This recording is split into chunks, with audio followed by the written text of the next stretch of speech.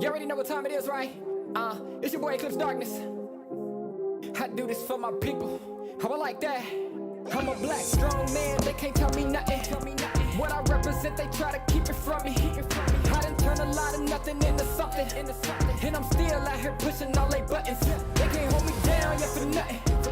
So I'ma stand up. They can't hold me down, yeah, for nothing. I'ma stand up, yeah, for something. Cause they can't hold me down. I done seen it all. Came up from the gutter, baby, now I'm here to ball. I've been talking in my ear, so now they wanna call. They got my line tap, oh yeah, they tryna take it off. Oh no, here we go again. Pull me over, let me guess, it's cause my melanin. Asking questions, me and you both know irrelevant. But I stay cool and collected cause I'm heaven sent. They hate it, I love it, they know that there's no one above it except for God. Instead of be coming with negative energy, I gotta move and die. Give me that back, can't touch my crown, I'm a king and yeah, you know that. Talk about giving it back, I'ma come and take that. Yeah, I'm a black, strong man, they can't tell me nothing. What I represent, they try to keep it from me. I done turn a lot of nothing into something. And I'm still out here pushing all they buttons. They can't hold me down, yeah, for nothing. So I'ma stand up. They can't hold me down, yeah, for nothing. I'ma stand up, yeah, for something. Cause they can't hold me down. Yeah, they know I be about it. I don't do a lot of talking, come and see about it. They gon' try to keep it from you so you don't know about it. I'm a young pharaoh, pick it up and read about it. Here's your opportunity. Telling stories, yeah, to make sure they remember me. Can't hold me down, cause I leave behind a legacy. And don't believe them when they say they who they claim to be. They can't hold me down, yeah, for nothing. Stand tall. They can't hold me down, yeah, for nothing. Stand tall. I'm a black, strong man, they can't tell me nothing. What I represent, they try to keep it from me. I done turn a lot of nothing into something. And I'm still out here pushing all they buttons. They can't hold me down, yeah, for nothing. So I'ma stand up. They can't hold me down, yeah, for nothing. I'ma stand up, yeah, for something. Cause they can't hold me down.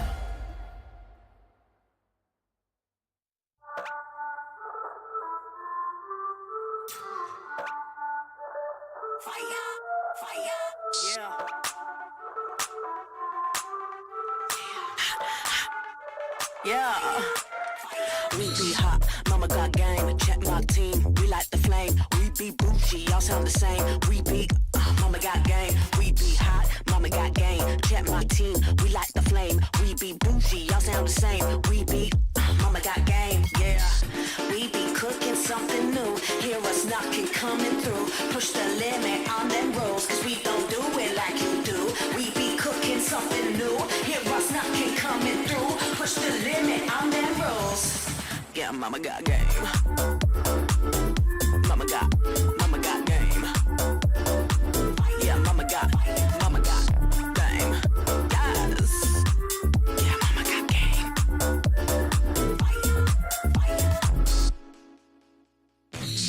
Rockin' the game. Hear them screaming, they screaming my name. We be up on the fame. We be all of the power, we reign. Rockin' the game. Hear them screaming, they screaming my name. We be up on the fame. We be all of the power, we reign. We be cooking something new. Hear us knocking, coming through. Push the limit on them rolls, cause they don't do it like we do. We be cooking something new. Hear us knocking, coming through. Push the limit on them rolls. Yeah, mama got game. Mama got game. Yeah, mama got game. Yes. Yeah, mama got game.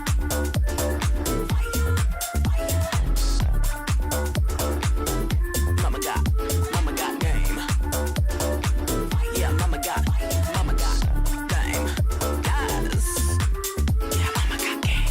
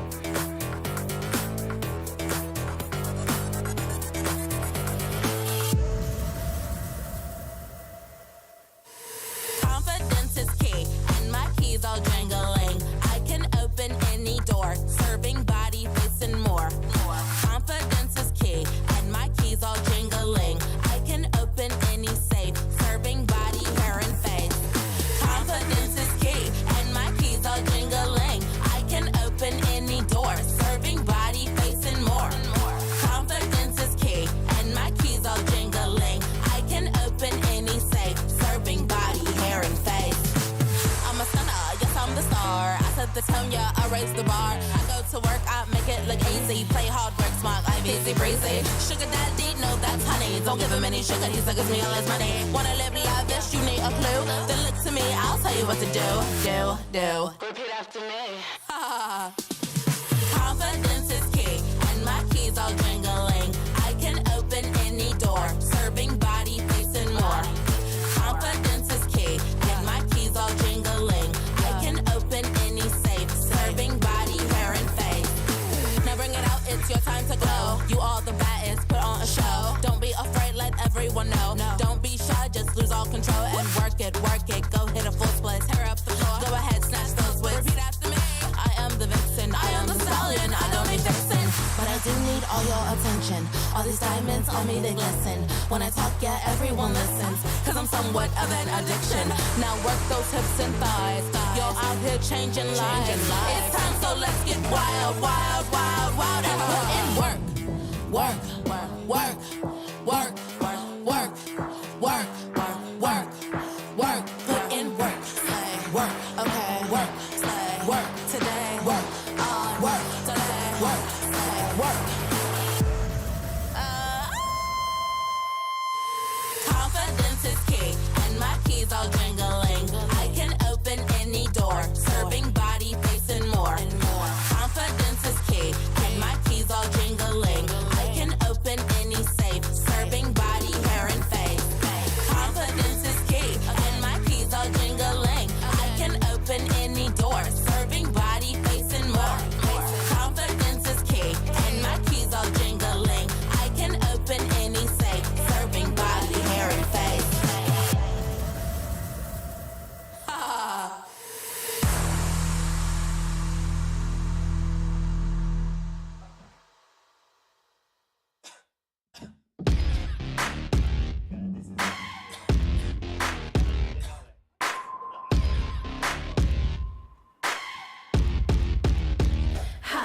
I'm a punk chick, and I make you wanna ride around town with my own clique. I'm a bad girl, and I make you wanna see you in the club when I'm getting lit. What's your number? I'ma call you. Brand new whip, I'm a baller. Got my own money, I don't need you. I'm out here with my girls, that's how we do. That's how we do. That's how we do. Yeah, that's how we do. That's how we do. That's how we do. Yeah, with my new clique. That's how we do. That's how we do. Yeah, that's how we do. That's how we do. That's how we do. Yeah, with my new clique. That's how we do. That's how we do. That's how we do. That's how we do. That's how we do. How do you do? You can't do it like us, 'cause that's how we do. I run this, and I'm gonna do it harder. You ain't my sugar daddy, I don't need no father. Figure it out, that's what we do. Riding around town with my whole crew. Yes, in the club, getting tipsy. Never gonna kiss me. Hell no, a drink will convince me. Got my own money, I don't need you. Out here with my girls, that's how we do. That's how we do. That's how we do. Yeah, that's how we do. That's how we do. That's how we do. Yeah, with my new clique. That's how we do. That's how we do. Yeah, that's how we do. That's how we do. That's how we do. Yeah, with my new clique.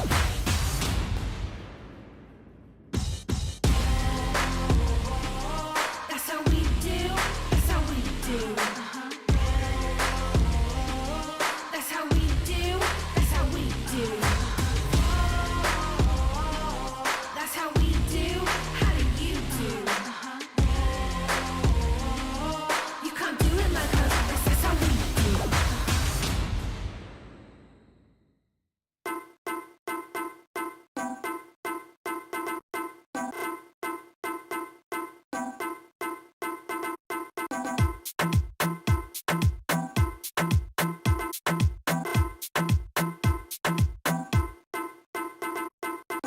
Number one in the street, so that wanna bang bang. Everybody touch a road, everybody bang bang. Then I wanna sound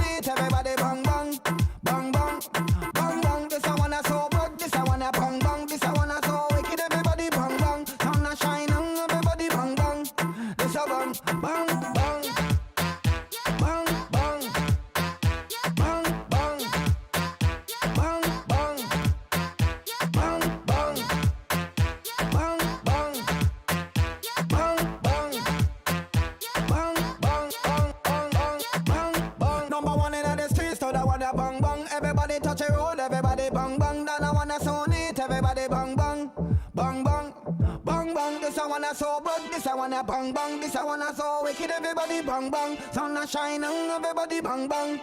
This a bang, bang, bang.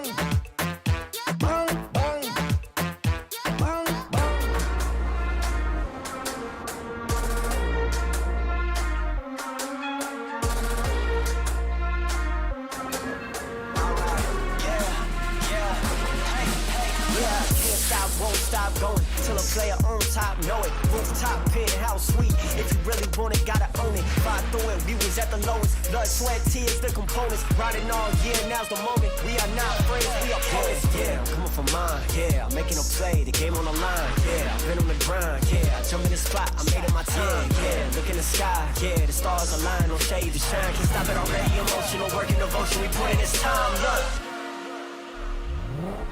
You won't stop.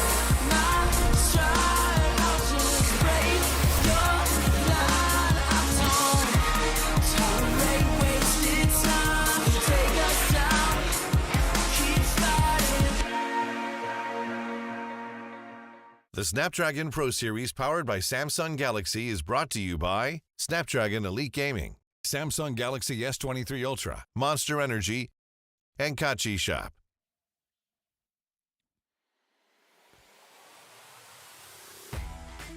Welcome to the Snapdragon Pro Series MLBB Season 1. This is playoffs day number 2, where the best of best are finally here to compete for that major prize pool. My name is ICBaby12.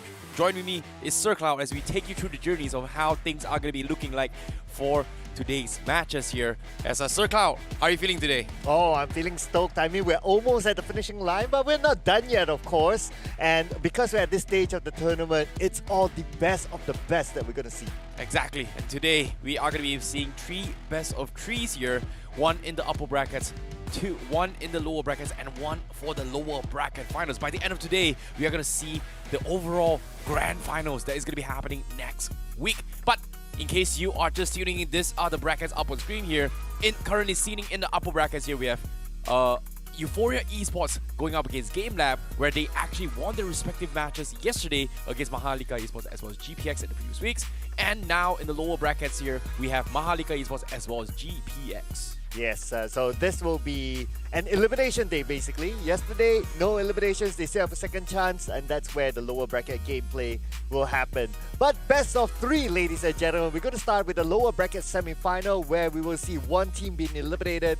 MHRLK versus GPX will kick things off, and then we'll watch the upper bracket finals, which is Euphoria Esports versus GameLab Esports, and then we'll look at who will be in the lower bracket finals by then. Exactly. The lower bracket finals here will be decided based on the winner of either MHRLK or GPX and the loser of Euphoria or GameLabs. But in case you're tuning in here, what these top 4 teams are going to be competing for is going to be a whopping prize pool, with the first place walking away with $20,000 US, second place $10,000 US, third place $7,500 US, and fourth place $5,000 US. Yeah, everyone else has locked in their money. 2,500 for 5th and 6th place, 1,250 for 7th and 8th place. Now this is to determine who will bring home the big bucks. The 20,000. Just look at the gap, Terrence.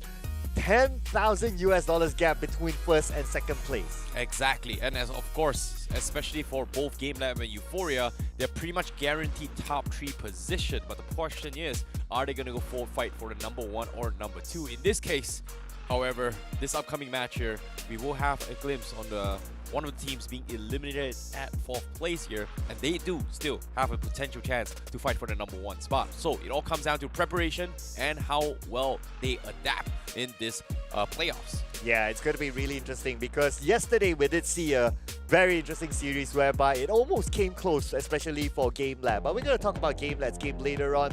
Now let's look back at the games that have been played yesterday. Let's see here. So after this, we're going to see Euphoria Esports being played. So it's not the first time that they played with some of the top teams. MHRLK was one of those teams that they played against before.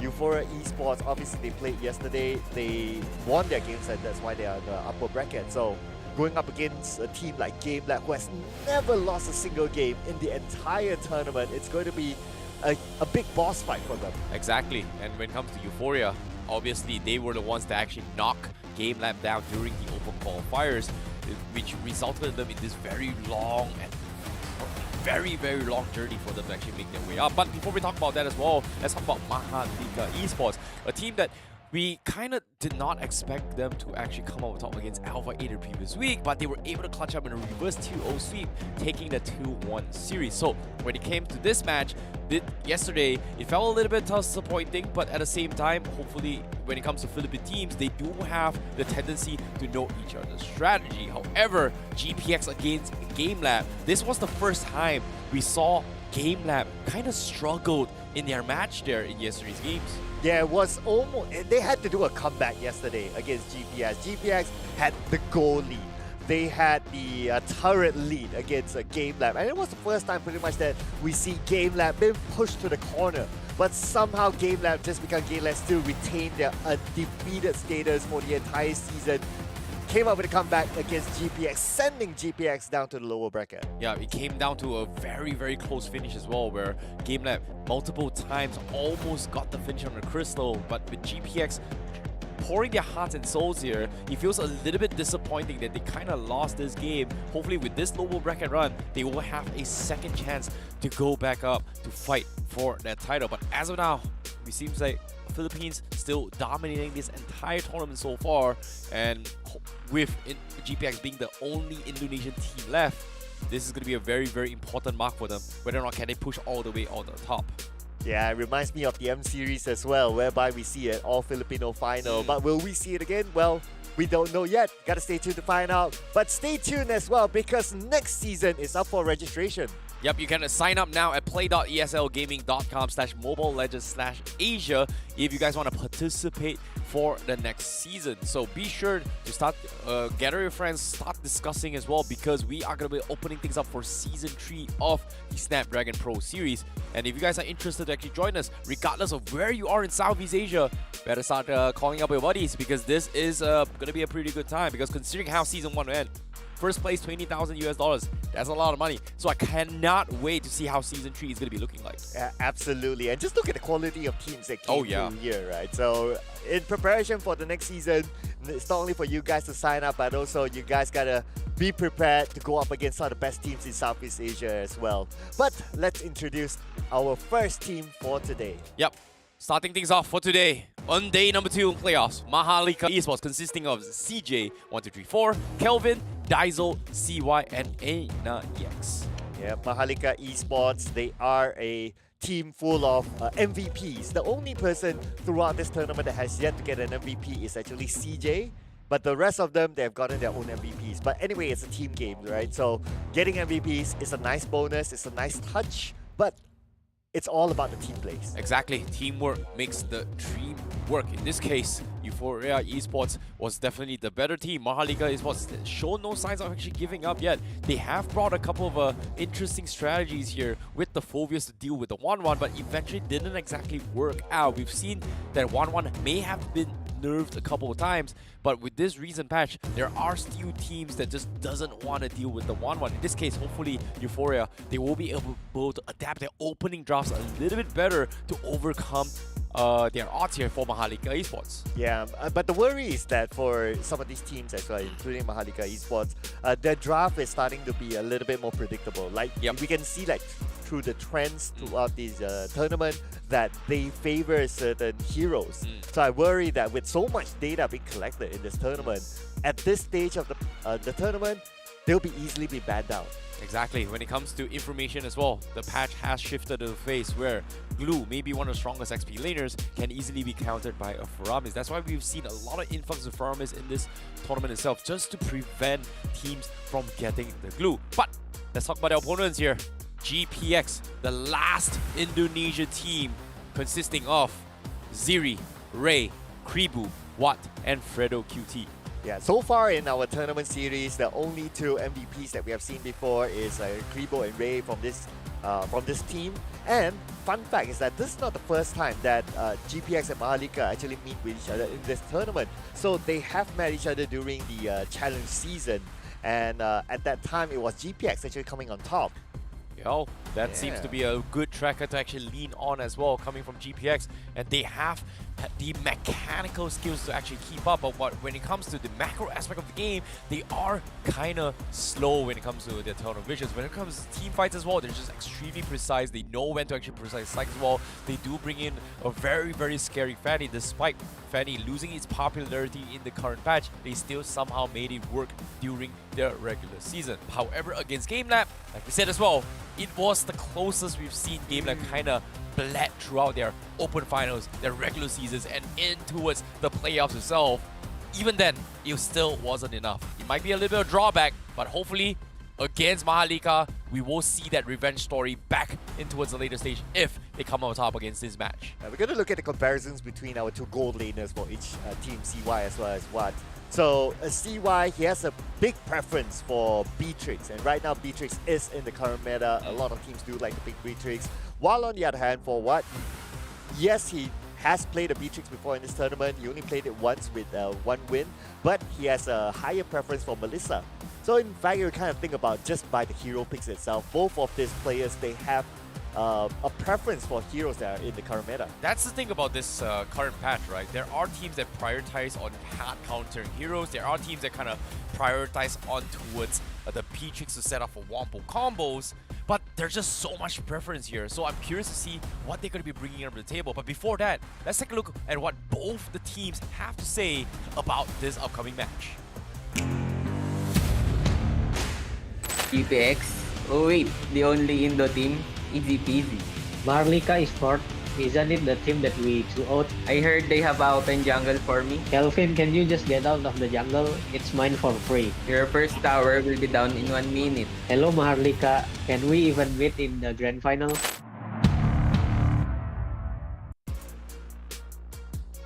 First turret down in 1 minute. That is a big statement there. Yeah, I agree.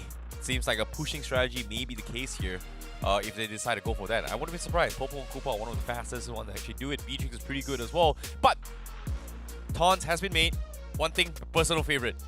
Are we going to even meet in grand finals? Mathematically, theoretically, impossible, because they are going to meet right here, right now for the lower bracket semi-finals. But based on the taunts, based on the stats, what do you guys at home think? Have you guys cast your votes yet? Let us know what do you guys think about this upcoming match.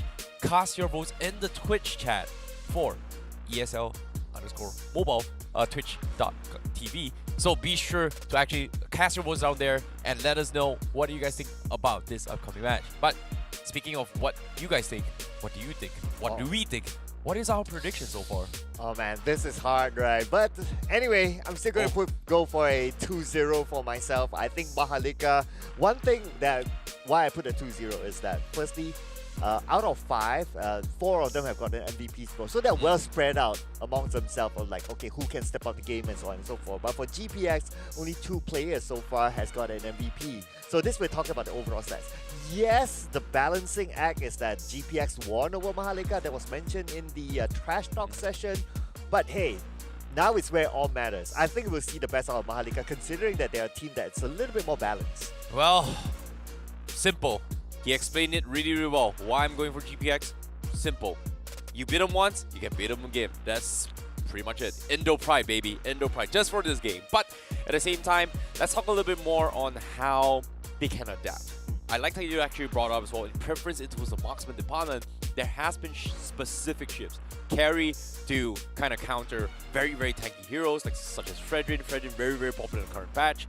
But there are specific compositions, such as the Melissa, which has gained a lot of popularity in other regions where they prioritize on team fights within jungle vicinity. So during the Trash Talk, both sides has been talking about jungle invades. So it might be a little bit different approach between the teams to kind of protect the jungle invades instead. Yep, but before we begin our show, of course, this show wouldn't be here without our beautiful and valuable sponsors as well. Thank you so much to Snapdragon Elite Gaming. When winning matters, and I'm pretty sure all our players out there, they are at this stage because they use Snapdragon itself. Exactly. Thank you so much for supporting the Snapdragon Pro Series here, Snapdragon.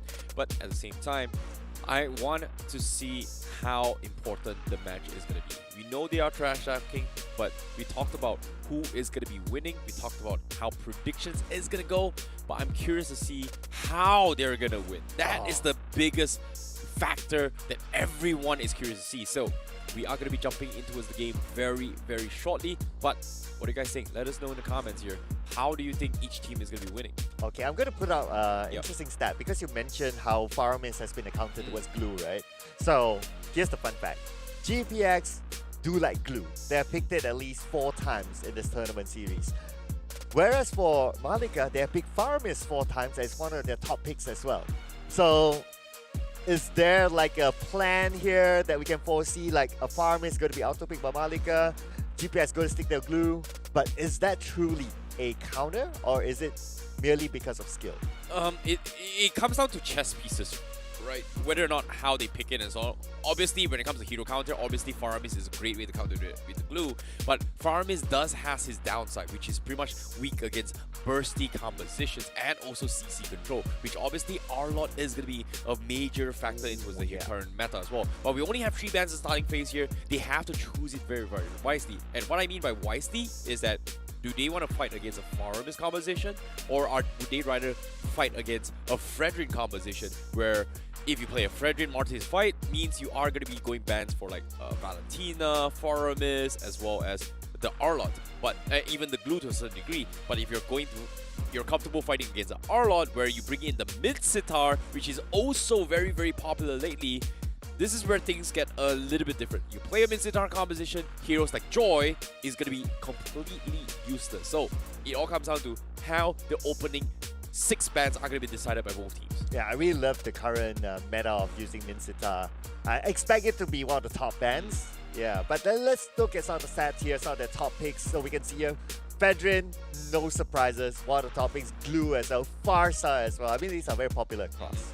And exactly, when it comes to Farsa as well, Farsa is great at dealing with the Faramis just because of how he actually spaces, and he forces teams to actually play heroes which have high mobility, which can easily be countered by either the Min Sitar, maybe even the Arla to a certain degree. So these are some things that, you know, it's very annoying to deal with. So based on this stats, it might be a little bit old now, but today's opening matches and yesterday's one kind of dictated, are they still trying the old patch? Or are they adapting to evolve to bring something new? Because bringing something new is a big hit or miss. Yeah, it is. It is just like, okay, so if we talk about like something new, right? Like Lancelot, for example. Malika loves Lancelot. It's one of their top picks. But there are many different ways of playing Lancelot. Whether you can play it as a typical jungler, or you can play a tank Lancelot.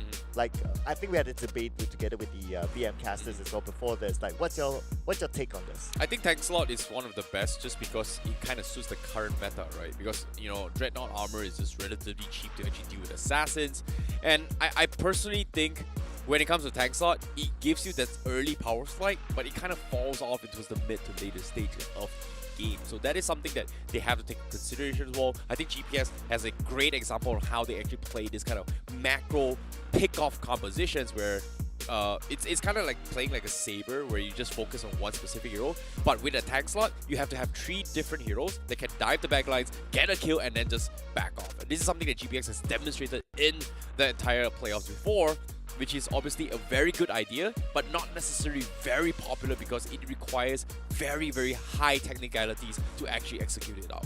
Alright, so we're gonna see how they execute it at the end of the day, because GPX also loves their Lancelot, one of their top picks as well in the jungle department. I can say that in terms of versatility, we have seen a GPX actually pulling off something different. Like, for example, we don't see this much Arkai. Although it's really popular, I really like Arkai personally. But Arkai is only played once by GPX. Unfortunately, it didn't bring them the success they would have liked. But anyway, it just shows that they have that versatility a little bit more in the jungle department. And we know how important the jungler role is because it kind of dictates the game I would say jungler as well as a roamer dictates the game the most. So as long as we can see the jungler fight, whoever wins the jungler fight, I think will bring a good advantage to each other. Well, without further ado, we're jumping in towards the drafts here. MHRLK is what's going to be banning it off the Kadita, as well as the Joy coming in from GPX. Pretty standard openings here for the SPS, but I also agree what you brought up as well. The Archive Jungler is a great way to deal with heroes like the Fanny, as well as the Cult Altar, to kind of isolate them and pin them in towards a very, very nice kill box. So I wouldn't be surprised if they save the jungler role to kind of open things up a little bit more, but I'm genuinely curious on whether or not are they going to still go for the standard pickups here, where they pick up the Fredrin and then, you know, GPX goes for a Eve pickup and composition, yada yada. But if they do that, they have to force pick a Glue or even a Valentina, which is a very, very big problem, right? First picking Fredrin is always safe. Flex it to XP, flex it to jungle. Let GPX kind of decide what kind of mages they want to go. In this case, MHRLK, they ban off Valentina, clear indications that they might be going for the Faramis composition instead. Yeah, and I'm kind of surprised that no one as of now bans out Minsittar. If GPX doesn't, we can expect Minsittar to be picked. I agree. Although Minsittar has yet to be played by any of these teams in the tournament so far, but because it's a current meta. Even when I play my ranked games as well, I see so many Minsittar picks on the other side especially, and it's a very good upgrade as compared to before. That's the thing, right? You can play it as fighter, you can play it as a tank. Tank so far has been more reliable to the current triple tank composition, right? Fighter, you're going for attack speed, build, but you're not necessarily the tankiest when it comes to this kind of compositions. But first pick here, with the Beatrix being banned, carry is also available to be up for grabs for now. So that means they can look to go for the Faramis coming from MHRLK Esports. Very nice. But GPX, they don't have the Valentina, might be forced to play the Eve, might be forced to play an early Archive as well, which kind of gives away the Fredrin composition. So this is going to be a very big problem for GPX, because they need to find a way to deal with the Faramis in particular right now. Yeah, that means that if the theory of Glue is being countered by Faramis, we might not see a Glue being picked up. So other options for GPX that Ziri kind of like is Benedetta. He does like a Benedetta. He has played a Terizla before, he has played a Grok before, he even has played a Yuzong before. So we do see that he has some other heroes to play, but of course, the bigger question is that for Faramis, Faramis so far has a really good win rate for MHRLK. Out of the 4 times they beat Faramis, 3 times win. So looking good for them. Oh, GPX, they open up with the Lancelot and the Farsa. These are great ways to force out a very, very premature Cult Altar coming from MHRLK Esports. And, you know, knowing that they can't pick the Glue, MHRLK Esports, they are pretty much going to guarantee themselves by picking up the Glue to actually face off as well. GPX, they know perfectly well. They either need to go for the Lapu Lapu or maybe even the Benedetta if they want to actually go in for the cross-ban plays, right? This is MHRLK Esports saying that we want to play a teamfight composition, but the problem is, do they have what it takes to go for the split push potential, or just completely ignore the Glue just because of how irrelevant it is to GPX? But for safety-wise, GPX might consider just banning off. But looks like they will let it slide for now. They will go for the Kaja too. Very, very strong pick-off compositions alongside the Arlot as well. Completely ignored by GPX. Gonna be a big problem, but at the same time, with the Minsittar from the side of GPX, it may be able to completely annoy MHRLK Esports' progression. If I were to give any good news to GPX, despite the Arlot has been picked, right? So MHRLK only played 1 Arlot in this tournament series so far, and that one pick didn't bring them the win. So yeah, if GPX was like, okay, oh Arlot, oh we gotta be scared. Nah, don't worry about it. The stats don't favor but the stats do favor the Melissa pick. Oh, in fact, actually not. Okay, so well, unfortunately, I had to relook that again. So unfortunately, 3 times picking it, but it's not the best pick for GPX. Yeah, this is a big problem for GPX. Melissa is a great way to actually deal with the Cult Altar, but at the same time, getting, you know, flickered Divine Judgment, if your hands are a little bit slow, it's going to be a little bit of a problem, because this Melissa is going to get completely melted from the side of MHRLK Esports. However, there is still a good counter, and that is going for a Yin, which is, we haven't seen too much of popularity, but Hien is a great way to just isolate a Faramis all by himself. We haven't seen too much in pro plays, but technically it is a very, very good hero to deal with. However, now, with the Kufra being banned from MHRLK Esports, another mobility hero, I'm pretty sure MHRLK is going to be banning the mid-star final ban, probably. But GPX, they have to start icing out marksmen.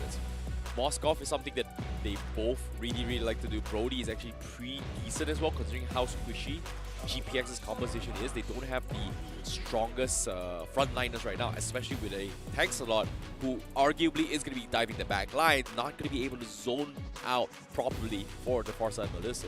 I'm kind of interested to see whether the Grok will be picked at the other day, especially by GPX, because they definitely could use something to kind of catch up to Tasha. But okay, still the glue ban. I'm surprised. Yeah, I'm surprised as well because like what you said, Faramis is a counter to glue. So in theory, they shouldn't be too worried about it. Yeah, I'm really surprised that they opted to actually ban off the glue.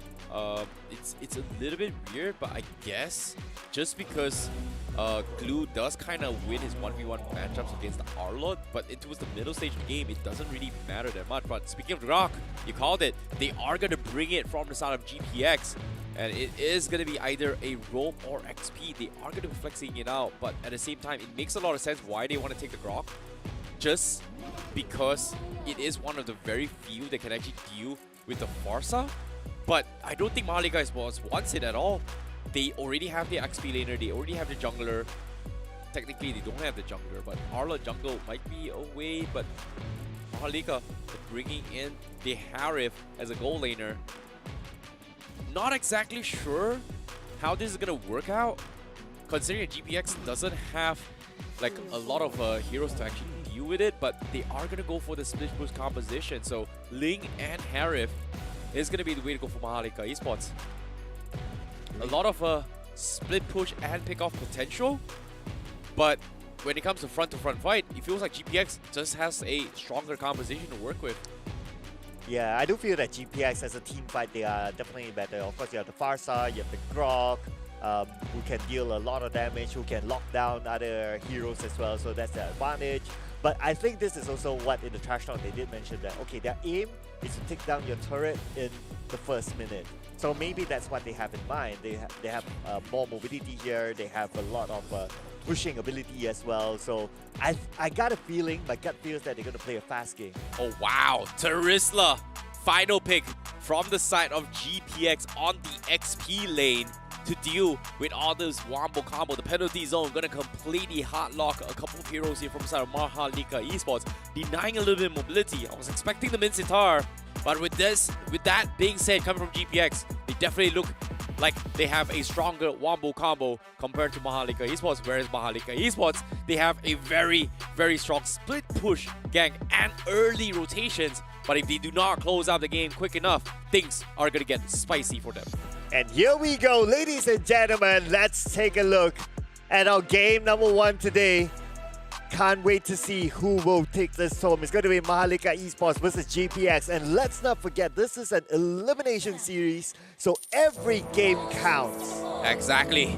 Their final time in towards the Snapdragon Pro Series here. On this final series, one of this team will advance and one of this team will be eliminated at 4th place. But right from the get-go, we do see a little bit of a creep cut coming in from Ziri, coming from GPX to try and prioritize top lane aggression, whereas there's absolutely nothing the Arlo can actually do to pressure this based on how quickly a Terista can wave clear. Yeah, we can also see that how they started off by trying to protect the Ling from being invaded, because yeah, we all know that Ling very heavy on the purple buff, must have it, so we can see the protection there from the middle, shooing them off, and like what's mentioned during the interview as well is that they want to ensure that the jungle is clear, like keep them out of jungle. Exactly. In this case, GPX, they're in a little bit of trouble down towards the gold lane. MHRLK Esports wants to make sure that CY has a better lane, but I'm surprised CY drafting a Harif against a Melissa right there early as well doesn't necessarily mean that he can't do too much unless he has his Examine Force, but we do see the emblems already being drafted as well.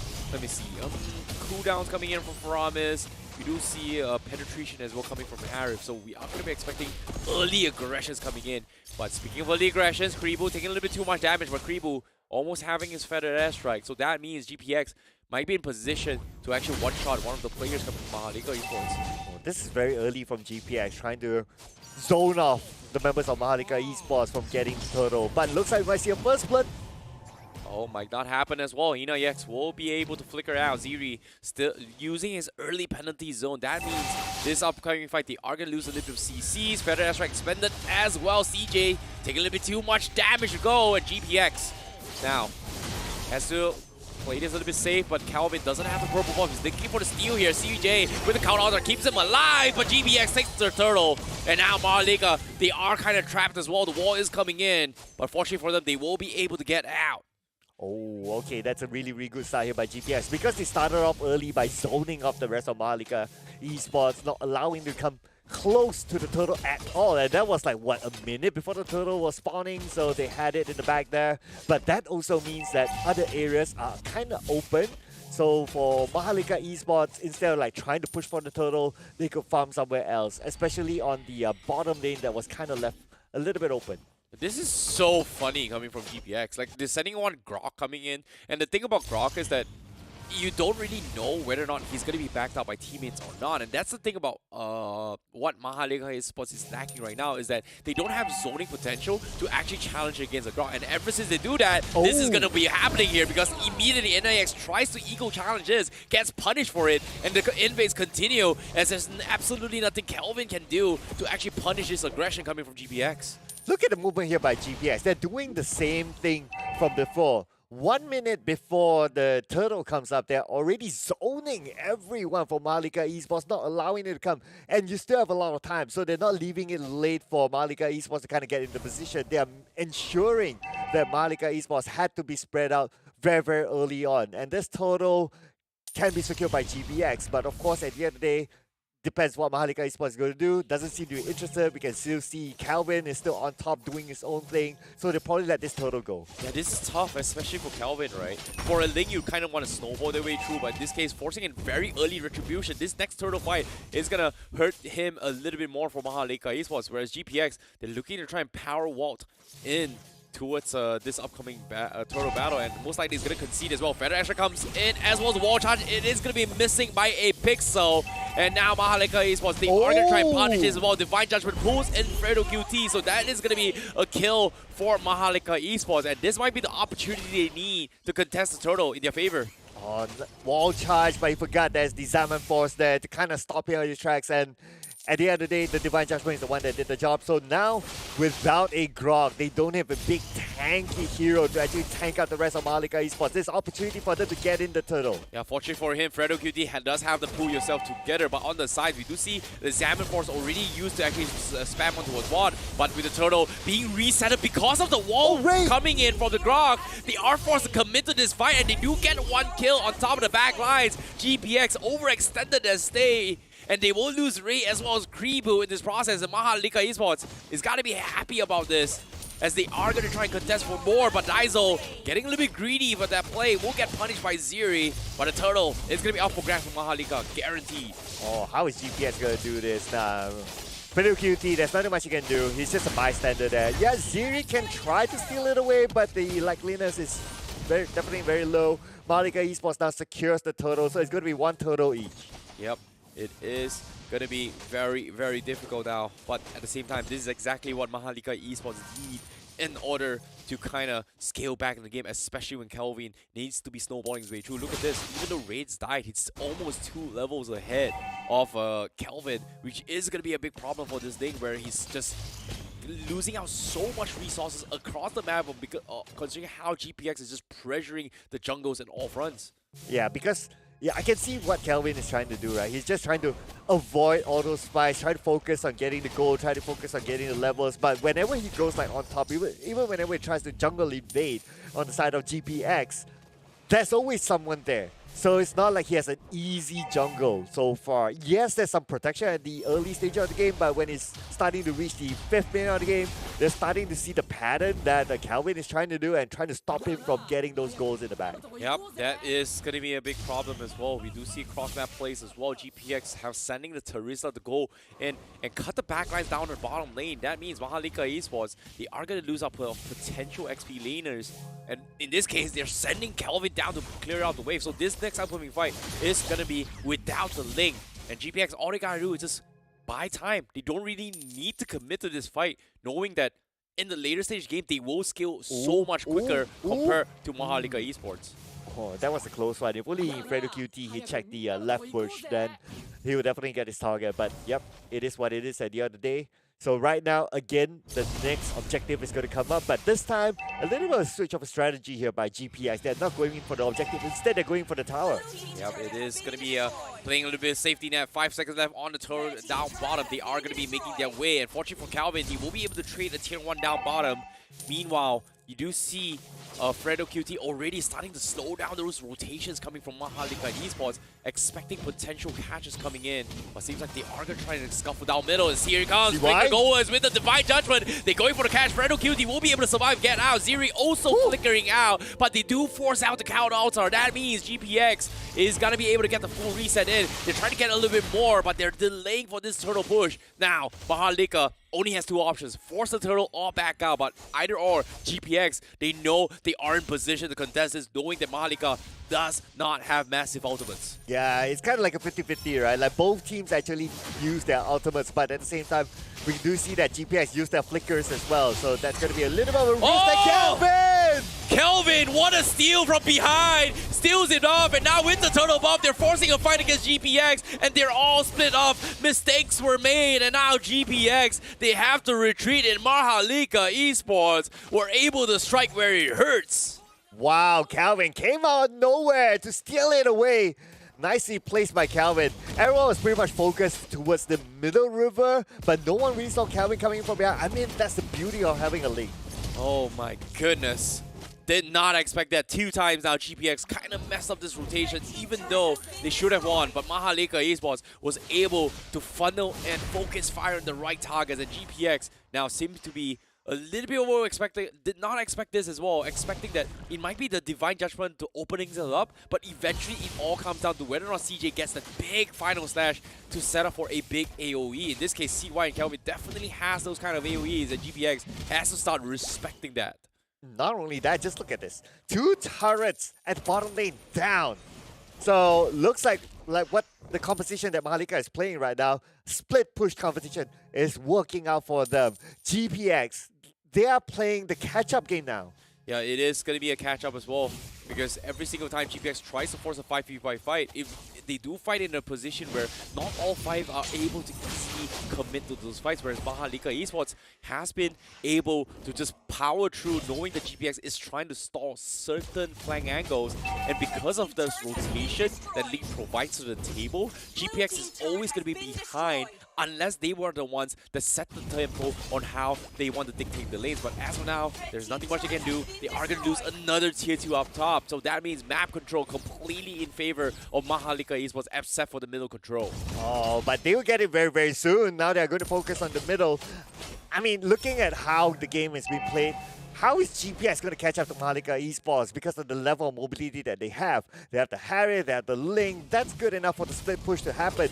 And if it's not them, of course you can send anyone else. But if you have them, then they're all over the map. Right now, it's pretty much of them trying to catch Link, but they're not able to do so. Agree, but at the same time, they have to stall for time. But speaking of stalling, Divine Judgment comes in, is not going to give them that opportunity to do so. Final Slash going to stop Creepo's Feathered Airstrike. That means no massive ultimates coming from GPX to contest this. Meanwhile, they need to buy time for the Melissa to come online. Ziri with the penalty zone, not going to be connecting here. Gets pulled back to play, gets picked apart. Finally, the count altar comes in, but GPX, they've lost all ultimates here. Melissa with the big go away, but instantly gets melts to the Faramis. Big damage. Unfortunately, not tanky enough. Not enough damage, as MHRLK Esports is going to be able to fight back.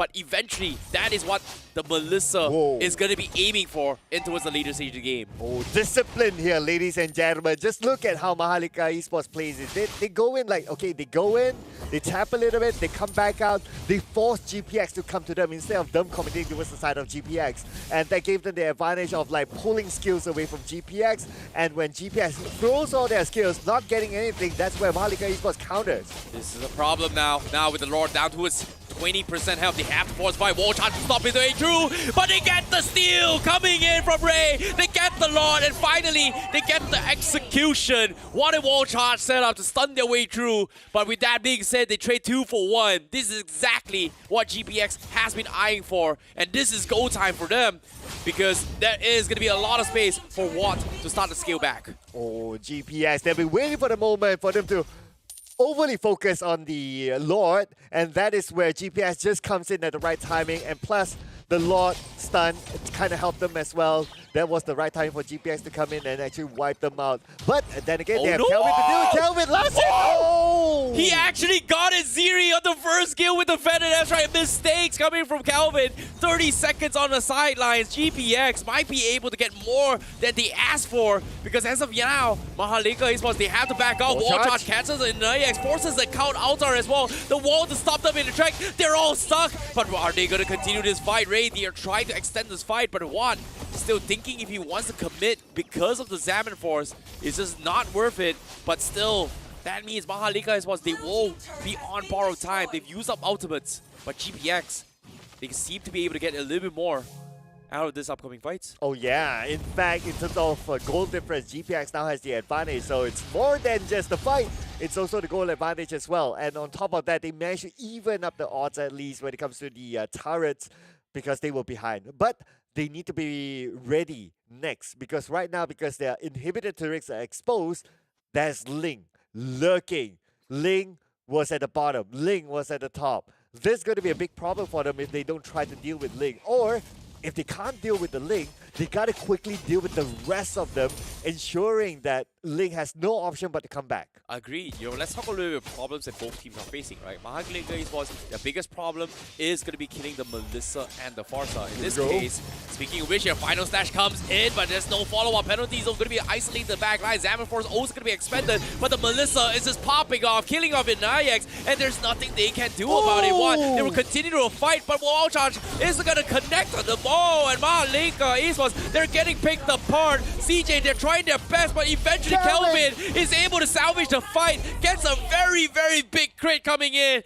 But now he's isolated. He doesn't have energy to go for all. Ray is looking for the hunt. Can he escape this? Doesn't have the promo buff. But now down towards the 1 HP as well. He's out maneuvering Ray. He is going to get out, and Kelvin will survive this. Triple kill for Kelvin in that fight itself. So Kelvin, when he needs to fight, he'll be there. He knows how to execute it. Beautifully done by Kelvin. I mean, they were playing catch-up with Kelvin at some point as well, but totally ignoring Kelvin at the start of the fight because of how much mobility that Kelvin has. That's why they kind of focus on those other heroes that has lesser mobility, but that also allowed Kelvin to put out a lot of damage. Hence, right now, we can see the stats do favor Kelvin. 6-1-3 in terms of KDA. Beautifully done by Kelvin. Oh my goodness. Let's talk about replay a little bit more here, because starting things off, it felt like a little bit of awkward fight from GPX. They tried to force the issue, isolated the Harif as much as they can, but as soon as they overcommit, Watt was right in the middle where you can see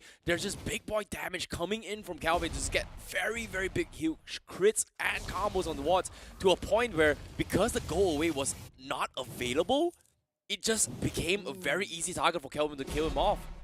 I mean, and that was Kelvin without the purple buff behind you. If he had the purple buff, who knows what would happen there, right? But right now, it's going to be the objective next, so it looks like GPX is going to start it. Kelvin is away because he's busy at the mid lane. But then again, MHRLK Esports, they could still buy time, but GPS not going to allow them. Oh, wall charge comes in to start things off. They're all stunned up. They're getting grouped up. The count buys a little bit more time to survive this, but look at this. Kelvin once again with the big boy damage. They're all breaking zoned out. They're underestimating the power of the Ling as they itemize for the mage is starting to hurt them in the back, and GPX, they have to start respecting what this Ling is bringing to the table and eventually itemize accordingly, because from what I'm seeing from the itemization list, none of them actually has a Dreadnought armor, nor an anti-Cuirass to deal with this thing, and this is actually allowing Kelvin to do so much value in all these team fights just because they're so afraid of what Harith as well as the Faramis is bringing out this fight, and this is gonna hurt them because Kelvin is looking for the steal, but the Lord will be secured by GPX once again, and MHRLK, they're backing out. Kelvin had kind of like a 50-50. He was like at the top lane. I think I was kind of thinking of like, okay, do I want to go for the split push or do we want to go in for the team fight? So if he actually went for the split push, well, at least he would have like pushed the minions up to the top half. But then again, he chose to come over, but that's okay. He's just showing that he still has that mobility that GPX will have a problem to deal with. So right now, I think the baseline thing that GPX can do is try to cut Kelvin for getting the purple buff. Agreed. Now Kelvin is going to get focused down as well. He does have the damage, and that's something that GPX is starting to do early. But like I said once again, based on the items as well, they need a Dreadnought armor to actually tank the link, and none of GPX members actually have that. And it is actually benefiting Kelvin from dishing out all this damage. Now, the FedEx trying to zone them out, MHRLK Esports, they might put the potentially losing an inhibitor, but GPX, they can't really do too much. They have the damage, but they can't soak Kelvin's damage at all just because of the itemizations right now. Well, they still got the objective, which is the inhibitor turret, so job done now. But they see Kelvin at the top lane, but come on, not going to go in for the chase. So what they're going to do is that they're going to cut the purple buff away from Kelvin. They're just going to take it anyway, regardless whether they need it or not. So that leaves Kelvin probably without a purple buff at this point, so without a purple buff, he can't really join in the fights. Yeah, it is going to be very, very difficult.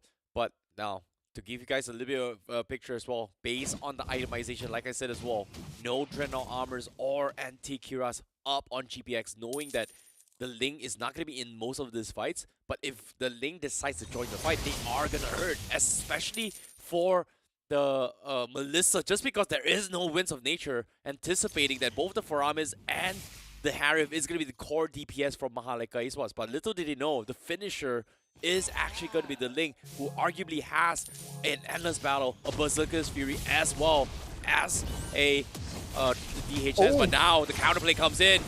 Oh, here we go. Beautifully done indeed. Nice pullback, but then again, the counterplay, like what you said, Siri gets it, What gets it, but Kelvin is still there to dish out the damage, and Kelvin is still full of health. Oh my goodness, look at him. He's going to get free damage here. Oh, but like you said as well, he doesn't have the purple buff. Ray is going to be able to trade off Daiso here. Kelvin needs to go in for the full charge, but he doesn't want to overcommit, knowing that if he does, he might risk getting killed off. So GPX, they are able to trade 3 for 1, but at the same time, they lose one of the biggest high ground attackers so far from the side of GPX. But eventually, they have to buy time. CY, however, going to be looking to pick up fight. The purple buff will be secure, but they do scout out where Fredo QT is.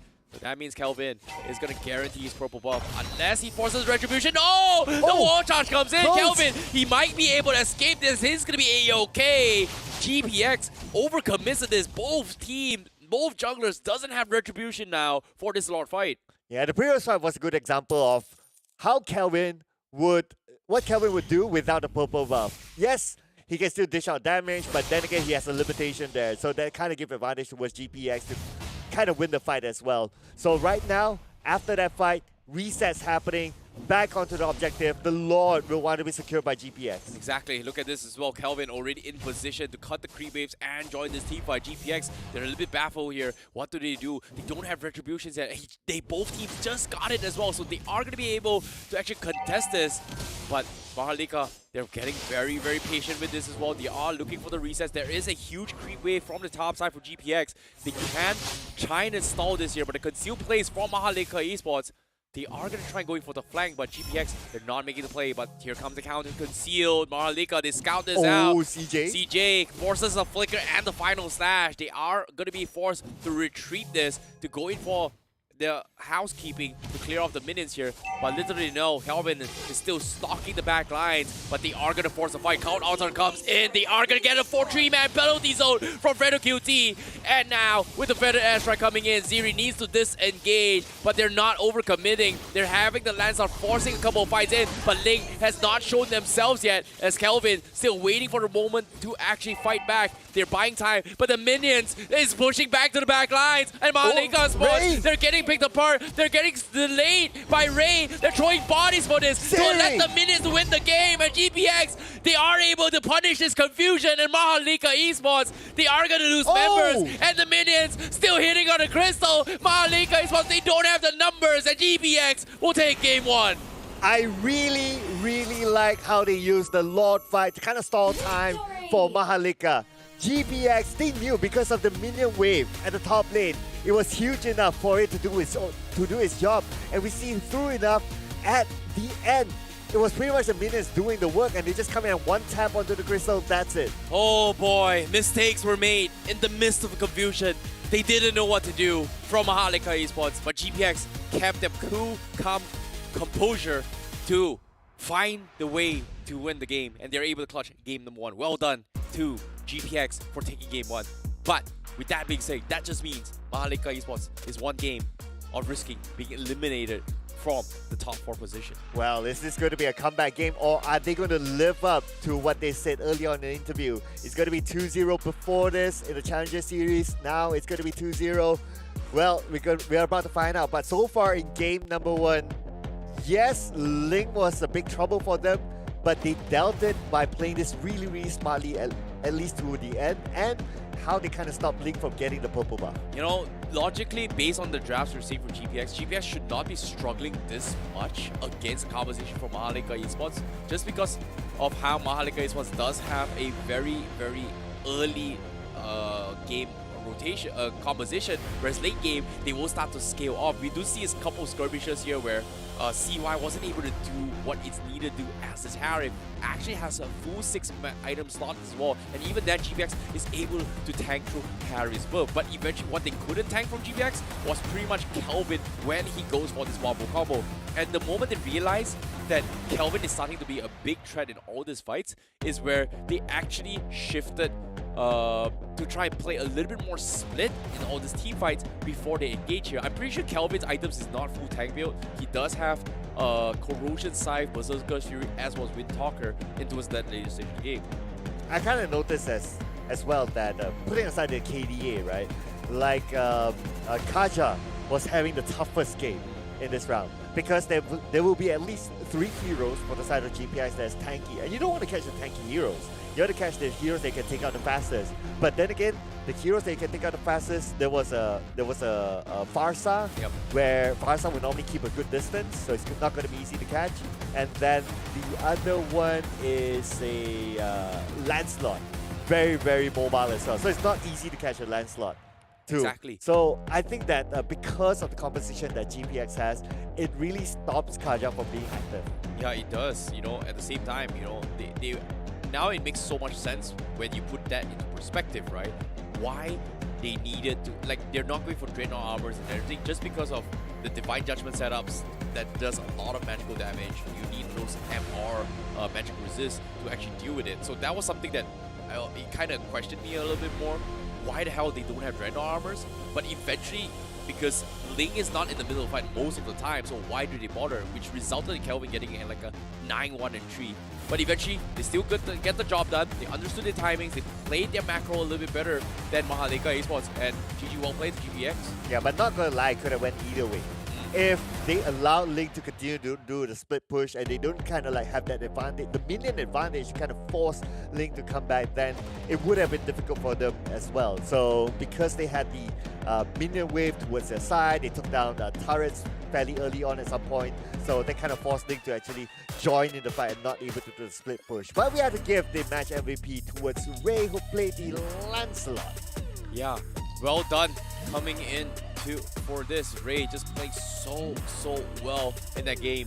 For 1-9, he was able to identify the situation. He messed up a little bit before the turtle to draw fight, a couple turtles, but he definitely redeemed himself, understanding in the final moments that, hey, the minions are shoving, guess what? I'm going to throw my body to actually stop them from going bad. That's exactly what allowed them to win those fights. Well done coming in from them. Yep, so we're just looking over the highlights again, and we can see Link's involvement. Okay, Kelvin, I can say that whenever he's in the team fight, he's on point. But there was at some point an over-reliance of Kelvin to try to like, okay, you come in, you clean up mop out the crew. But then again, because Ling is naturally not a very tanky hero, it's very reliant on trying to escape or evade certain skills and so on and so forth. So that kind of made it difficult, especially when you still have like 4 or 5 heroes on the side of GPX to take them all out at once. Yep, GG, well played coming in from them, because eventually it just brings so much value for us to actually talk about it when it comes to GPX just clutching all these moments, right? It just shows you that they just don't understand. They just not only understand the micro aspect, they are also in the heat of the moment paying attention to the macro aspect, and that is what we call spatial awareness. And this is something that GPX is just so much better. MHRLK Esports, they're getting a little bit desperate, but they're able to understand their fundamentals of what their composition can or cannot do. But eventually, it came down to the drafts. The drafts didn't exactly allow them. They played to their best abilities, but eventually, it came down to a 50-50 coin flip. In this case, GPX just won the game 1. So I would say this was closer than I thought it should have been. Yeah, it was. I kind of thought that based on the draft, you were like, okay, yeah, split push, and then there was something around the split push. They played catch up with MHRLK Esports, but then again, GPX, they had it in the bag. They know that, okay, once they have the mini advantage, that's it. They can close off the game. Yep, GG, well played coming in from them. But I'm looking forward to see how Game 2 is going to go between both these teams, because eventually MHRLK Esports needs to actually make a comeback. And GG well played with them, but I want to see how Game 2 is going to go. Yeah, we want to see as well. Yep, before our beautiful sponsor. Yeah, before that, if you'd like to see our sponsors as well. Who is it? Yeah, it's going to be Samsung Galaxy S23 Ultra, ladies and gentlemen. This is the Galaxy S23 Ultra series that's just right beside us. And if you get one of these, which you should, share the epic together with us and level up your game at the same time. Exactly. So be sure to check out the Galaxy S23 Ultra, like you said as well. But now, most importantly, if you want to play good games, you gotta have a good phone. That's exactly what you need to do. You want to take a good picture, you gotta have a good phone as well to take those high definition, HD 4K experience as well, if you can, with the editings and such. Right? I'm not a tech guy. I just take a picture, boom. That's what the phone does it for you. You don't like the video editing aspect, the Photoshop. It's just not my thing. Well, with a phone as cool as that, that's all you need to do. Exactly. Just take it, boom. It looks good. Boom. Minimal editing, ladies and gentlemen. But here it is. So we're going to do a little bit of a recap here again on the lineup. So now that we have seen how the game is being played, this reflects on how they kind of block Kaja. Because Kaja has no other option to kind of go in and Divine Judgment. Who is he going to take?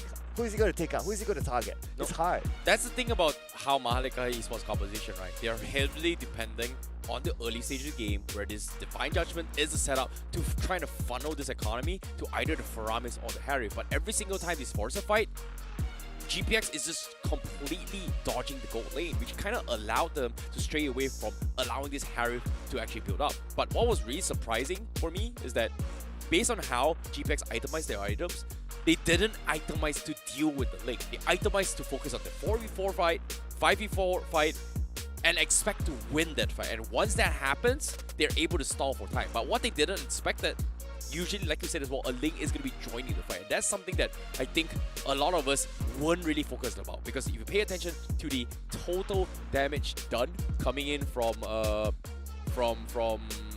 link itself, 56,000 damage for a link who didn't exactly join the fight most of the time. But because of the items that GPX has had, he's able to scale this much, even though we didn't see too much coming from him. Yeah, so I think that what GPX has done is that, we did talk about this when they started the draft, is that they're very focused on team fights. And they executed it really well. Just look at the combos that they have, right? You got a Feather Astra, you got a Wall Charge, so it's perfect combo for them. And at the same time, they have really good frontliners as well. You got the Terizla, who can also protect the Farsa. Farsa for the entire game was unharmed technically. Yeah, agreed. Farsa unable to do too, it's hard for them to actually dive backlines, especially when they have Grok, who time and time again has this Guardian Barrier just blocking you. You have to use spells to overcome in here, and the only one that can actually go to the backline is bring up a Faramis. But if a Faramis goes to the backline, what's the point of having a Countdown Tower at the backline when your teammates are just so far behind as well? Yeah, and that's where they kind of depended on the Ling to like, okay, Ling, you come in, you do your thing. But then again, Ling came in later because I think that they had this idea of like, okay, Ling, you do the split push, but when things don't seem to go their way, that's where they call in the Ling to try to beat the mop up. But by that time, the other team members were down. Yeah. So there was nothing much that the Ling could do alone. It was tough. It was tough. Hopefully they are able to adapt a little bit more from MHRLK Esports. GPX definitely one game ahead from advancing into the next stage where they will be playing either all these teams who the winner of this series is going to be playing the final series for today for the final slot into the grand finals. So it is going to be a lot on the line for both of these teams, especially for GPX, who's currently the last Indo team here in this entire tournament, and they are definitely trying their best to fight for Indonesia. I have to point out that I really like their chill setup. Like, this is one of the chillest setups I've seen for a team. Like, yeah, we've seen the beanbags. It's common. But how often do you see blankets and, you know, snacks around you? All that. Well, it is very, very close to Ramadan. You know, to Raya, Hari Raya. So it makes a lot of sense why we are already in preparation to go and celebrate. And of course, for those guys who are celebrating Raya, we'd like to wish you guys a little bit earlier as well, because there are debates that tomorrow might be Raya or the day after based on the position of the moon. Not exactly sure how it goes, but of course, everybody is in the holiday seasons. For today, it is going to be the last tournament before we actually proceed into the holiday. So it makes a lot of sense why they're chilling as well, right? If you think about it. True. But, you know, we got to do what we got to do. As a professional gamer, we got to work and give our all if we want to stand a chance to be on the best. Even in the holidays, we have to sacrifice time to commit for this tournament. So make it where it's worth. Take the shot. In this case, GPX, one step closer to making it towards potentially the grand finals if they win the two respective series today. Okay, speaking about taking the shot, right? Will we see a Mincetar being played? Maybe. I don't know. Do we need a Mincetar? Based on that game, both teams didn't need a Mincetar. Didn't really need a Mincetar. Maybe on GPX side for game 1 would be a little bit better, but it doesn't matter. They still won. If it works, it works. You know, if you don't really need to force something new, if there's nothing wrong with the draft, right? Even though I feel like there is some miscommunications, but all in all, based on the drafts, I feel like the biggest mistakes was not coming from GPX. It came down to the drafts coming from MHRLK Esports. Their drafts were very, very limited because of the fact they force-picked the Ling. Yeah, well, Ling generally is great, right? But I guess it's really down to execution at the end of the day. So now we can see the only ban that was picked in the previous round is Farsa. And we didn't talk about like how much of a difficulty they have in trying to deal with the Farsa. Yes, you have a Ling, but then again, the function of a Ling that they probably had previously was a little bit different until they had to switch to a team fight. And Ling didn't really have access to Farsa, so they were like, okay, nope, we're not going to think about it, let's just ban it out. Yeah, I guess. But when it came down to all this plays coming in from MHRLK Esports, Faram is still once again up for grabs. They can still double down and potentially pick the glue for themselves. But considering that the Arlot is also in the pool, having that priority isn't too bad as well. Considering that if they open up their Arlot, GPX pretty sure is going to go for the Faramis as well as the glue. But with the Yeef being in play, Frederick completely ignored from both sides. I feel like GPX, let me rephrase that. I think MHRLK Esports is more afraid of GPX bringing the Frederick once again, rather than them picking a Faramis, which arguably they do know how to play their composition. Okay, I'm going to put a wild card here, right? The Yeef pick. Generally play in the middle. Yep. But we have seen in recent professional games in the past few weeks. You're talking about MPL Malaysia Yeef support. Yeah, Yeef support. I don't know, man. It's Todak, bro. It's just Todak things. I don't know, man. Robe Yeef won the game, MVP of the match. Yeah. Should not be possible, but you know, it's classic Todak things. But GPX, they ignore the traditional meta picks. They are going to stick their own meta this time. They're taking the Kaja as well as the Lancer for themselves. Okay, so what we learned from the Kaja previously is that, okay, you gotta have a good setup. Your opponent has to have a setup that the Kaja is able to take advantage of. If everyone goes, whether it's very on the back line or whether the frontliners are all really, really tanky, you don't really have target, or if your frontliner is a very mobile, Kaja is going to have a difficult time.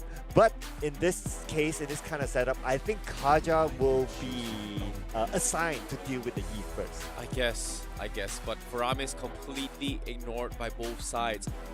And the R-Lot already being picked off. That means GPX, they have the option to go for the glue right here. Perfect time to go for it. And then either ban the Faramis or pick it for themselves immediately for themselves. A pretty strong starting lineup. But at the same time, the Melissa still shreds through everything that the glue brings to the table. But GPX looks like they are going to double down with the composition. And this is why I'm a professional Mobile Legends caster. I'm so good at predicting this. You called it right. You called it right. So you have the glue right now. Will we see a Fire Mist? And if we see a Fire Mist, is this the Yi Bro?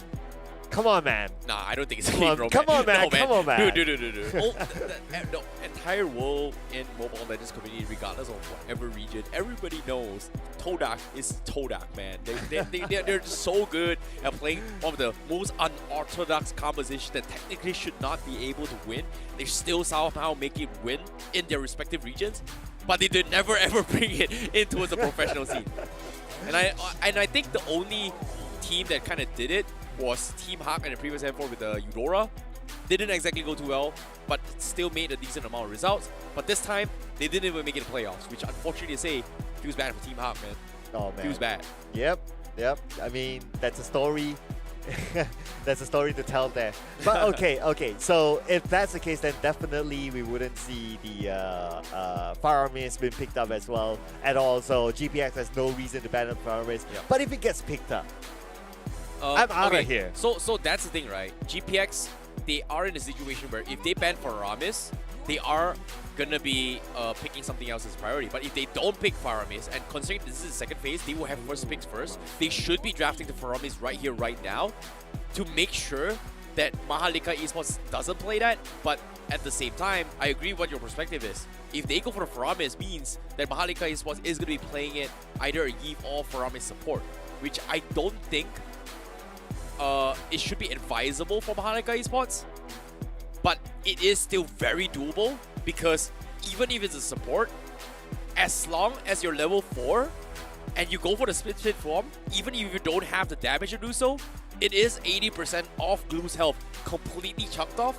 If there is anyone around the split form, that's pretty much one shot, even if you're a highest net worth farm jungler alongside the split. Okay. With what Ghostbuster, which arguably is about 3 seconds to spam. So it's disgusting. So GPX, do they go for Faramis? I think they should. If they don't, MHRLK might be forced to go for it. No, they don't go for it. Okay. They're testing MHRLK Esports if they want to go for this. Okay, it's risky. It's risky for MHRLK Esports. But this is a hard counter for the glue. Oh, it's absolute. Okay, so the good news for GPX is that they played a Valentina before once, but they got a win out of that. So they definitely know what they're doing here with the Valentina pick. And I believe this must be they're trying to some sort of counter the Eve. That would be the best one as compared to the others. Oh no, they don't take the risk. No choke. They don't take the risk with the Faramis. GPX gets away with it. Their glue is pretty much locked down, uncontested. That's good for them. But at the same time, now they need a final marksman from the side of GPX. And I think Brody isn't too bad, but nope, they played safe. They go for the Moskov instead. Okay. Against the Melissa. Very, very weird adaptation coming from both sides. GPX definitely has the easier composition to play with, but MHRLK Esports has a lot of strong AoE CCs. And this feels more a little bit more of a balanced draft coming from both sides now, compared to Game 1. I mean, yeah, MHRLK at the end of the day, they did their homework, right? They banned out the Claude, which was used before this by GPX. They obviously picked the Melissa for themselves. So it's like GPX was at some points like, okay, what do we really pick since some of our favorite picks have been taken? Don't worry, we have the Moskov anyway, and the Moskov is definitely very good. And in current metas as well. I would say the pecking order, from what I observe in the favorite picks, is like you got Beatrix, and then you got Melissa, and then you have the Moskov. So Moskov is not too far away in terms of favorite picks in the current meta for this tournament. Well. Drafts has been set.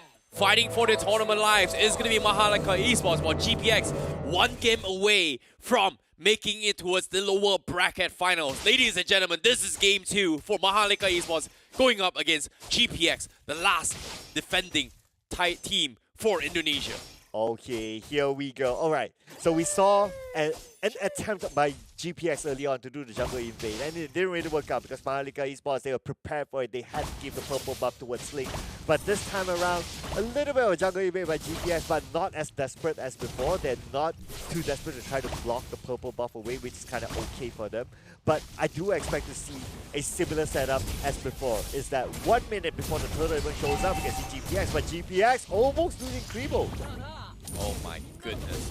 That is something that they did not expect at all. It seems like they are going to be playing a little bit of a slow approach now, considering that there has been a little bit of harassment down the lane. But I don't think there's a big problem for them, considering that they are still zoning things out for the first engagements, right? So in this case, when it comes to this composition, GPX, obviously, you know, the glue is going to have a pretty decent time.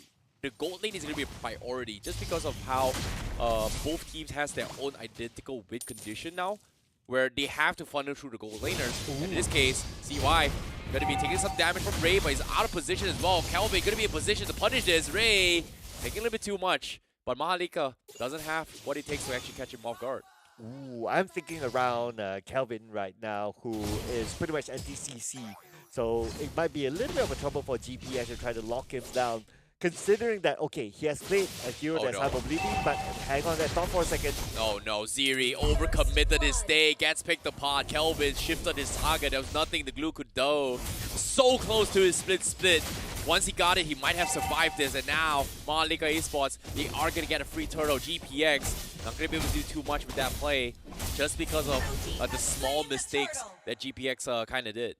Okay, now I'm wondering, okay, GPX besides the Yi, besides Daiso, who can they dive into, especially with Fredo QT, with the Divine Judgment? It's going to be a hard pick as well. Yeah, you can try to get CY, but CY can put a distance from the fight, so their only best bet is try to get Yi. I feel like it's kind of like mirroring the thought process of what we have in the previous game, is that how is Fredo QT going to find the target for him to start things off? Yep, it is very tough indeed. MHRLK Esports now going to be trying another fight as well. We got the throw ball. Big final slash comes in with the real world manipulation. It's going to connect on the members of GPX, but they have to go in for the stall. Ziri is doing a fantastic job going for the setup as well, but they all clumped in. They don't have the damage to finish them off, and they are forced to disengage. And now with the Wave of the Dragon coming in, they punish Ziri, and MHRLK Esports looks so much stronger compared to game 1. And with that being said, GPX, it is going to be back to the drawing board for them. Yeah, a lot more control as well. We can see how they got the objective, which was the turtle. It was totally unchallenged by GPX. And right now, GPX with the Kaja pick, I feel that it's going to be difficult for Fredo QT to really show his stuff because of what we just discussed earlier on.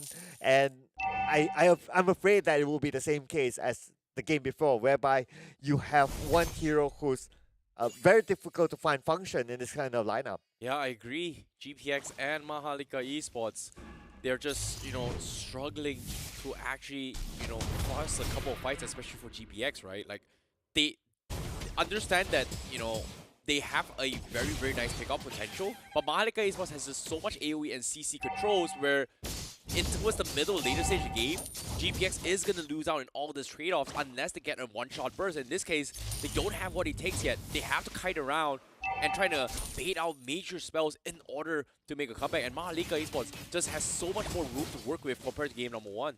Okay, speaking about baiting, right? Let's see who's the bait here. But CJ, oh no! Another overextension.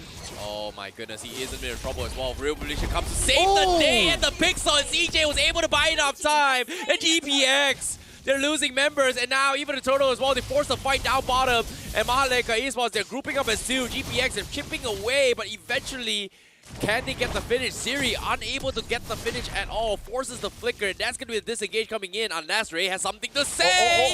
Yes, he will get the kill, and NANAYX not going to be able to let him off the hook, and that's a very nice pick from GPX. Oh, nicely done there. But then again, overall, it still favors towards MHRLK Esports. They won the mini skirmish at the top. They got the total objective. So that was great play there by MHRLK Esports. It kind of split out the members of GPX, not allowing them to focus onto the objective. And finally, when the turtle was taken, okay, that's great. GPX only got a consolation by that one kill.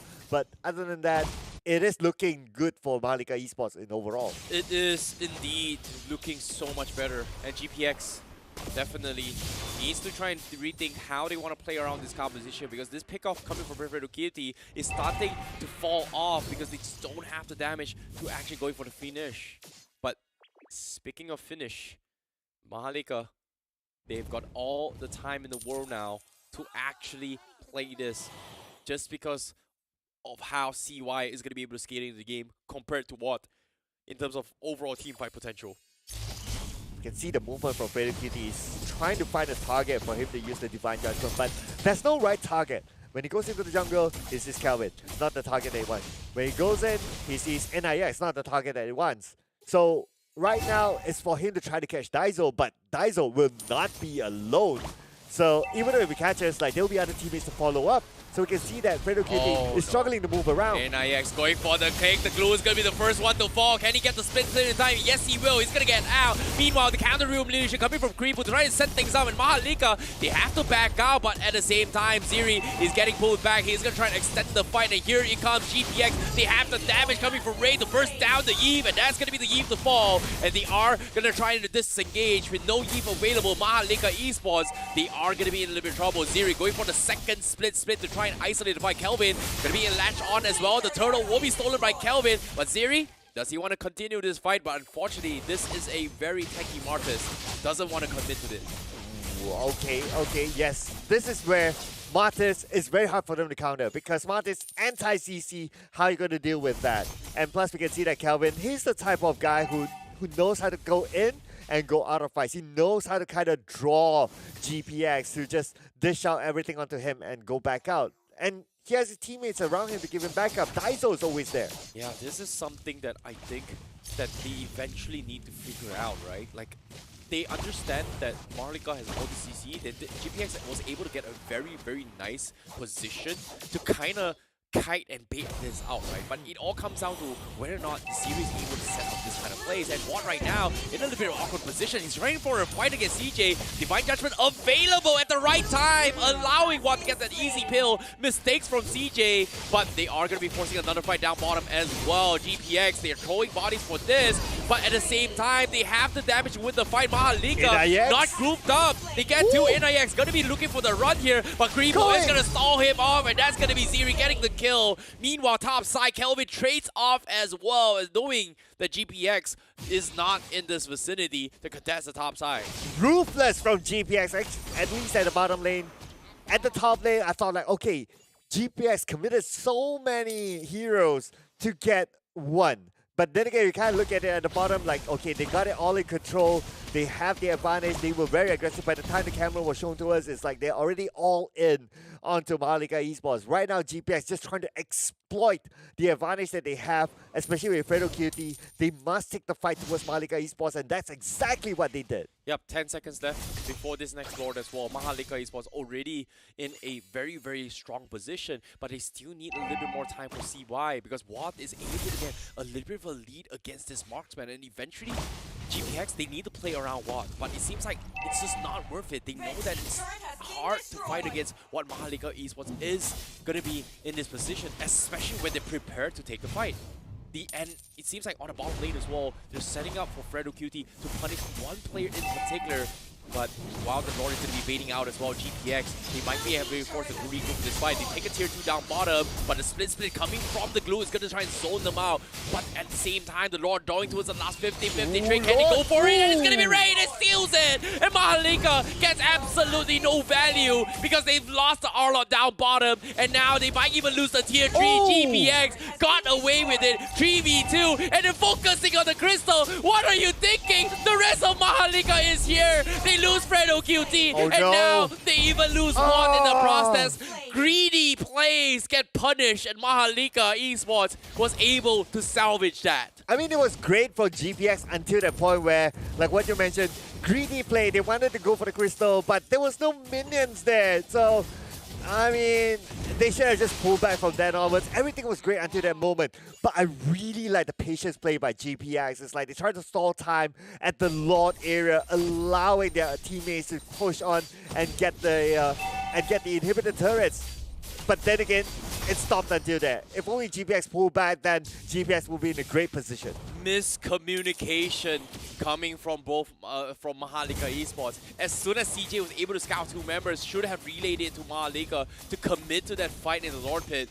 But because of that, they lost the fight. But now with the Way of the Dragon coming in, Ziri gonna be able to escape this with his Glop News, and he is gonna be able to regen a little bit more. Meanwhile, the top side, here comes the stun again. CJ getting pinned to the wall by Ward as he picks him off, and now Kelvin in a position that wants to extend the fight, but they are just backing up. They cannot give chase, but they still have the revolution. But the bottom lane as well, the minions again, another split mission push coming from GPX as they try to take the crystal. But Ray is still alive. He is going to try and pressure. He will be able to get out with this landslide, and the rest of the team is there to provide assistance.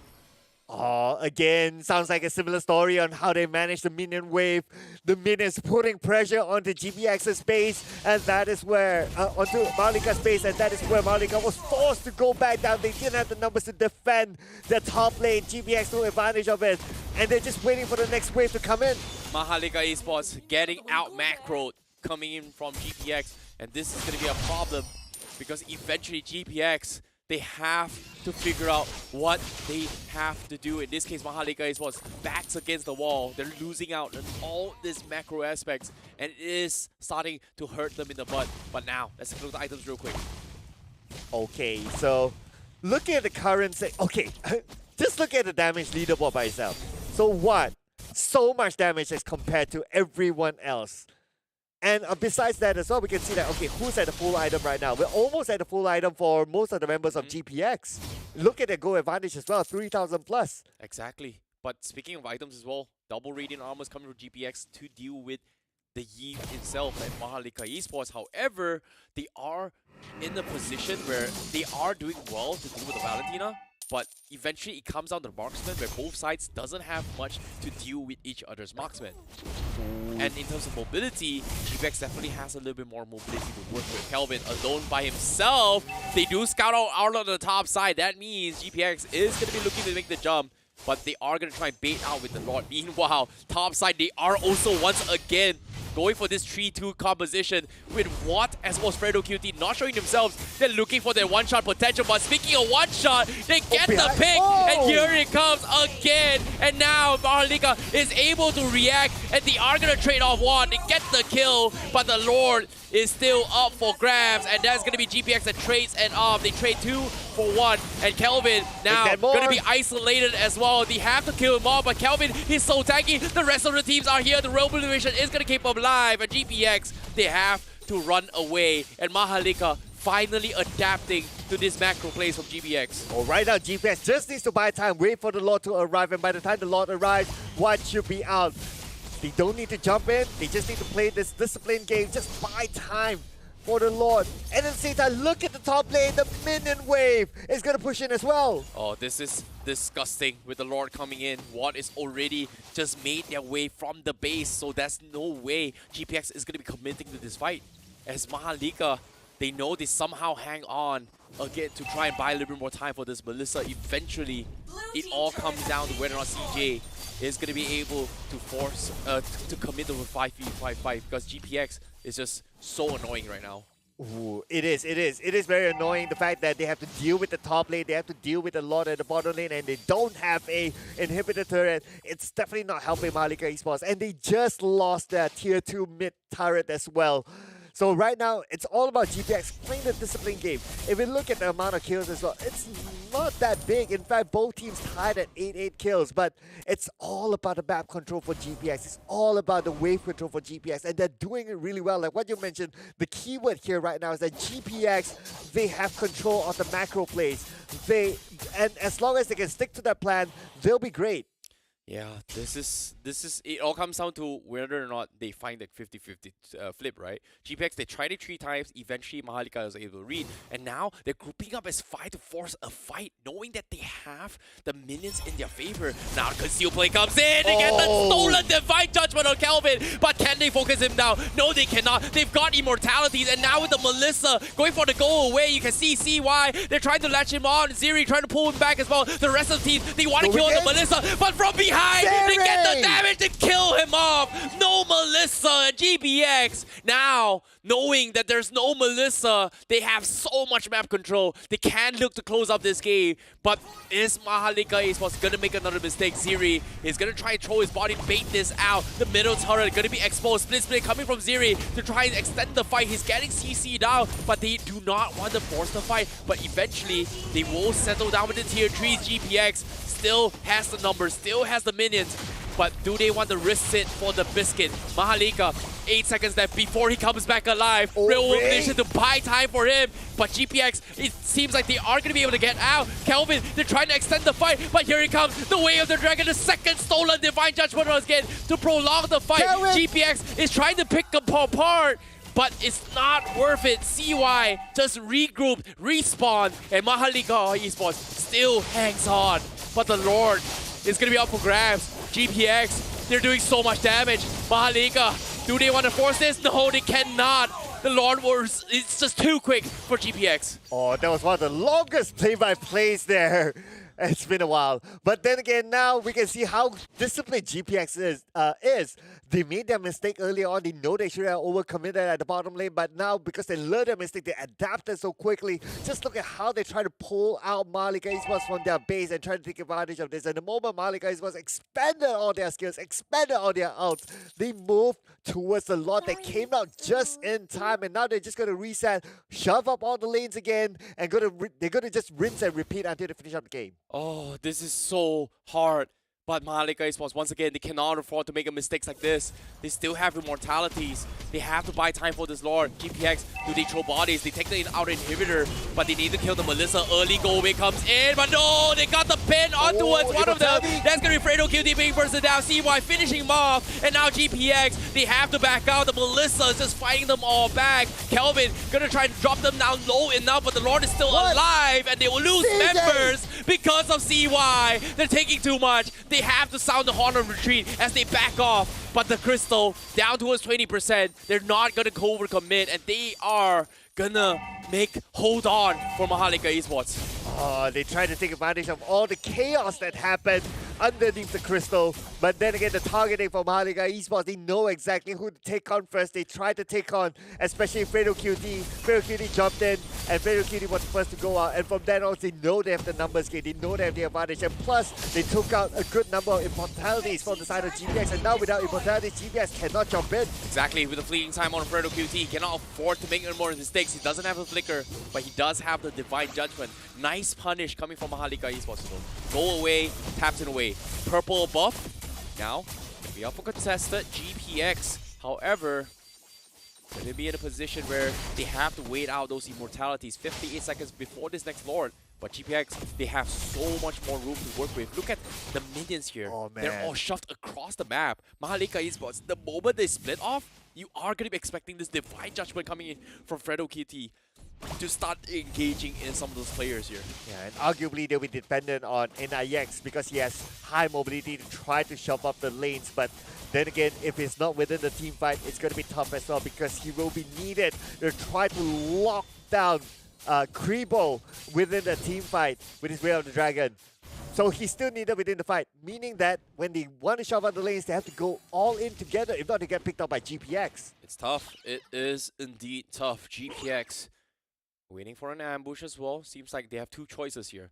If they go for the Lord contest, they are in a position to rat their way through. They're thinking about having Series solo the Lord on the top side to bait reactions for MHRLK Esports. But at the same time, it's just not worth it. We are down to the final stage of the game. It's tough. It's really tough. Okay, this Lord, if GPX gets it, that's pretty much it. Considering that it could come with casualties for the side of MHRLK Esports as well. We can see that CJ is very, very confident. He has the immortality. So he's going to try to do something there, but it's not going to be a big of an impact. Agreed, but now, as you can see, CJ, he's going to try and buy a little more time. Ray already trying to bait out a couple fights, but once again, GPX, they're setting up for the exact play out of the top side for Fredo, QT, and Watt to try and set up an ambush. They're having Ziri cut the back lines as well. CY will scout out the glue. He's going to try and latch on, but the go away comes in, but Ziri, he might be pipped away, but the split is going to keep him alive. But will he be able to survive this here? He's taking a little bit too much damage. He's baiting Kelvin to go for the decimation, but it looks like it is not going to happen. He will eventually try and give chase, but they're all split off. There's a minion shoving in the bottom lane. GPX can go for the reset once again, but MHRLK, they're grouped up as 5. They want to force a fight, but I don't think they're going to get it. They have to recall back CY. And the the Spirit cancels it!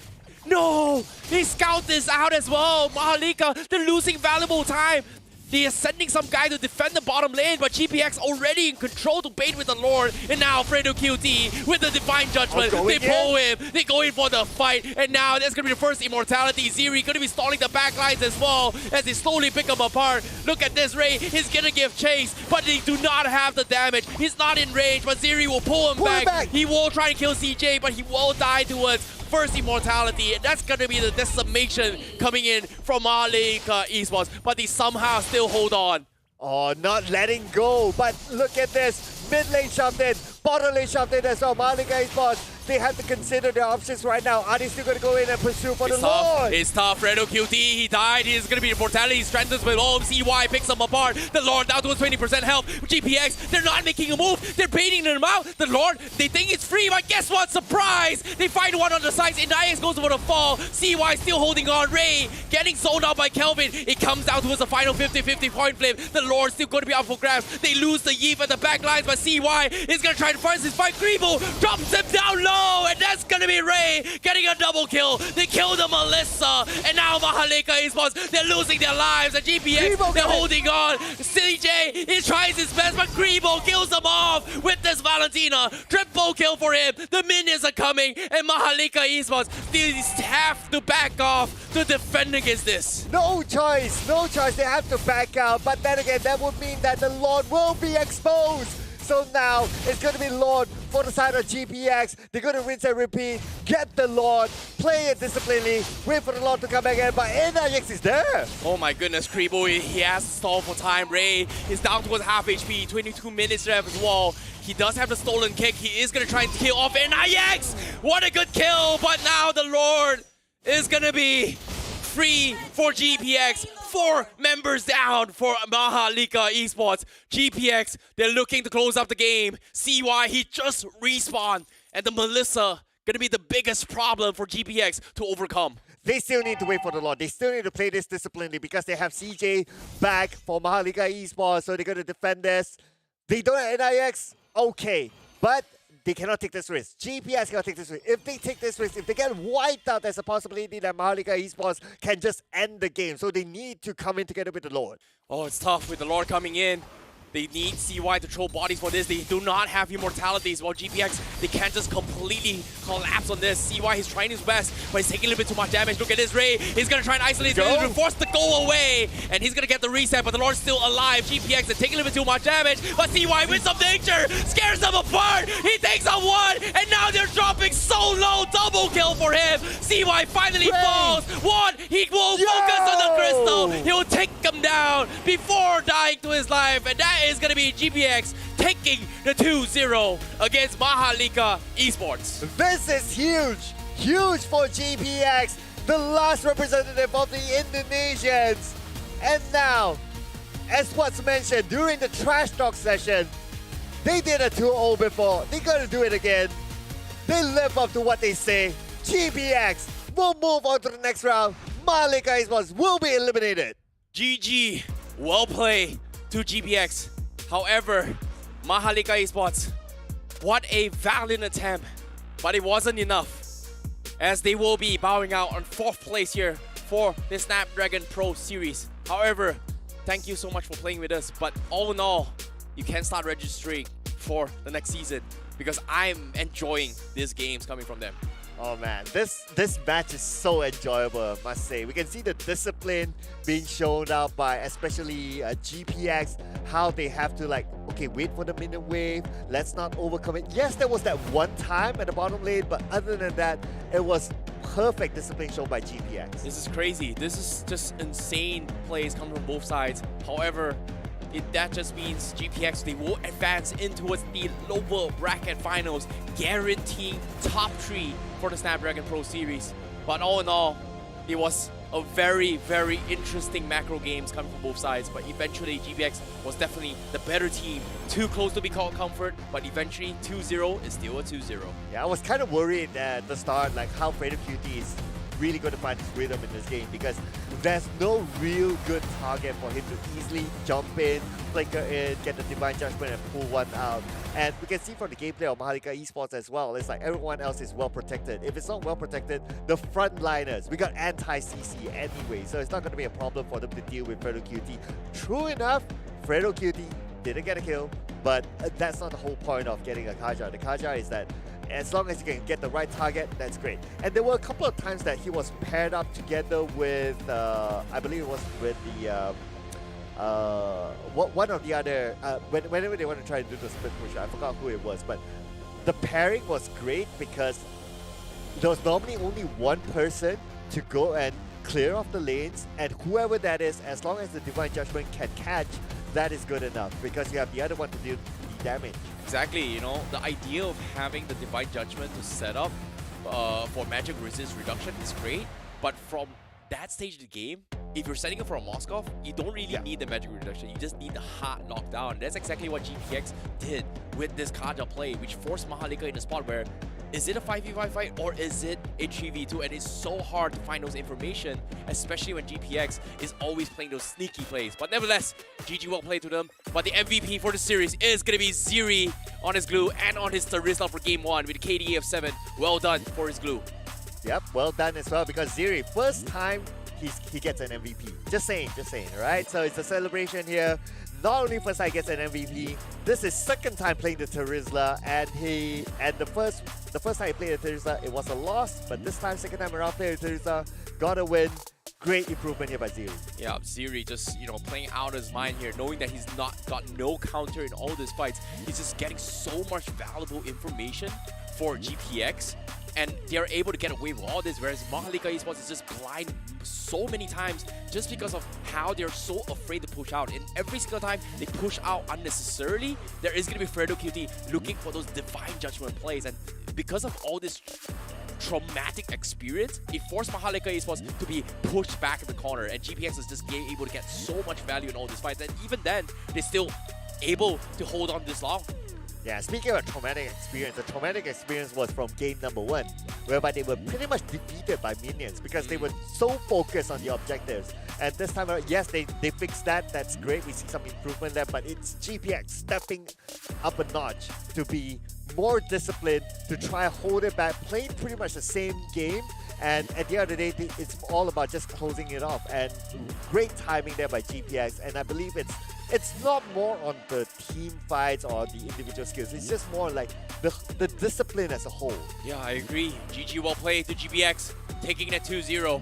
They will be in the lower bracket finals, where they will be facing off either Euphoria Esports or GameLabs. The loser of the series will be going down from the upper bracket finals. And this is where GPX will be taking a short break in between games to study their opponents on how they make into a later stage of the game. But for now, thank you, MHRLK Esports, for participating with us. It has been an enjoyable run to have you guys for so many seasons. Yes, I mean, great for MHRLK Esports. Unfortunately, it's a lose streak story for them, because before this it was a lose streak 2-0 and then now it's a lose streak. But anyway, that is a wrap for that game, ladies and gentlemen. And of course, before we go into the break, we gotta thank you, our official sponsor for this tournament, none other than Snapdragon Elite Gaming, when winning matters. Exactly.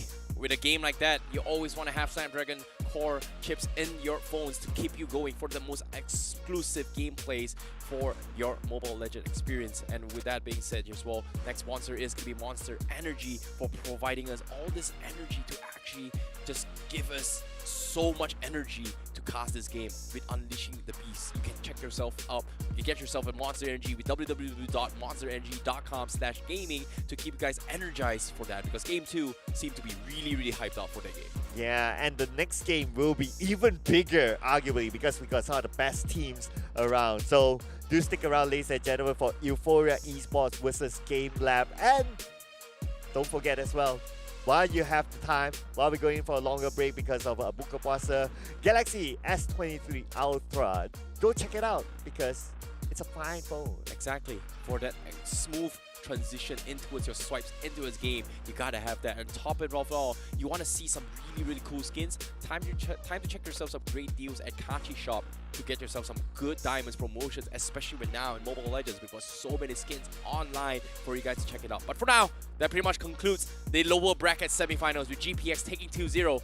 Now we're moving on towards the upper bracket finals right after this, and that is going to be between Euphoria Esports as well as GameLab, the clash of the titans, the best of the best, the undefeated of all teams here in the Snapdragon Pro Series, finally competing for the upper bracket spots. Yep, but before that, ladies and gentlemen, we're going to take a breather right now. We're going to let our teams prepare for a moment. So we're going to go in for a break. See you after this.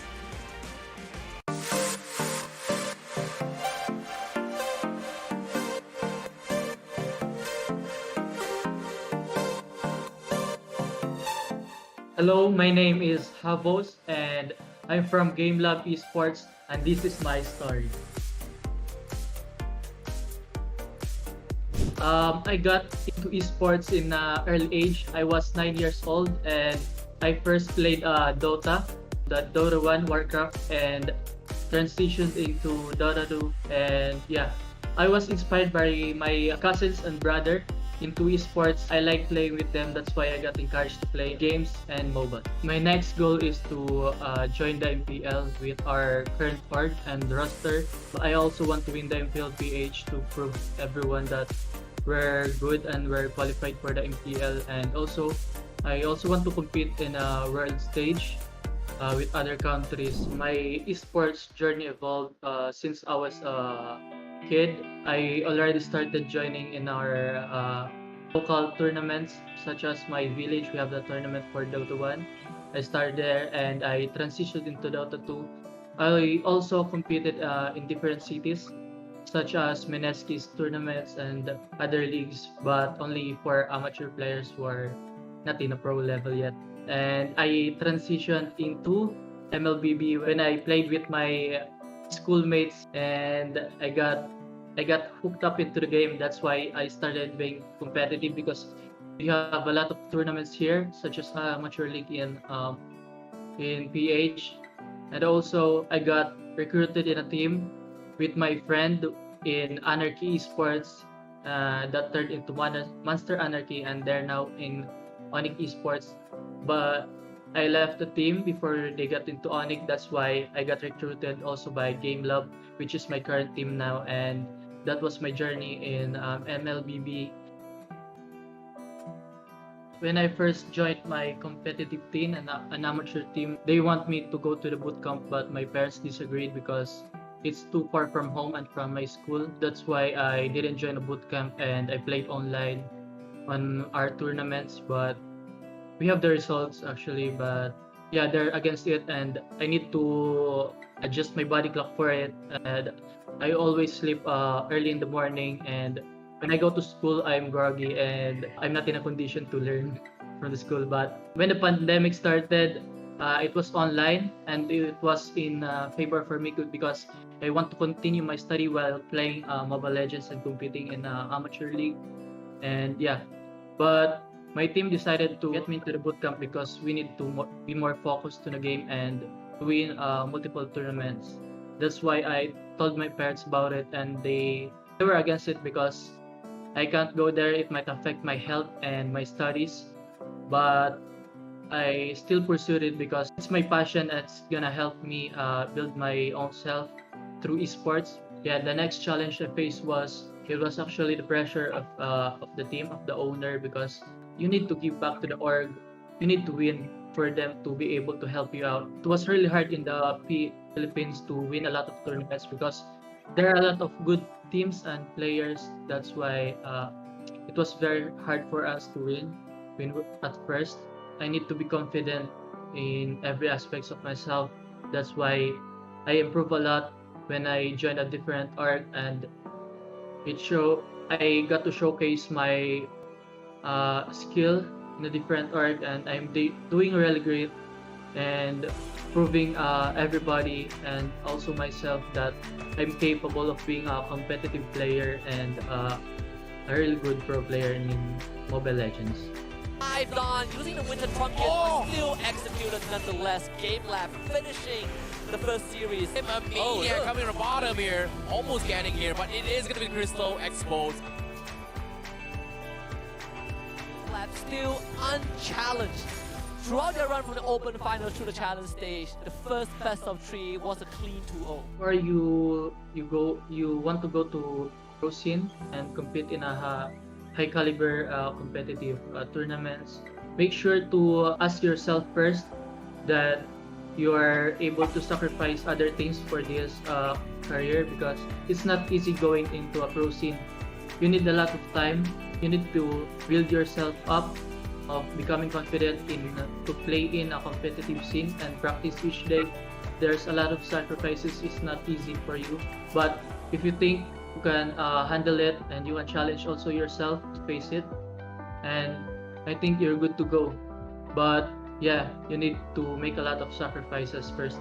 The most important lessons I learned along the way in my journey was it's always about having fun in the game along with your teammates, and even in playing in major tournaments, it's all about having fun because it will build your team chemistry slowly, but it will get you into the point that you are so confident in a tournament that will get you win every single of the game, and it will also help you along with your teammates.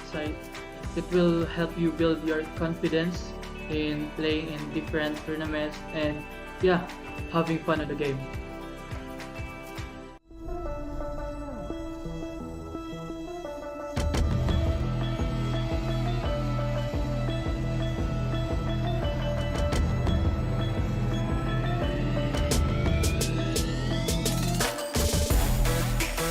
Got his been cut off from the rest of his team, but look at how fast they're choking out this Lord.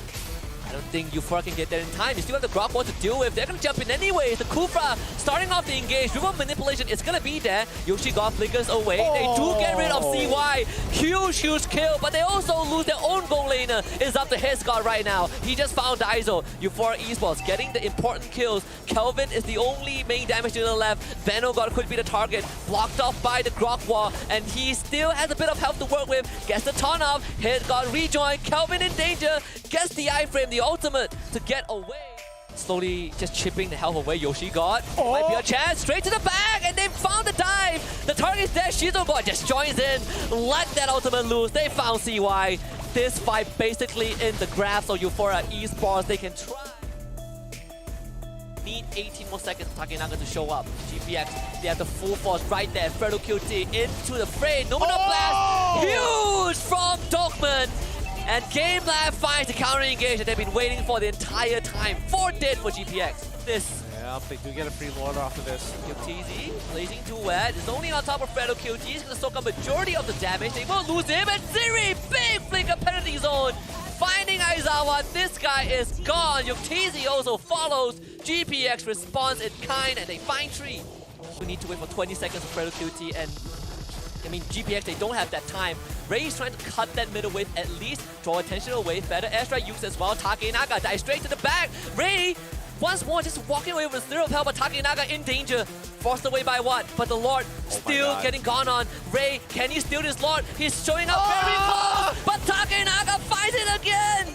GPX! They need to get these kills, get Takenaga out of this. Winter Trunkian keeping him alive, but what is still there? Kribu finds the kill, but GameLab still have 4 members left alive. Kribu has vision, but GPX just could not engage.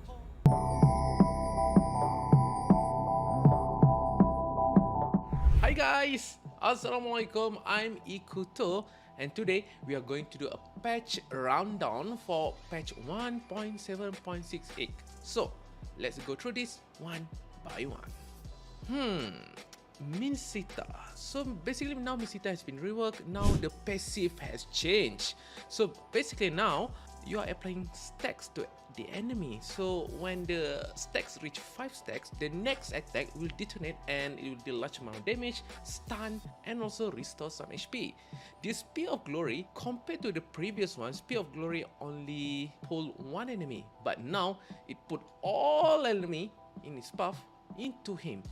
So this is going to be a very interesting changes because the Spear of Glory also will stun the enemy if it's on the end of the spear, while it just slow when it's in the middle of the spear. The skill also changed, which is the Shield Assault, where now Minsita will bring up his shield and it will just poke enemy in front of you. And also yes, it's also reduce the damage when the damage come from in front of him. Need to notice that second skill Shield Assault is a basic attack. So when you go into the Shield Assault mode, you need to still press the attack button to make sure that you are still poking them. Alright, the next one is King Calling. So basically now it's prevent all enemy in its area from using any movement speed abilities. It also summon Royal Guards and trigger Minsita equipment effect. So let's say if you buy a Demon Hunter sword, or if you buy something like Windtalker, it also trigger the equipment effects and also trigger the passive, in which the passive, whenever you apply the stack, you apply stuns,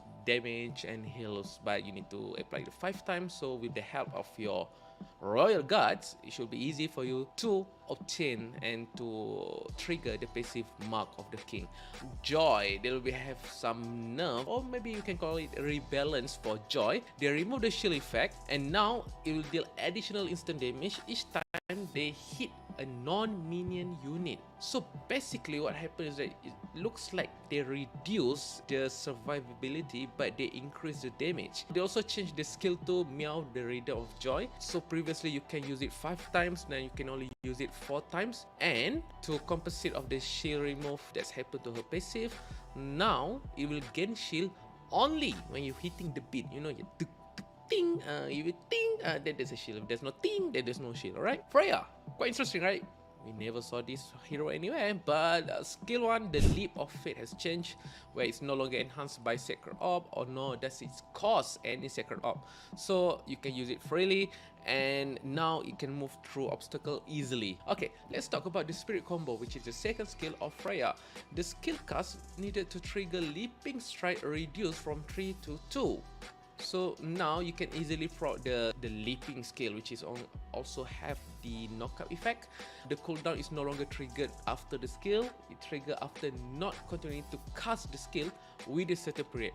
Although the airborne duration has been reduced from 0.5 to 0.4, but I think this is quite good because they reduce the force swing time of the skill. So you know, it's easier for you to swing the skill compared to the previous one. Alright, let's talk about Layla. Basically, they reduce the backswing time to allow her to move and attack more efficiently. So basically, when you are trying to running away and you want to shoot the person in front of you, so it's easier for you to shoot compared to previous. However, they reduce the physical attack, but now what's interesting is that her second skill, the Void Projectile, instead of slow, it's stun. Yes, Layla now have stun. Quite interesting. It's only marked the first target hit. 1-1, I'm pretty sure this is more to nerf because although it's increased the damage when you hit the weakness hit, which is the Tiger Pace, the passive, the damage is been increased from 5597 to 70112. Let's talk about the ultimate Crossbow of Tank. So basically, Crossbow of Tank attack range has been reduced. So basically when you use the 1-1 crossbow of tank. Previously you can hit further, now you can only hit shorter because of the range. Also the speed boost while in the air decreased from 10% total movement speed to 100% extra movement speed. Alright, it's not calculated as the total movement speed but only the extra movement speed. Badang, well, Badang basically has been nerfed, kinda sad.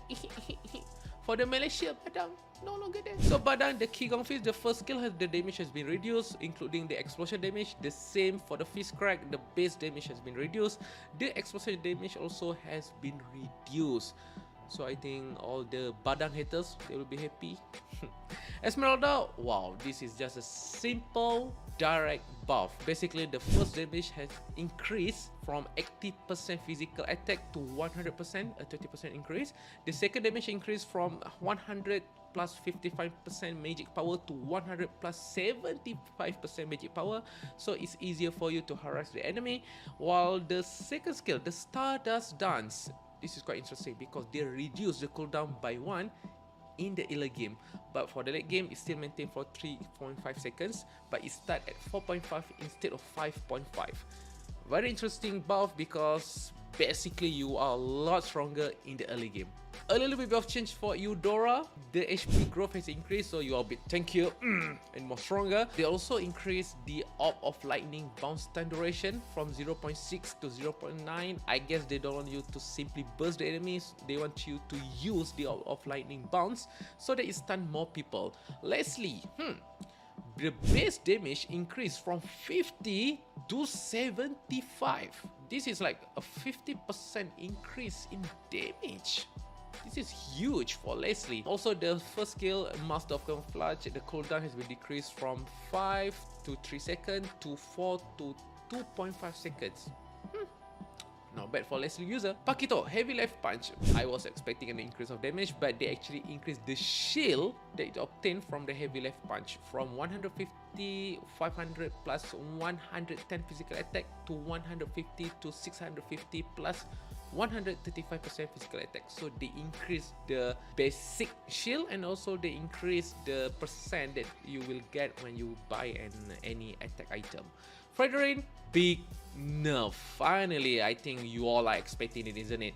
The nerf is skill 2, the Brave Assault with the dash. Basically, they introduce the base damage is from 200, 300, it's reduced to 140 to 215 only. So basically it's around 60 to 75 reduction of damage. Basically energy eruption has been reduced quite significant, and now the final damage the energy eruption can do is only 330. It's almost the same as the first level of energy eruption from the previous patch, which is 300. This is kinda a huge nerf to Frederain, but I think people will still love Frederain because of the tankiness that this character have. Alright, that is the nerf and buff that happened in patch 1.7.68. Now, let's go to the equipment and the battlefield adjustment. Sea Halberd. Now it have a new passive, it's called Punish. Basically, it's increased your damage by 8% against enemy heroes with more extra HP. So technically, it sounds like Demon Hunter Sword, but it's a nerf version of a Demon Hunter Sword. But hey, more effect, more better. The Necklace of Durance, they optimized the build path. Now there's a new passive called Grid. It's the same as the Elegant Gem. This is quite a good item for all the mage out there. Twilight Armor, there's a new passive. When you're taking more than 600 damage in a single hit, the excess amount will be reduced by 300 plus 5% of your max HP. Rose Gold Meteor, the shield increased from 510 to 1350. It has been increased to 840 to 1820, but they removed the effect where it increased the magic defense by 25 for 3 seconds when triggered, so this effect is no more. They add a new effect, increase movement speed by 50% when triggered. The effect decays over 3 seconds, so when you get hit by any skills, if it's triggered, the effect now you become faster, you run faster. I think it's good for any marksman, technically. Okay, Bloodwing. Now when the shield is attacked, it will be restored after 30 seconds, even if it's not destroyed. This is very important because previously, if the shield has been attacked, if it's not destroyed, it will be not restored. The cooldown decreased from 30 seconds to 20 seconds, and there's a new effect where you gain movement speed by 30 when the shield is active. So again, you run faster when you have the shield. Thunderbelt, the cost has been decreased and there's an increase in mana regen from 6 to 10. Very good item. Cloud of Destiny, the HP has been reduced from 625 to 500 only, and they reduced the stack. Now it's only grants 20 HP instead of 25. It's a huge nerf for this item. Ice Queen 1 now grants 300 HP instead of 150 mana. Again, it's like they increase the survivability of a hero. Fleeting time. Certain heroes with ultimate that enter cooldown after their duration is over now also gain cooldown reduction from kills and assists during the ultimate duration. As an example, Farami. So when you open Kurt Altar, the cooldown usually start after the ultimate ends, but now the cooldown start during the ultimate itself. Quite a good buff. Dominant size. The attack speed reduction is now calculated after all attack speed bonus. Alright, so it's basically counted all the attack speed item, I assume. Also lower the nearby enemy hero attack speed from 75 to 70%. Dominant size buff. Everybody love it. Now we go to the battle spell changes. Aegis. Shield increase from 750 plus 50 hero level to 750 plus 90 times hero level. This is huge, but they nerf it by remove the effect of granting shield to nearby ally hero. The cooldown also has been decreased from 90 seconds to 75 seconds. Yeah, quite an interesting change. Revitalize. The effect now move with its caster, making it more suitable for supports. Hey, revitalize that move. It's always good. Alright, that's basically wrap up all the changes that happened in patch 1.7.68. I think this is going to be a very interesting patch because, let's take an example, Fredrin nerf. I think this is going to affect the draft because there's a lot of team out there using Fredrin not just for their tankiness but also for their damage. Also the changes to Esmeralda.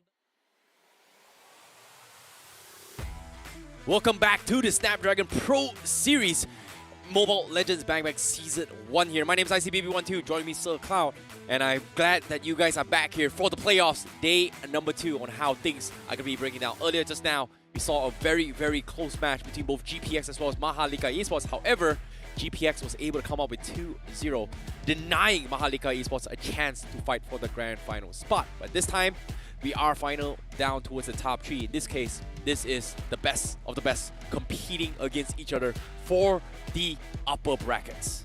Upper bracket. So we have Euphoria Esports versus GameLab, and GameLab, they're actually the favorites to win this. I mean, if you check out the posters, do check out the socials as well, by the way.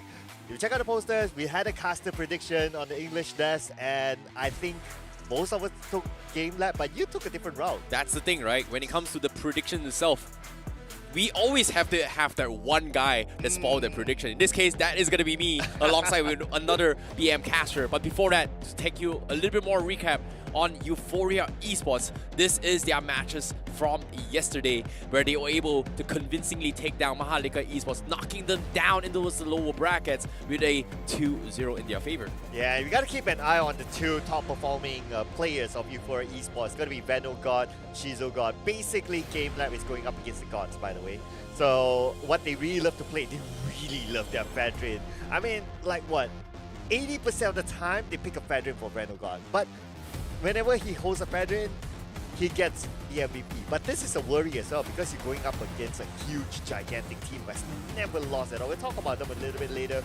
But this also allows whoever to go up against Euphoria Esports to just ban out the Fedrin, and that might lower down the power spike. Agreed. Euphoria Esports hungry for their title, hungering for a chance to be known across the region. GameLab is also going to be one of those teams, has been known throughout the region here, one of the biggest stars coming in towards the tournament here, from all the way from the open finals, qualifying all the way here now in towards the grand upper bracket finals.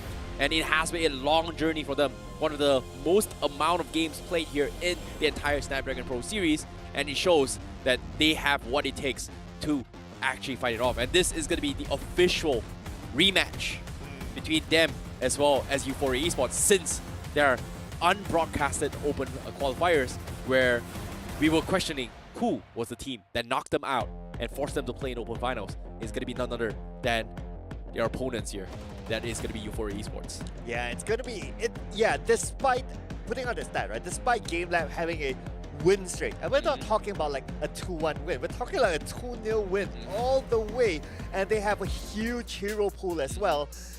It's very hard to tell right now, right? Euphoria Esports GameLab. If we were to take like the previous game, MHRLK Esports versus GPX, MHRLK Esports arguably has the better stat, but then again, GPX, because they won 2-0 before they know how to play this opponent, they won 2-0 again. I don't know. Could Euphoria Esports could be the kryptonite to GameLab? Exactly. So there is going to be a lot of things that may or may not happen. But for what I do know is that both teams currently you are going to be watching on screen has pretty much guaranteed themselves top 3 regardless of win or lose. But of course, if they win, they are going to be the first team to make it to the Grand Finals. And this is the upper bracket finals. Introducing the first team, we have Euphoria Esports with Hitsgod, Venogod, Ryujin God, Shizo God, as well as Yoshi God. Yeah, going up against the gods, ladies and gentlemen. So Venogod, top Fedrin user, MVP for the most part. In fact, his Fedrin picks, whenever you pick a Fedrin, he only lost it once out of like, what, 9 picks? That's insane. That's an insane stat for him. So I can expect that the Fedrin will be banned out as a respect ban towards Venogod. Besides that as well, Shizo God being one of the top players, very, very versatile, can play a Harif, can play a Claude, can play a 1-1, Beatrix, Moskov, Carry, you name it. This guy is unbannable. Yeah, I agree. And Euphoria Esports, they have just been playing around very similar compositions to how what's it called? GameLab does play in terms of overall compositions, right? Like you said as well, Frederick is something that they are very, very comfortable at. But when it comes to their priorities here, they definitely have a little bit of understanding of the current meta and how they want to draft this composition. And so far, it has worked out in their favor in all the games that they play. And so far, it may not have been the cleanest game with some, but it is something that we know for a fact that they have the capabilities to kind of dump size their plays. Yeah, that was a reminder of how much confidence that they have. Can play the recall right in front of their opponent's base. But yeah, I mean, Euphoria Esports, not the cleanest of wins, like what you said, but anyway, a win is still a win. Whether it's a 2-1 win, it's still a win at the end of the day. So they have definitely merited themselves onto the upper bracket finals right here. But of course, after this, we're going to introduce GameLab. And GameLab, I mean, it's pretty similar to how MHRLK Esports was before this, is that based on the MVP stats, all of these players that you can see on screen has their own MVP except for Xbox. Yeah, I agree. But coming in from GameLab, we have Havos, Takanaga, Aizawa, Yuktz, as well as Dogman. You guys know him as well, one of the stars in towards this entire tournament. They have been dominating throughout the entirety of today's games. And the entire journey in SPFs here, GameLab have not dropped a single game in SPS Challenge season, and they are by far the most consistent team thus far. Yeah, the closest matchup to them was yesterday when they fought against GPX in the semifinals, whereby GPX pushed them to a corner.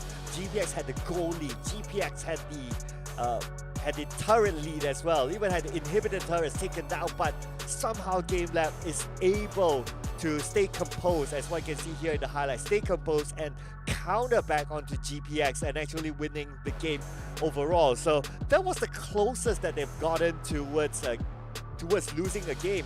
Other than that, it's a clean win here for GPX. I agree. I agree. When it comes to the decision making as well, it has been on point compared to every other team in the challenge season. And now when it comes to the head-to-head, both Havas as well as Headgods is going to be the ones that come to mind when it comes to gold laner. No, actually Havas on the XP laner, and this is something that both teams do have a lot of advantage when it comes to making plays, right? Havas has been making plays with the Blues. Headgods, especially with his Benedetta, is going to be something that we have to talk about when it comes to their playstyles. Yeah, despite we can see the stats do favor towards Headgods. Xbox a little bit lower than Headgods, but at the end of the day, it is a team game. GameLab, 4 of them, Takaniga, Aizawa, Yuxi, Dogman, have gotten MVPs of their own. And it's probably because of the gameplay that was set up by Xbox in the first place that allows it, that enables them to get the best out of each round at the end of the day. Headgods, yes, he does have the biggest stats, so he could be the key player for Euphoria Esports, despite not having an MVP for his own. But let's hear what we have, what the players have to say in this segment. Alam namin malakas kayo, nalalakasan din kami. Pero di lahat palaging nasa taas. Euphoria, galingan nyo kasi tatalunin na naman namin kayo. Alam namin tinalo nyo kami ilang beses na, pero wala namang imposible mababawian namin kayo. Yoshi, ayusin mo pagtatak mo, wag ka maging feeder. Tropa lang naman tayo, pero pag sa laro, wala tropa. Euphoria, galingan nyo kasi tatalunin namin kayo sa ESL tapos sa MDL.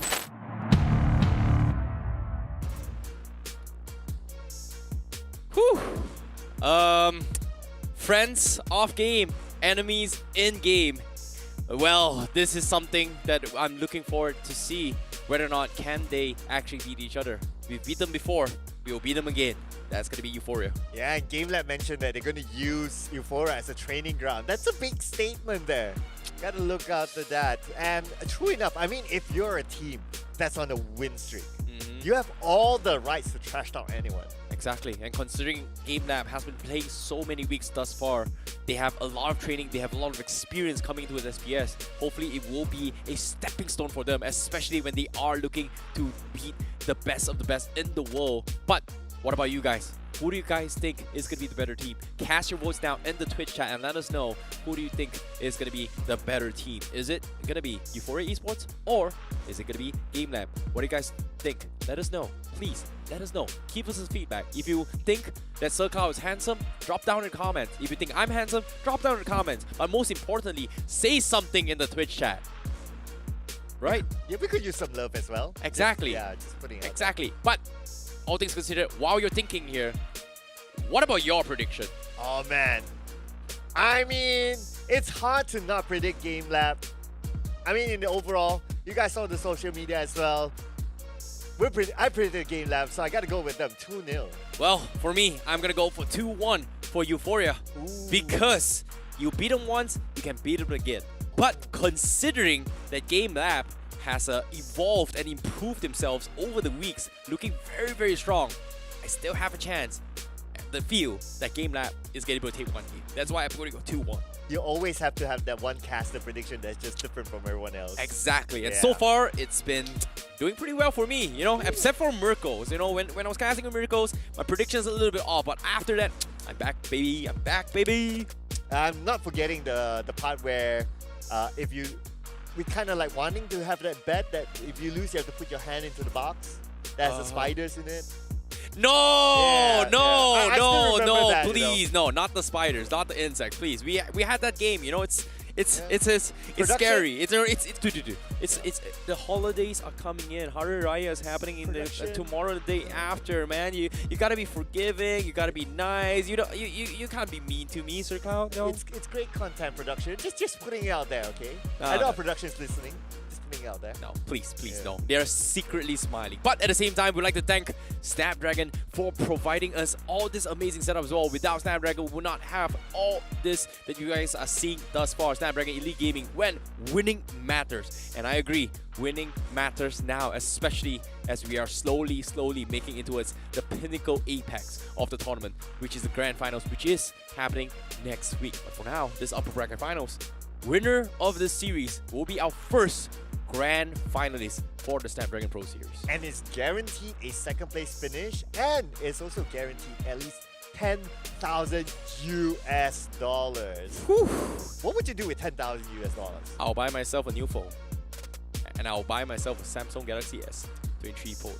That's a smooth one. That's what I will do. That's what I will do. But without further ado, 50 seconds before we start things off for the upper brackets here. Drafts, we've seen how Euphoria and GameLab is. You talked about Fredrin, but so far today, we haven't seen a single Fredrin in the lower bracket semi-finals at all, which is kind of weird. And not even the Mincetar as well. Yeah, no Mincetar, neither it's banned. So it's a little bit interesting. But anyway, previously, historically as well, we don't see too much of Fredrins. Obviously, we don't see the Mincetar that much because it just came into the meta. Right now, I would say Fredrin is a must-ban for GameLab. I mean, the stats don't lie, right? They love Fredrin, even got an MVP with it, so they gotta stick to that. Yep. Without further ado, when it comes to this place, we are gonna be jumping straight into drafts for game number 1 between both Euphoria as well as GameLab as we take a look into how it is gonna go. You can see the research data coming in on the screens here for members of GameLab. We've seen the chillness coming in from Euphoria Esports. Now, without further ado, we're jumping in to the drafts with Euphoria on the blue side and GameLab on the red side. Yep, so Euphoria, arguably, they can try to ban out maybe some of the early bans. Okay, we see a Kaja. Other than that, they can try to ban out like a Glue, like a Valentina, a Moskov, a Ling, even like a Fanny.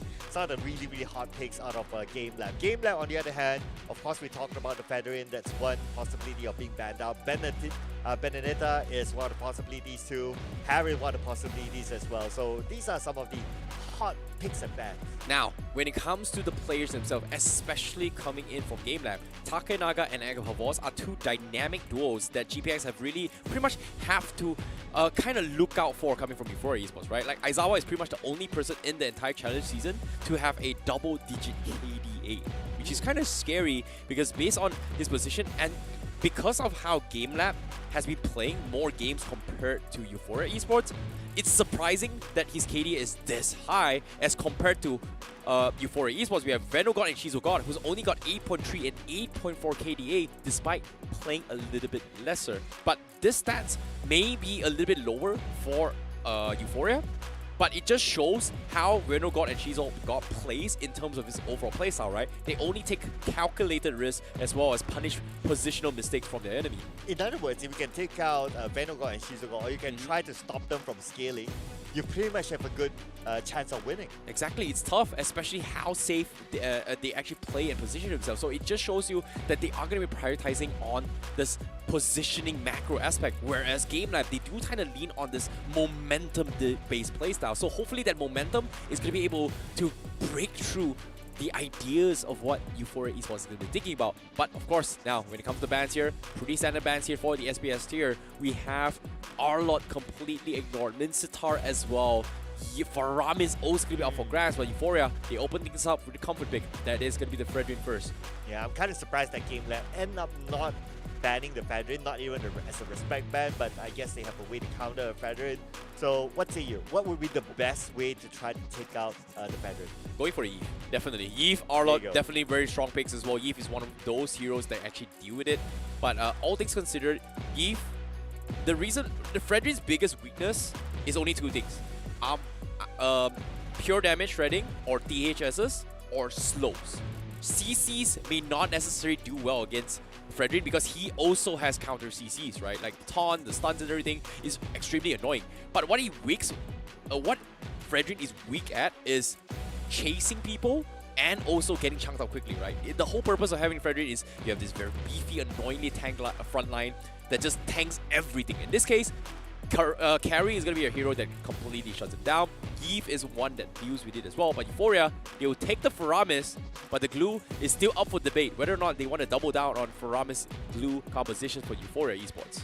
But that also means that they go for it. Okay, there you go. I was about to say that GameLab might not want to go for it, but anyway, so it's still taken. So we do see the Lancelot being picked up here, and we don't see many Lancelots being played by GameLab. In fact, if I were to look at it, they only played a Lancelot twice, but of course, everything's a win for GameLab. So it's almost pretty much whatever that GameLab picks is like, the stats do favor them naturally. This is very interesting coming from GameLab, because the only other time we've seen an Arlott as well as a Lancelot together was GPX playing it just because they can dive the back lines. And a Fredrin is the type of hero where you are going to be at the front lines, but very easily to be dodgeable when you focus on the back line. So this is something that I think GameLab is going to be focusing on, shutting down the back lines. But the question here is who that back line is, because based on what we're seeing from Euphoria Esports, it's highly unlikely the Faramis is going to be the front line. So I assume the idea here is that they are going to try and shut down the marksman. In this case, if Euphoria Esports decides to go for a Melissa, they will have an... okay, never mind. It is going to be banned off, knowing that GameLab is going to be picking it to deal with the Cloud Altar if they go for it. Yeah, I've hunch that they will go for a Harif marksman because you have a lot more mobility. That will kind of help in case of GameLab wanting to jump onto the back line. So it can kind of like move around and try to evade all those. If not a Harif, then it could be a... possibly a 1-1.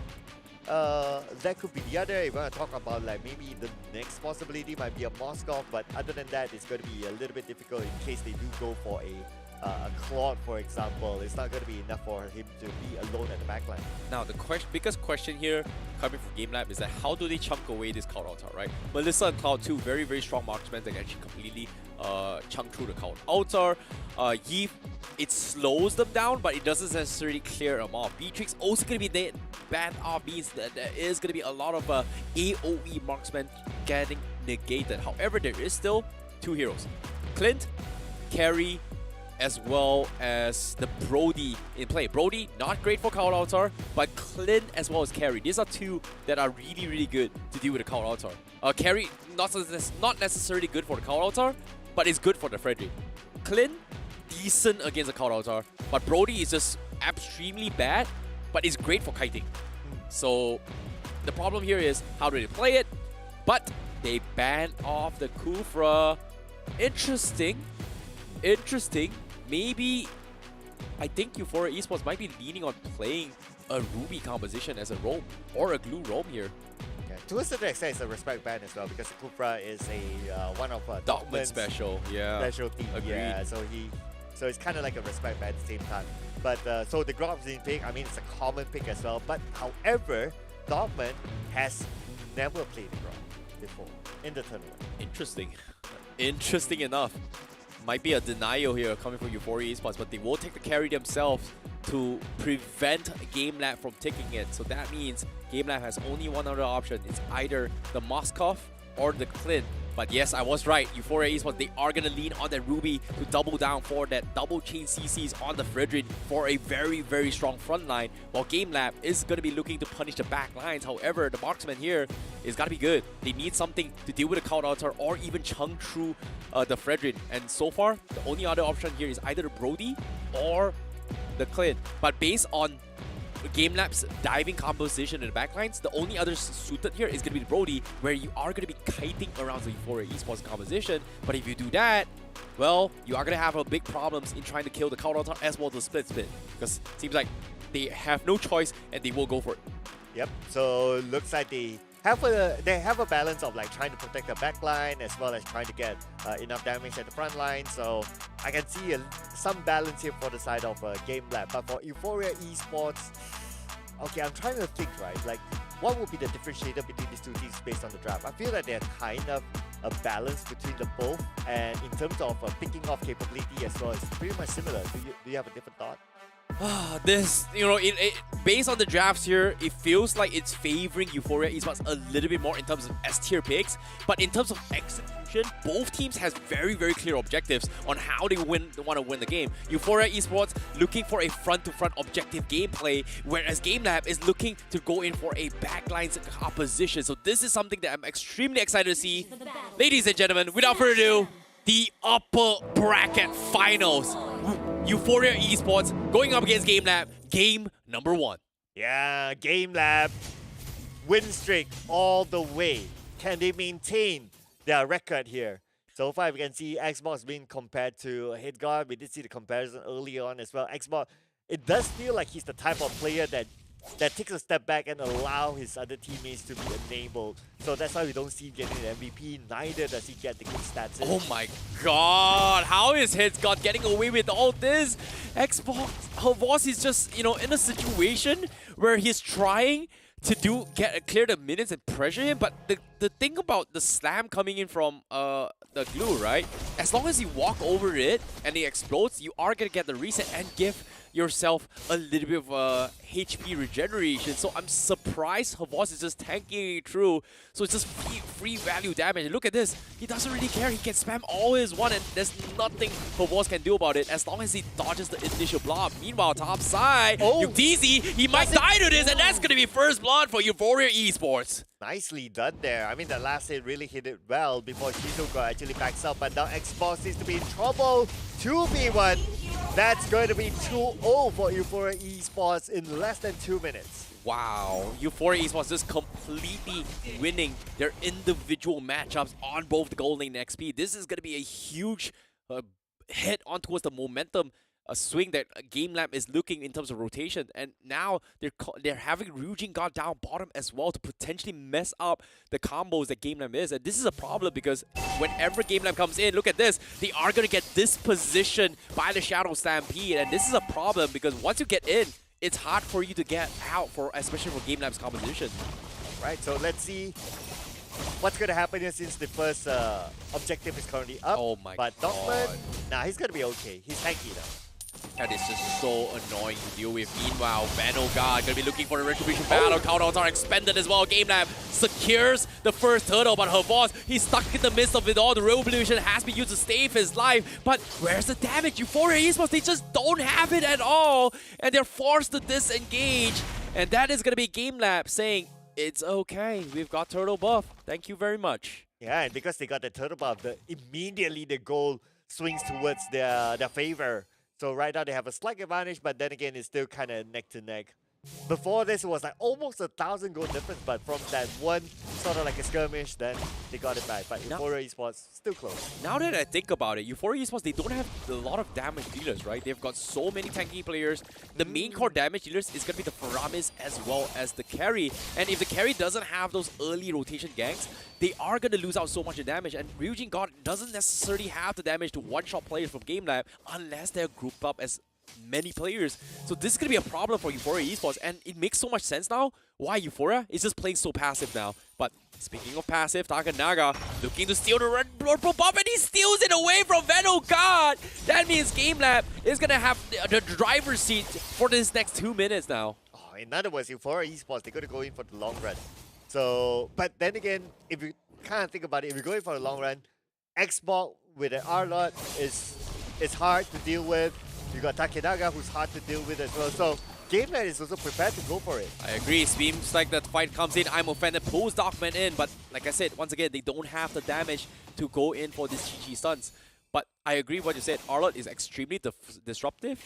And the idea of having this Ruby and also Fredrin is to make sure that if it gets in, any spell coming from Euphoria Esports is going to keep him in place to a point that he cannot spam those dashes. And that's something that I think GameLab needs to avoid at all costs. But now, speaking of the items here, we do see a potential Blade of Heptasis progression coming in from the Brody, but hold that up for now as they go in for the zone for the first turtle. Seems like the first one's going to be fall. It's going to be Yoshi God in the midst of it all. The Count Avatar comes in.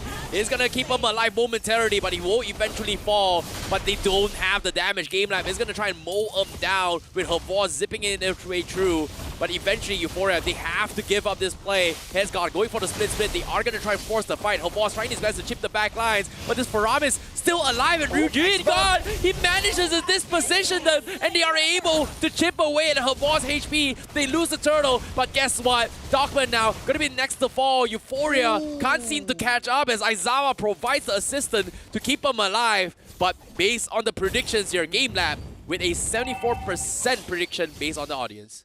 Okay, so here's the thought, right? Is it worthwhile to trade a kill as to lose a turtle? Oh my god, speaking of trading a kill, Aizawa, he might actually get bursted down with this dive, and they made a mistake. Now Final Stash keeping a play, but a tier 1 bottom. Not going to be able to focus on the right targets. That means Euphoria Esports, they get out for scot-free for that punish coming in.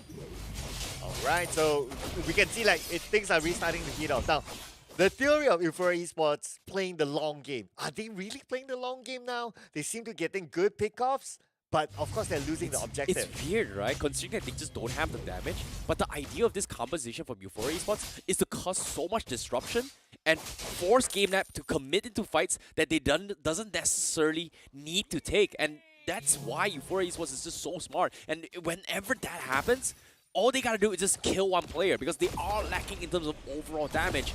And it seems like Euphoria Esports, they're just buying time for this carry. But speaking of the buying time, here comes the I'm offended. They do get the pull, but the follow-up here coming in from Euphoria Esports is not going to do too much. Revolution is going to keep them in play, and this is exactly what I'm talking about. They force the count Altar as well, and get absolutely nothing. They've got the CCs, but they just don't have the damage, and they're just looking to buy time. Meanwhile, Headsguard in a little bit of a predicament as he tries to get solo killed by Havas. Will he die? But the split at the last second coming from him is going to survive the onslaught coming from Havas. Oh, feels bad. Feels bad indeed. That was so close. It was almost a kill at the bottom lane. But anyway, it is still a control at the bottom lane by Xbox. He has not left the bottom lane at all. And look what he has done. He managed to get the turret, almost getting a second turret before he needs to back out. Oh, GameLab currently, they need to find a way to kill the back lines. But in this case, Yoshiga getting isolated here. No assistance coming from Ryujinga. That means they will have a little bit more space. But you can see Havas is trying his best to zone out Vanguard. But once again, this turtle pretty much in the hands of GameLab. Meanwhile, Euphoria Esports, they are in a very, very tough spot because Ryujinga, time and time again, getting completely zoned out of all these fights. And GameLab, they are going to try and continue with the pressure. You can see jungle versus jungle. Both teams just completely ignoring each other. But Vanguard will secure the orange buff. Ooh, yes, at least that.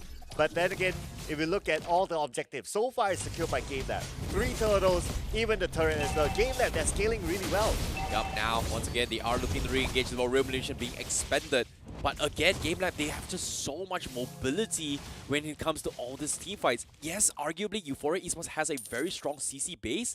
But when it comes to defensive fights, GameLab is going to have a little bit of a problem to just go all in, right?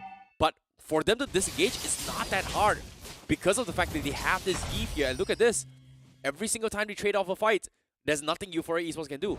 They just don't have the damage. They just need to buy time. And likewise can be said for GameLabs as well.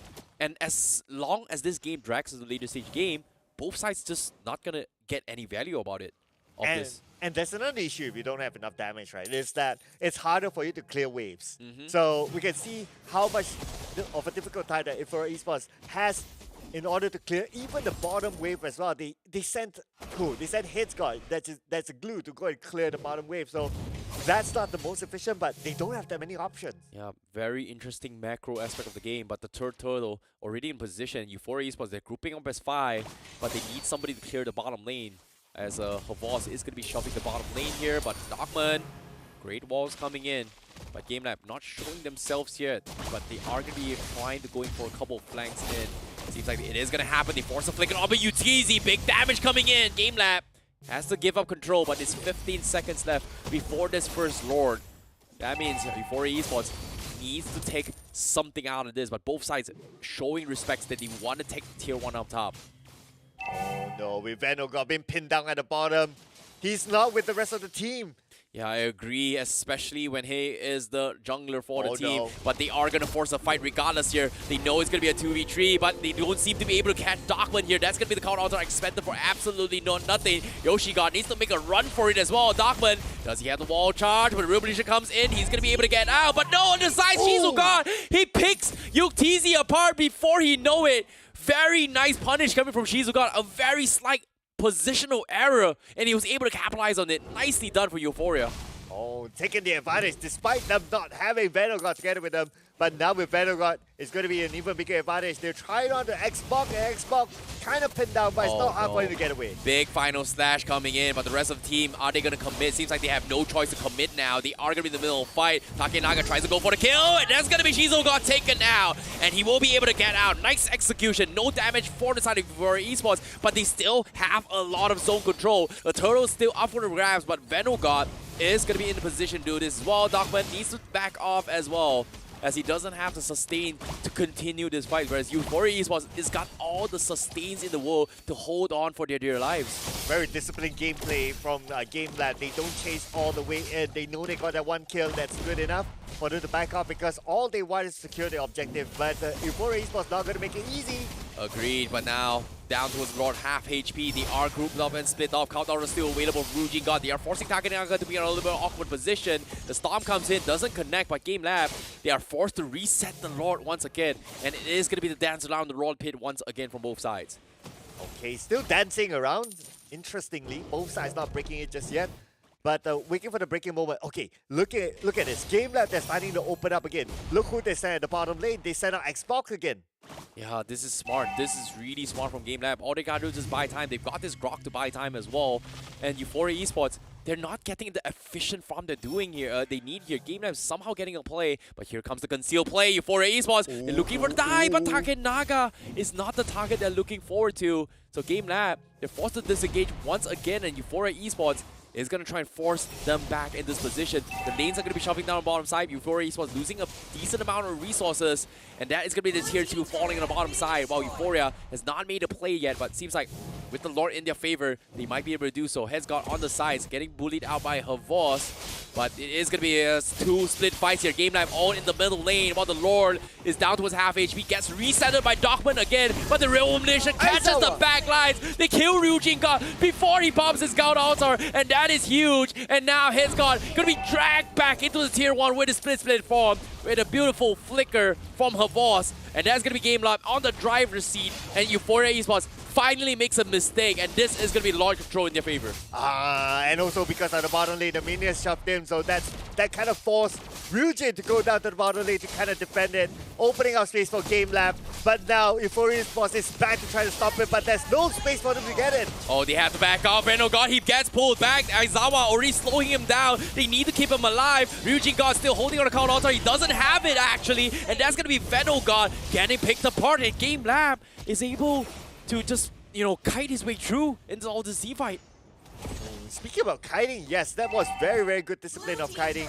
Just pulling them towards the... Oh, Xbox is in trouble. No, Havos, he is trying his best to hold on. Shizu God just hurts a little bit too much. This carry is going to start the combo line, but Takenaga is going to try and bully Ryujin God, pulls him back for now, but with the Lord pushing down the bottom lane, it is going to be still in favor of GameLab to have control of this fight. Don't forget the top lane as well. Just look at where the minions are at, just at the doorstep of Euphoria Esports. And now Euphoria Esports basically have 2 lanes they need to deal with. Yep, the win condition here from GameLab is to close this out before Shizu God comes up online, because eventually Dockman is not going to be able to sustain the burst coming from this carry. And Euphoria Esports now, they are going to be forcing a fight. Here comes the I'm Offended. They're collapsing on Aizawa. They get the count altar. They get the kill. They're going to pull back UTZ, and a big appraisal drive will finish him off. And that's going to be GameLab making the blunder here. Great catch coming for Euphoria Esports. Oh, a little bit of an overextension there at the mid. But anyway, they still managed to get the bottom inhibitor turret. They almost got the top inhibitor turret. So it's still not too bad for GameLab. No room for Euphoria Esports to really push back. Oh, Yoshi God, what a catch to save the day. But with no inhibitor, they are going to be having a little bit of lane control. They need to find some kind of objectives, but eventually, GameLab, all they got to do is just kill off Ryujin or Shizu God, and the majority of the fight is going to be won in their favor, and they are going to be able to kite their way through. And Euphoria, they're looking to buy more time. Middle tower still standing in. Ryujin God not looking to fight this at all. Takenaga just a little bit too annoying to deal with for now. Okay, everyone's like trying to be as disciplined as possible, not overextending, not over pushing, because especially for Euphoria Esports, they need to be aware of the other lanes have been shoved up, so they need to make sure that it's clear. So they kind of force Ryujin to go down to the bottom lane to kind of clear it off, but that's an advantage to GameLab at the end of the day because they have map control right now. This is tough. This is very, very tough on how they want to win this game, right? GameLab, they have an easy task. All they gotta do is just shut down the carry, right? But the question here is, if they enter the flank from a wrong angle, they are at risk getting chain CC'd by the Ruby, by the Fredrinton, by the Shadow Stampede coming from the Faramis. Even though they don't have damage, but it is enough CC to find an opportunity for Shizu God to pick off at least one player. So even here as well, even Takenaga is here, you don't really want to be on top of a Fredrin who can annoy the heck out of you. And with the Lord down the bottom lane, this is actually a little bit of a small room for Euphoria Esports, just because of the fact that they can mark the bottom lane because it is closer to the Lord. But if the Lord was on the top side once again, this is going to be unfavorable for Euphoria Esports. Oh, but then again, just look at this. The split coming up from Xbox, just doing that some sort of like a split push, a mini split push, but now it's coming back towards his team. They're going to go in for it. In fact, both teams are. You can see both sides trying to get into the Lord pit, but not able to do so. Oh my goodness, the I'm Offender play, they collapse on 3, and now they're going for the group fight as well. The counter comes in, and she's, oh god, getting a free value pick on UTZ. But GameLab, they're able to disengage. The Aizawa is doing a fantastic job of just slowing them down, but they do have the damage, and you can see they're shifting on towards the Lord pit. They're calling the Arlot in, but they are a little bit too far off. Purple buff going to be contested by Head Gods as well, but GameLabs, they have to go all in, but it's a little bit too late. The Lord will be taken down, and now GameLab, they have to run for their lives, and Darkman dropping very, very low. He might not survive the final slash as a safety net coming from Havos to stop them in his track. But look at this, GameLabs, they managed to disengage there from this.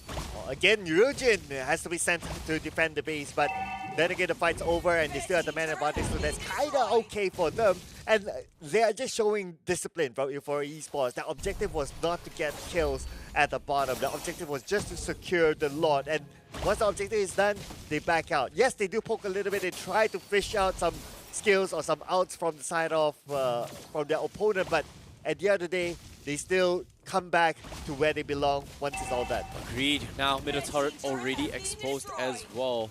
But interesting enough, coming from GameLab, they're playing for a slow composition. They've got Ice Queen once, they've got Thunder Belt. But Euphoria Esports, they may be slowed pretty hard. But as long as they get the right target coming from Yoshi God, they will win the fight. In this case, getting 3-man from Yoshi God was the perfect dream catch coming from Euphoria Esports. And they're looking to make another play again from Yoshi God. As you can see, the Lord's collapsing as well. Takenaga gets slowed down, but there's just no follow-up to punish his way through. But seems like they will settle with objectives. Ooh, okay, I thought they would have been able to even up the odds in terms of the turrets, but unfortunately for Euphoria Esports, the Lord wasn't enough to take down the top turret, so still a little bit more advantage for GameLab. But looks like GameLab, they're not going to let this go, but the purple buff is still taken by Euphoria Esports. Yeah, this is tough. This is very, very tough indeed. And Euphoria Esports currently in a position to force a fight as well. They do scout out Darkman, but it is only a solo roamer. It's just not worth it to dive him. The biggest target here is going to be Aizawa as well as Takenaga as the stalemate continues for both sides. This is really a 50-50 matchup at this point. But we are heading towards the late game. In fact, we are pretty much at the late game right now. This is where Euphoria Esports should be able to show what they're able to do, especially with the damage that's able to be dished out by Shizuka. Very, very strong late game composition coming from them. But GameLab, look at this. UTZ, the idea from GameLab is to try and kite Euphoria Esports and force a fight, right? But the problem is, if Euphoria Esports doesn't commit, it's hard for GameLab to win the fight, because the idea of the composition is to allow UTZ to kite off the Frederick and then pick him apart with the slows coming from Aizawa. And every single time a fight is about to break down, Euphoria Esports just doesn't commit. So both teams has very, very identical compositions where they will excel if your opponents dive into them. Both teams has a very strong defensive high ground compositions where when it comes to whoever overextends, they are going to get killed for it. Yeah, you always have a good front line for the two teams. Right? Just look at how they position themselves. Like for Euphoria Esports, you have the Ruby, you have the Glue at the front, just to open up space. And then on the side of GameLab, you have Dogman and you have Xbox. Both are tanky enough. So looks like it's really, really hard for both teams to really dive in. But like what you said, it's all about who makes that first move. And sometimes about making that first move, you'll be countered. And that's where the opportunity will be taken. But we could see that move be taken now. Exactly, you can see how harassment's coming from Shizuka. It's just annoying the heck out of GameLab.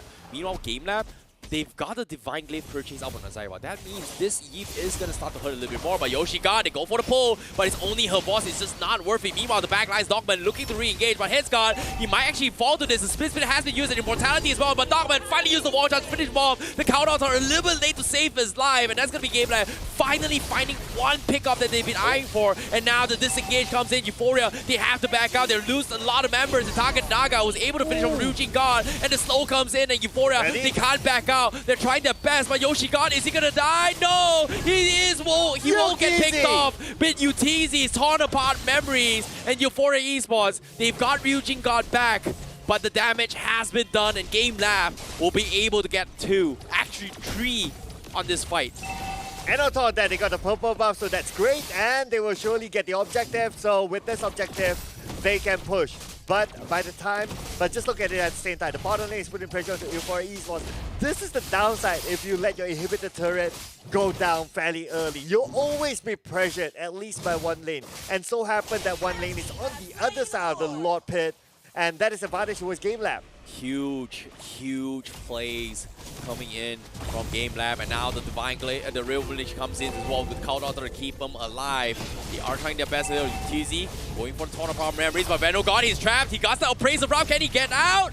He does have the Immortality. He's got swapped for the Winter Trunket as well. Doesn't need it, but he will keep his life for now. But GameLab, they still have the Lord pushing in down bottom, so they are going to be happy with chipping away the Immortality for now. Yeah, stay at the top, stay at the mid, let the bottom do its work, and the moment bottom goes in, that's where they will dive in onto the turrets, take down the turrets, and so on and so forth. In fact, the top turret will be taken out by GameLab, so now 2 lanes open, make that 3! Yep, now this is going to be exposed as well. Euphoria Esports, he cannot overcome into this fight. Head's God, he's out and open as well. He's getting chain CC'd once again. He needs to get out. He's going to be A-OK, but Euphoria Esports is going to be focused on taking down the bottom side. Countdown target being expended, but Head's God, he's still outside. Euphoria, they have to re-engage. They go for the bottom. They all clumped up in the street. Here comes the chain CC. The final session is disengaging from them, and they will be able to pick them apart. And that's going to be one down from UTZ. No marksman available, but Euphoria, they are looking to fight this fight, and that's going to be Takenaga finishing off the marksman 1-for-1, but they're so low. Look at all the CCs from Euphoria Esports, and Arlon with the final slash does absolutely nothing. Heads God kills off Takenaga, but Ryujin God, he's holding down for their lives, but eventually Havos finds the second damage dealer of Euphoria Esports, while Euphoria Esports, they're still gonna be looking for that wet noodle fight that we've been eyeing for as well. It all comes down to Havos. Can he get out? He's got the Immortality, but where's the damage? Look at this! 3 tanks bashing out towards Arlon, and he's got the damage to fight this. Rujigon resurrects, and now with the Immortality, he's down to his last life, but it is going to be Ryujin God that kills him off. That took like 2 hours for them to finish that kill. Technically, this is just, taking a hammer, trying to bang onto his wall, hoping to break the wall in one day. Yeah, and that wall is like what, what's stronger than a cement? Okay, yeah, I forgot my physics by now. But anyway, you guys get what I mean, right? Steel is definitely stronger than cement. Thank you. Yeah, steel, I mean, you guys name it, right? Just look at the amount of, I wouldn't say the amount of defense on GameLab, but the lesser amount of damage for Euphoria Esports. This may be, in the long run, they would depend a lot on the Shizu God. And imagine if the Shizu God gets taken out first. Oh, speaking of which, UTZ, he got caught out and he's gonna die to Shizu God. Winds of Nature, no problem. The passive is gonna take him out. Takenaga is gonna try and salvage the situation. Can they kill off Shizu God? No, they cannot. They won't pick him apart. The countdown keeps them alive. 60 seconds on the sidelines for the jungler. 48 for the marksman. Crystals exposed. Euphoria with one lucky pick. They are gonna focus on the crystal, but they're throwing bodies for this. Havos, he is gonna keep him alive, but he is surrounded by too many people. The damage coming from Shizu God, a little bit too much to handle, but they have to play the safety net. They cleared the minions coming from GameLab, but this is gonna be a second one as well, but they're throwing it all on the crystal, and Euphoria Esports takes game 1. And this is the first time in our broadcast that GameLab drops a game. Oh my goodness, but you can't think about it. They depended so much on Shizu God to dish out the damage. The moment he was down, there was no other damage dealers. It took them like forever to get that kill at the bottom early on onto Alot, and they need to keep him alive. That is the risk that they took. Very, very unorthodox playstyle coming from Euphoria Esports, but eventually worked out in their favor. I love it. I swear to God, the idea into this draft was very smart, but it was extremely greedy. But like I said as well, no damage coming from Shizu God. But let's talk about the individual plays on the drafts coming from both sides, right? 2 damage dealers coming in from GameLabs. We've got Yi as well as the Brody. Both of them dies, very, very long cooldowns. Yi, annoying. Faramis doesn't have the high damage that the Yi provides, but if they're grouped up, a lot of damage, okay? Yep. But if a Faramis dies, the respawn timer on the Faramis in the later game is actually very helpful because of his passive ability. Normally, like just now, one person dies 24 minutes a game, 30 close to 40 to 50 seconds on the sidelines, whereas Faramis, because of his passive, is gonna like a 20-second cooldown and he will be able to rejoin the fight. So the idea of how Euphoria Esports plays this is looking towards the ultra late game of the stage, and it actually worked out in their favor. Yeah, and Euphoria but they were so dependent on the carry. Like, there was a point where carry was taken out, and then it was left with the rest of the others, as mostly tanks. The amount of damage dished out is not that much. Okay, let's just look at the stats, right? So look at the KDAs even. Like, it was... I wouldn't say this tells the right story, but if you were to watch the game properly, you can see how dependent they were on to carry on Shizogod. Imagine if when they tried to push and GameLab somehow managed to take down Shizogod first, that's it. The fight will be extended. I agree, but interesting enough, Shizogod doesn't even go for the Winds of Nature, opting to go for the Radiant Armor, knowing that he's always dying to be heaved there. And it's funny that he's not going for a Winds of Nature, but I guess it was swapped up a couple of times now coming from Shizogod. But all in all, like you said as well, only damage here is going to be carry. And at the later stage of the game, especially this late, any tanks is going to get completely shut down from carry. So overall, based on this draft as well, you can see it was very, very smart, knowing that Euphoria Esports, their biggest weakness is mobility. And the Eve is one of the reasons why that Euphoria was struggling to close up this game. But their denial pick in the final phase of the pick rate, where they picked off the carry, denying it away from GameLab, it was pretty much I would say the win condition that GameLab needed to win the game. But because they drafted the Grok first, this carry immediately gets taken away by Euphoria to allow this Fredrin a chance to win his fights, even though he's being kited by the slows coming from the Eve. Yeah, I'm not gonna lie as well, despite Lancelot being very annoying as well with his mobility, but we didn't see him dishing out that much of a damage. I think it's also because like you got a good number of carry heroes, or sorry, you got a good number of tank heroes on the side of you for esports, so it's very hard to target the squishy ones. In fact, if you want to target the squishy ones, it's only carry. And how they protect the carry is just amazing. So that didn't allow GameLab to try to take down the carry as easy as it was. Yeah, and on top of it all, the win condition for Euphoria is very, very crucial, and they understood that. So well done coming from Euphoria Esports. And the MVP for that match is going to be none other than Venogard on this Fredrin. 1-1-10. 68% kill participation, just stunning the right targets, zoning them out, getting the right Appraisal's Wrath to finish him off. Nicely done for Euphoria Esports. Dude, this just shows. Just ban the Fedrin. Throughout the entire tournament, he has picked Fedrin majority. There were only 2 times that he didn't pick Fedrin. He picked Fedrin 8 times, 7 wins, and multiple MVPs with the Fedrin. I am kind of surprised, honestly. I'm kind of surprised that GameLab didn't give the respect back. I agree. It came down towards the needy videos as well. And even for Ramis, even here, this was the one time that GameLab made a mistake, right? You have to understand, the Faramis damage output is not because he hits hard directly.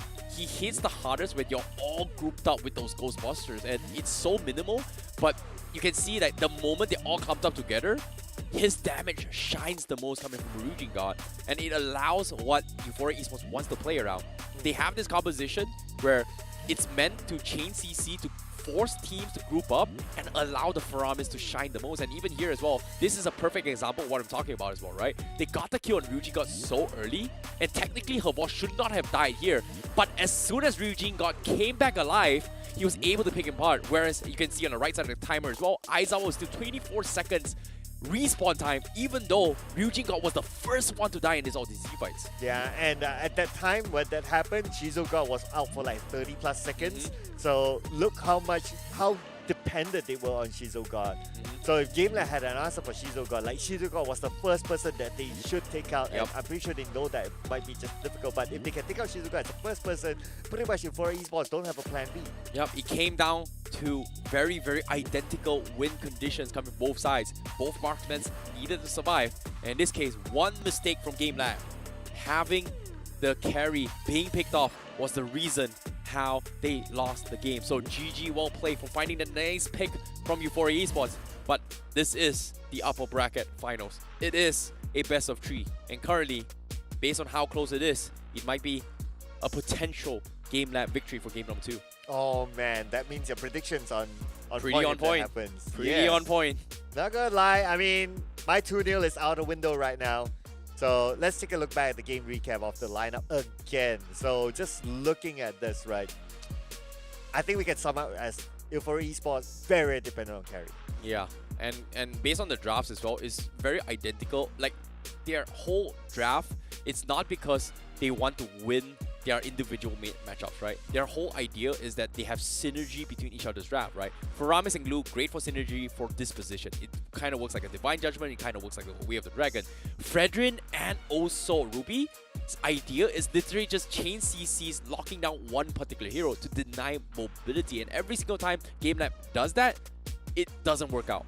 Whereas from GameLab, they have a composition where they're looking to kite around players. Mobility from Brody, mobility from Lancelot. You've got Grok, who's unchained CC-able in the right hand.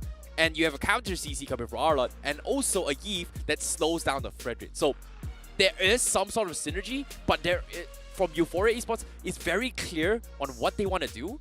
And in order for them to pull it off is only if Shizu God gets to this Ultra Laser J game. Because no matter how much disposition, no matter how much CC, it looks good and all, but if there's no damage, they're not going to kill anybody. Whereas from the side of GameLab, they have a balance of damage as well as CCs. And you can even see here, based on the total damage, it's actually favoring GameLab a lot just because of how much they can poke into these team fights compared to what Euphoria brings to the table. Yeah, but if you look at on the side of Euphoria Esports, carry all the way.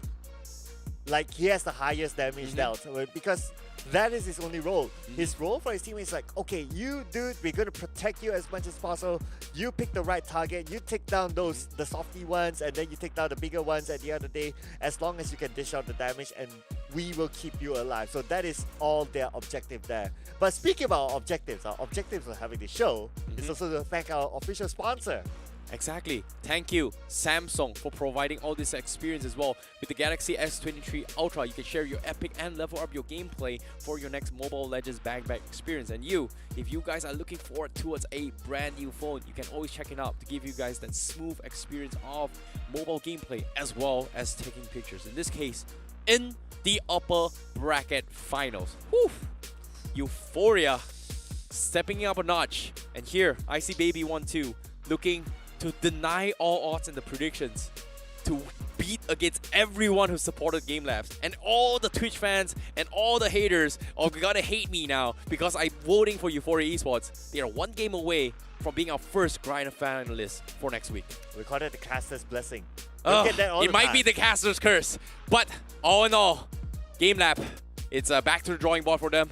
They need to rethink their strategy. Game 1 looked really, really good. The draft was very, very on point, but it only came down towards a 50-50 coin flip towards draft number 4 and 5 pick. Carry or not. In this case, they chose the Grok over that, and because of that, they almost won the game. But nevertheless, it was still a decent draft coming from Coach, and I'm excited to see how Game 2 is going to go between the minds of each team. Yeah, I have a hunch that we won't see the carry being picked up again because that was a really big risk that Euphoria Esports did with their lineup. Overly dependent on a carry. Now, for GameLab, since we're heading into the draft really, really soon, I do hope, this is my wish list, okay? So GameLab, please respect ban the Fedrin right now. There is enough evidence that Venom God, when you get in the Fedrin, he's just a god. No, I agree. Euphoria Esports is just so comfortable in the current patch where Martis and Frederick has been dominating the entire tournament, right? But there are still Minsitar compositions. There are still heroes that the Faramis and also the Glue can actually play around with. And you can see this time, they switch it up for Euphoria Esports.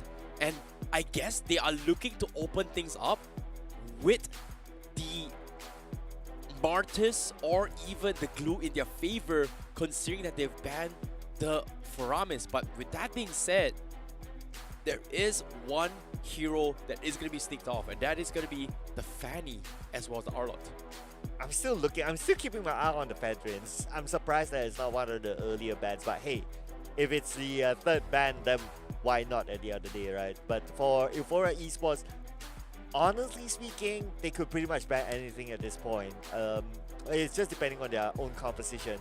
If they want to go in for the Valentina ban, that's fine. If they want to go in for the Glue ban, that's fine as well. But yeah, Valentina ban, a very hard pick that's always used by Aizawa. Fedrin, come on. Come on, Fedrin. They have to, right? They have to. There is Fedrin. so much more that is going to be sneaking by. But speaking of, I guess banning the Fredrin is going to be a safety net. But if they do that, that means there is going to be a couple of heroes that is going to be sneaking by, and that is going to be potentially the Arla. But oh, wait a minute. Our drops is gone, huh? Okay, we're gonna chill for a bit. Okay. And we will find out soon whether we get the Fedrin ban. Okay. I'm still hoping that GameLab actually does that. We can briefly see what they're thinking here, but there is discussions between both sides. They mean business. It is almost one more day for the holidays, for those who are celebrating Hari Raya. But for me, I think they should technically ban the Frederick for like almost guaranteed, I guess. But oh, we are back again. Yay! Thank you very much. No! It is the other way. So Euphoria was on the red side and GameLab on the blue side. But still no Fedrin ban. No way. They're gonna pick it right now. They picked the Kaja instead. That means Euphoria Esports is gonna open up with the glue as well as the what? Okay. Oh, wow, this is smart. Knowing that Darkman loves playing this Kufra, Euphoria, because they first picked the Kaja, that pretty much forces GameLab into a situation where do we use the Divine Judgment for specifically the Fanny, or we use the Divine Judgment for a setup? But all in all, this puts them in a tough spot where, hey, Darkman, if you're playing the Kaja, so be it. There's no way we're letting you play the Kufra, because if you play the Kufra, that means this is going to be an XP Kaja. And oftentimes, we do see teams play a jungle Kaja, so it might be a problem. But I was expecting maybe a jungle Akai, but they're not going in for all at all. That means Yves has been anticipated, and they are going to go for the Lancelot. Fredrin going to be guaranteed from Euphoria Esports again. Yeah, definitely. They have to pick it right now. I mean, there's no reason for them not to pick it. The stats do favor them and all that. I'm kind of surprised that not even GameLab actually tries to like steal it away from Euphoria Esports though. So Euphoria Esports, come on, that has to be a pick right now. Like, don't need to think that long. If it's not the Fedrin, then I mean, I would like to say going for the marksman first, but looks like it's gonna be the Kufra. Oh boy, this is interesting. This is very interesting. Euphoria Esports, they're afraid of it. They are gonna deny it away from them playing a roam palm position for themselves. So I guess that's the idea from Euphoria Esports. It is a way to deal with both the Kaja as well as the Lancelot, right? The moment they go to pool, there is an opportunity for this Kufra going for the setup. Grok is a great way to deal with Fanny. Definitely a hero they will be banning off. I'm pretty sure that GameLab or Euphoria Esports might be banning the Paquito later on, in case they decide to go for the 1-2 punch on the Fanny, right? Like, Fanny is the biggest problem that they are facing right now. But in terms of mages, they've got so much to work with. GameLab, they banned 4 mages, just targeting on what Ryujin is going to be playing, right? I think now, if they are going to continue this trend, it's not that bad. But all in all, he still has so much mage to play with. He's got Lunox. Lunox is a great way to deal with it. We've got Lilia as well, which is pretty okay to deal against a Yves. Yeah, I know Kanita is pretty much banned here, but I think Kagura is pretty bad in this competition. But yeah, Lilia and Lilia and also Lunox isn't too bad against GameLab's competition right now. Well, you did talk about the possibility of playing a Kaja jungler, right? But nah, I don't think so. Yeah, they've got the Lancelot now. Correct, because of the stats. So previously, do favor towards Darkman using the Kaja as well as a roamer. So yeah, but since they have the Lancelot, they kind of sealed it down. But for Euphoria Esports, so carry again, probably not, because carry is actually kind of easy to counter. It's kind of soft as well. So I don't think they'll go for something that's predictable. Instead, for Euphoria Esports, they still have a couple of other options for the gold laner. Harith could be one of it. 1-1 could be a pick as well. I think I think GameLab picking a Fredrin XP isn't too bad here. Just Fredrin XP? Yeah, Fredrin XP from the side GameLab isn't too bad. Oh, They should have okay. taken they should have taken the risk to actually ban it, but I guess Euphoria Esports is afraid that that might happen. So they are gonna pick the carry again just as a safety net to deal with it. That means GameLab, they will have the option to either pick the Leslie or the Moskov to deal with the Fanny in case the one-shot comes in. However, with that being said, Melissa completely ignored from both sides. That means Melissa might be picked off. But at the same time, I think it isn't too bad from GameLabs just because the Melissa can still do with the split coming in. But no, safety net is going to be the way to go. And it is going to be Moskov as well as the Fredrin from GameLabs. Oh my god, I love my job. Like, I love my job that I know that they are going to draft this. But I just hate it because now Euphoria Esports, they are already anticipated that this XP Fredrin is going to be played out. They have a solution, but still the biggest problem is, do they have a strong mage that can kill everyone from side GameLab? Lunox, not that bad. Lilia, not too bad. However, if you go for Lilia, you only have 10 shots. And what I mean by 10 shots is 5 Shadow Balls has to be precisely timed with a magic black shoe. And probably you get like 1 or 2 more shots and that's it. Whereas Eve, it can go endlessly. And it looks like they're not going for it. They're going for the Kagura to go in for a potential snipe down. And they are just going to double down with hard CC lockdowns from Euphoria Esports. Well, not many Kagura picks in our tournament. I believe it was only like once that was picked so far. So this is a rare pick here for Euphoria Esports. Anyway, they're still going to stick with the carry lineup. So again, if whatever that GameLab learned from the previous round is like, try to either take down carry first or try to stop carry from scaling and don't play the late game. This is a very, very scary draft coming from Euphoria Esports. They pretty much hard-locked themselves trying to shadow draft themselves to GameLabs, but giving away an easy composition for GameLab. It seems like it is a very, very much winnable game for GameLab for game number 2. And all in all, I'm excited to see how this upper brackets is going to look like. Ladies and gentlemen, we're heading into the land of dawn. And this is going to be game number 2 for between GameLabs versus Euphoria Esports. Alright, so considering that Venogod, because he definitely needs the purple buff, but he's not going for that first, but that allows GameLab to try to jungle invade. But so far, because of like what we've seen, the trend of today for all our games is that maybe because like, okay, they are big games, they are top teams, so they're kind of respective with each other. So the starting of the game, we don't really see that all-in jungle evade. And not like GameLab is prepared for that anyway. Yeah, this is something that I think they eventually need to figure out, right? Like, eventually it is going to be a tough one. But Yoshiga looking for the steals. Okay, not going to happen. But at the same time, Venogod, he's got to make things work with this Fanny, right? The timing between fighting this Fanny, especially with the first objective, is that the first 20 seconds of the turtle spawning in, you have an advantage to shut down and take the turtle away before the Fanny comes up online. And that is something that GameLab perfectly understands how to play around this.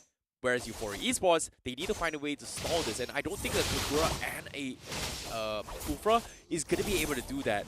But I like that they are taking safety nets. But oh my god! No. What? What? How? What? Euphoria Esports, what the hell did I just watch? What safety net are you talking about? What? What safety net? All in. Yo! What is that?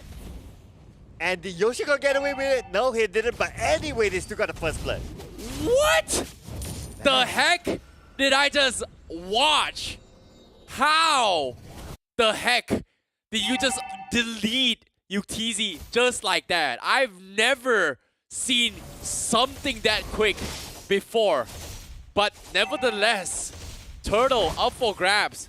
No purple buff out of Venogod. GameLab's in position to contest this, but from behind, he's gonna make a attempt. But the turtle will be secured by GameLab, and they have to disengage. Hensgod, he is gonna be in a little bit of trouble. He's getting kind of around. He needs to make a run for it as well. Darkman very close to his Divine Judgment. He will flicker out. Not gonna get it. Just got his Divine Judgment. Not gonna get the kill for GameLab. Look at this. A lot of space created for Shizuka again. Like, Shizuka is totally ignoring the fact that he needs to join in the team fights or he needs to get the objective together with his teammates. Nope, he's like, I'm just going to do my thing. I'll show up when it's 10 minutes above. What?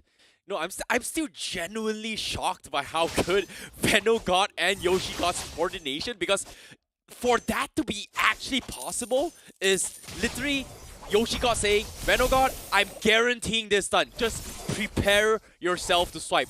And before even thinking about it, Venogod made the attempt, trusting Yoshi God to connect that to actually get the kill up top. So that's why it's so crazy to see how this is actually happening coming from Euphoria Esports. Well, let's hope that it's not a one-hit wonder from them. Maybe. Yeah. Just maybe. But for now, it is going to be a stalemate for both sides. GameLab is not going to do him any good, but Yoshi God once again with the setup. And here comes the snipe down. That's going to be Dogman. Take it out equation. Revolution not going to do anything.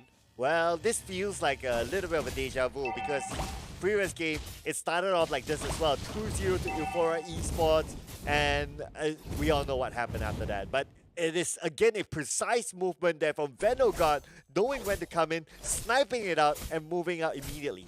It's crazy. It is indeed crazy coming in from both of them. But Euphoria Esports now are going to try force a little bit of a fight here coming from Headscott. They're trying to force rotations. I'm a little bit surprised by how much Headscott is getting away with all this value, but because of the fact that he's got all this sticky, nicky bombs just tossing his way through and can get away with it, because if GameLabs commit to this, they are going to lose total objectives, so they have to pick the poison. Euphoria Esports, looks like they are still going to force it the issue.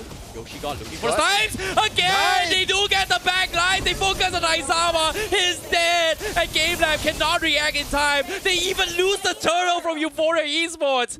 Oh my god! What am I watching? Aizawa losing the position, allowing Yoshi got to jump into the back line.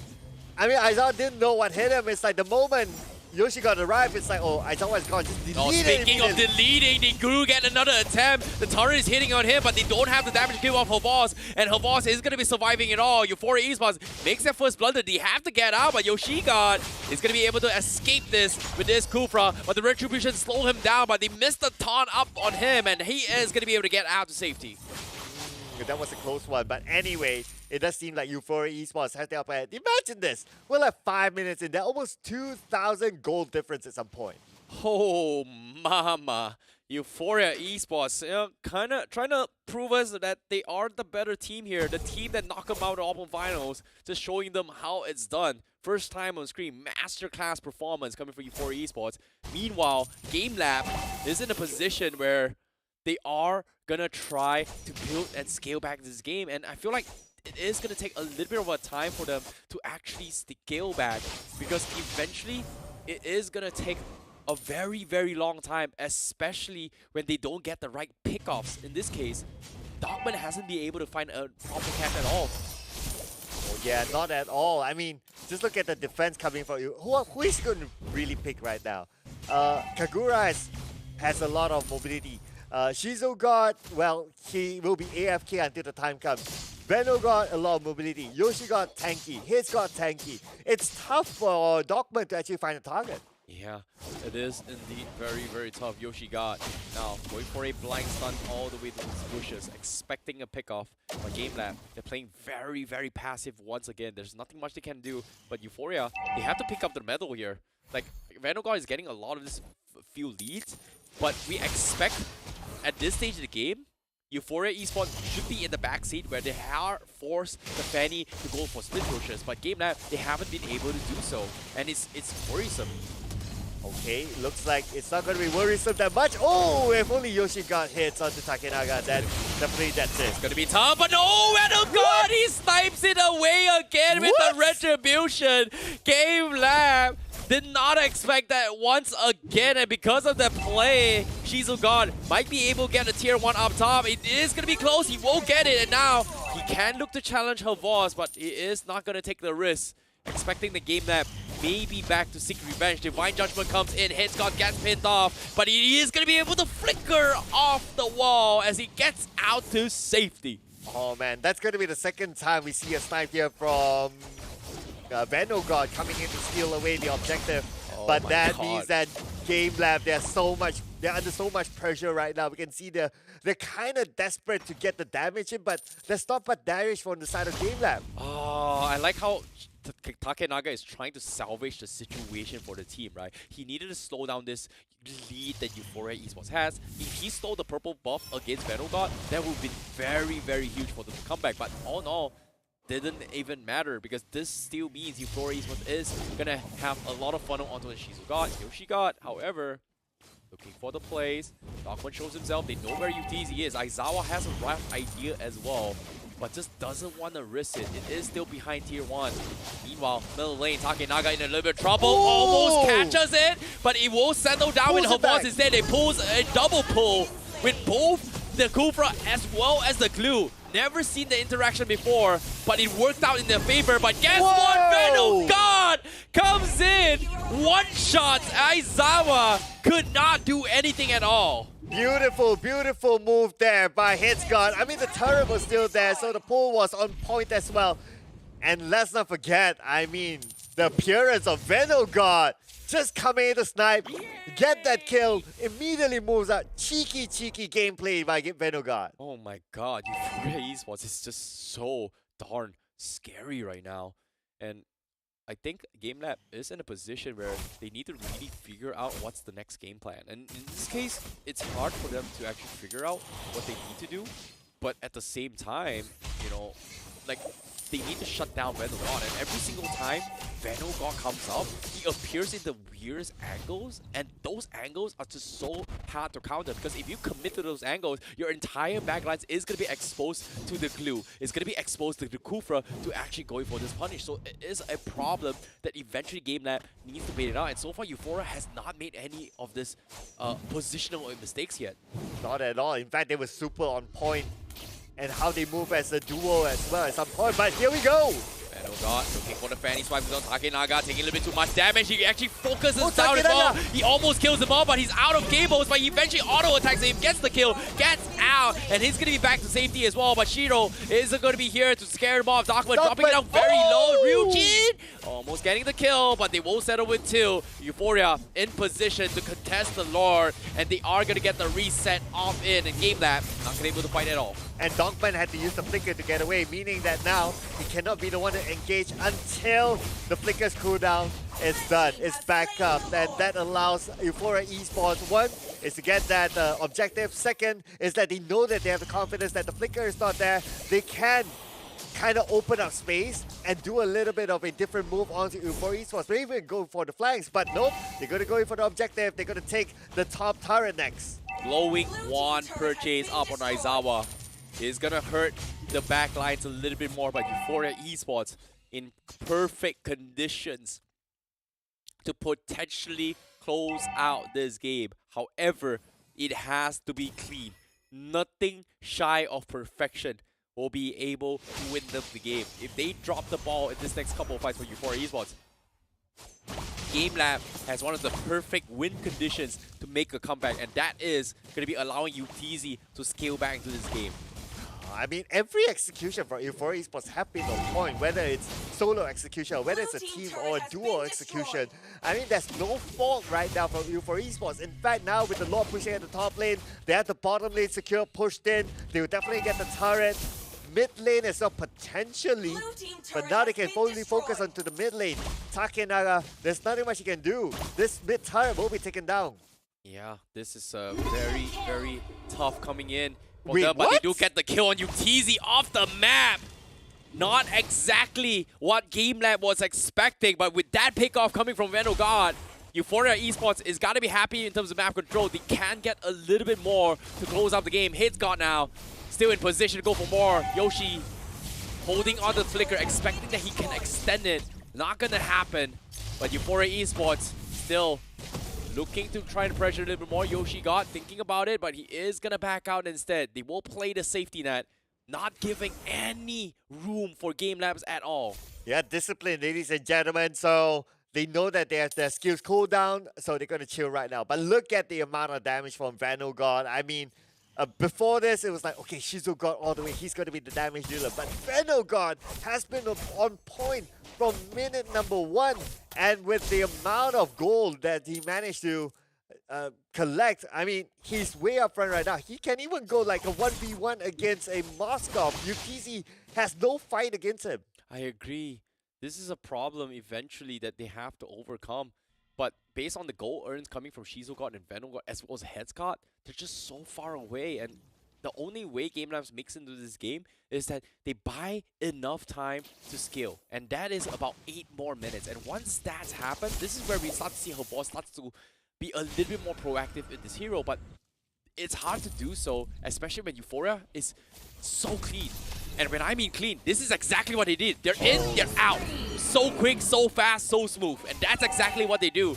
When they hit you where you least expect it, they'll settle 1 kill, and they will immediately back off, not giving GameLab the committed fight that they're eyeing for. But with that being said, this Lord is going to be in the hands of Euphoria Esports. And we are at 13 minutes. So right now, Shizu God, he has scaled enough. Okay, at the top lane, looks like Ryujin God will be the next one to go down. Oh my God. But Dogman, at least they managed to pull by off. Finally a kill for But GameLab. look at UTZ, oh my God, he just got solo killed by a glue. It's scary. The monster is here to terrorize, and now here comes the flying Fanny. As Euphoria Esports looking for the kill, and oh God! Guts the damage. Dogman is going to be able to escape this. Yoshi God getting a little bit baited out, but the Lord is going to be pushing from the top side. Meanwhile, bottom lane, it is going to be shoved as well as GameLab needs to find a way to hold on. Okay, it's going to be hard now for GameLab because all 3 lanes are being shoved at. Now the bottom lane, we got Headguard. In the middle lane, we got the rest of them. The top lane, we have the Lord. So it looks like Yoshi God and the rest, they're going to focus on the top lane for a little bit more. And Headsguard is going to come join them. Yep, it is going to be the case as well. Headsguard does have the immortality. Reno Fanny, look at this. Reno looking for the strike. They do get the kick on target. Naga could not even escape the bouncing ball. And once again, Veno God looking for the flank. They're isolating the fight, and it is working out because GameLab, they're losing members from the top side. They need her boss on the top side, but eventually it's okay because Darkman was able to hold on, and Aizawa is going to be able to get the kill. Meanwhile, they take 2 inhibitors, top and bottom. Oh, beautiful move there by Veno God. He decided to split away from his teammates at some point to go to the bottom lane to take down that inhibitor turret, and that was well worth it. Yes, a couple of casualties. They lost Yoshi, they lost Ryujin, but not a big issue. They got the main objective. Yeah, that's exactly what they need, right? Like, when it comes to all this setup plays coming from Euphoria Esports, GameLab, they just need to pick one and kill them off. In this case, killing off Glue is the best they can ask for because it's the easiest target to go for. But if they do that, means it's going to be free reigns for Venogod to snipe the back lines. And so far, Venogod has been finding individual fights that GameLab least expected. But eventually, it will scale off because GameLab is in a position where if they have those items, Dreadnought Armor, they've got Brute Force Breastplates, it's going to be good. Because that is where they will shine the best. They've got a Brute Force Breastplate up on Aizawa now. He does have a little bit more sustainability, but I don't think it's that much of a difference considering that the biggest power spike that they need to deal with Venogod is having the Dreadnought Armor. And so far, the only one with Dreadnought Armor is pretty much Takenaga. And whenever he is in the fight, he's going to be in trouble. But speaking of which, here comes the Tyrant's Rage. Boss going to be the first casualty. Instantly gets shut down by Shizu God. Could not do anything in that fight at all. Not at all. Look at the amount of damage. If Shizu God's online, this time around, previously it was Shizu God only that's able to do the damage, but this time they have Venogod that's able to do the damage at the same time. So they can either go for the split, they can go for different lanes, or they group up together and do that team fight. You got 2 big damage dealers, especially when GameLab is grouped up.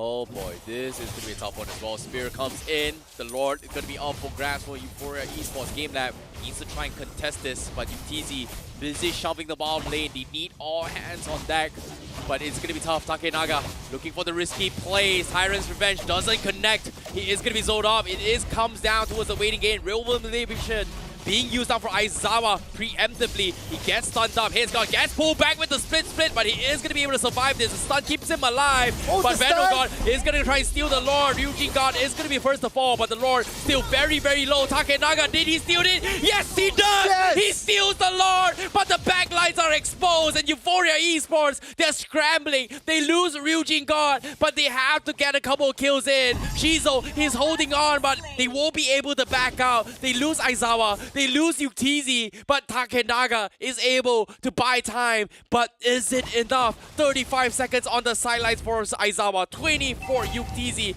Lord going to be spawning as well. Euphoria goes in for the snipe down, but the Divine Judgment catch over No God. He might die. He's got the immortality. He's got the Winter Trunket. He is able to get out as well. He is able to get one more. But GameLab, they're throwing everything to defend against this. But with the Lord in their favor, Euphoria doesn't seem to have the momentum to continue on, and GameLab will be able to hold on with this play. Oh, it's really thanks to the existence of Lord for the side of GameLab. If not, it would have been done for GameLab. Euphoria would have just closed the game off. But because there's a lot that it kind of stopped Euphoria from really going all in. But at the same time, Dogman found the right target to kind of like stop Euphoria Esports. But now we can see Dogma moving at the forefront. They don't have information where Hate God is at, but now they've exposed themselves. Yoshi got, oh, he's so close. Almost got the wall slam on Dogman.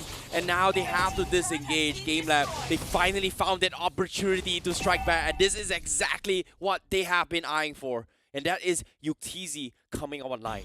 And that, even though they've got no inhibitor, they just need that one catch. And Dogman was able to catch Venogod. In all these instances, even then, Venogod, with his quick fingers, he was able to survive it. And it's crazy, considering how this game has progressed to a stage where Euphoria Esports is starting to scale off, except for Shizugod. Well, at this point, Euphoria Esports would have had all full items. So now it's all about like the execution for Euphoria Esports. GameLab almost there, but Euphoria Esports, they have the advantage. Now, this is the window before GameLab has complete full items, especially on Xbox. Yeah, the items here is very important, especially from Venogod, right? Like, he's gotten full damage all the way through. He's got the Hellbird coming in. In terms of overall damage, he's doing the right plays. But eventually, he needs to transition to a stage where he can play the kiting game, where GameLab is not going to be able to do too much in those scenarios, right? And so far, GameLab, they are progressing to that stage, and it is going to be a problem for them unless TZ gets picked off. Speaking of which, they are going to try and force a fight. Target Naga looking to try and contest the purple buff, but with 20 seconds left on the Lord, I don't think they can actually do too much.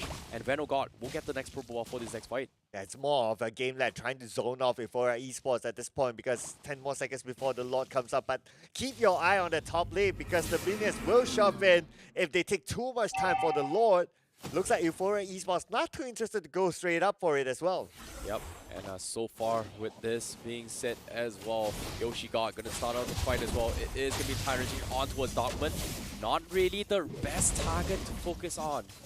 And they are gonna be on a stalemate once again. Lanes are being shoved out for now. Euphoria still has a little bit more time, but GameLabs, they do have the damage to threaten this. UTZ doesn't have the Haas cloth, but he does have the damage, so he needs to play a little bit more safety before Euphoria Esports decides to get the jump on him.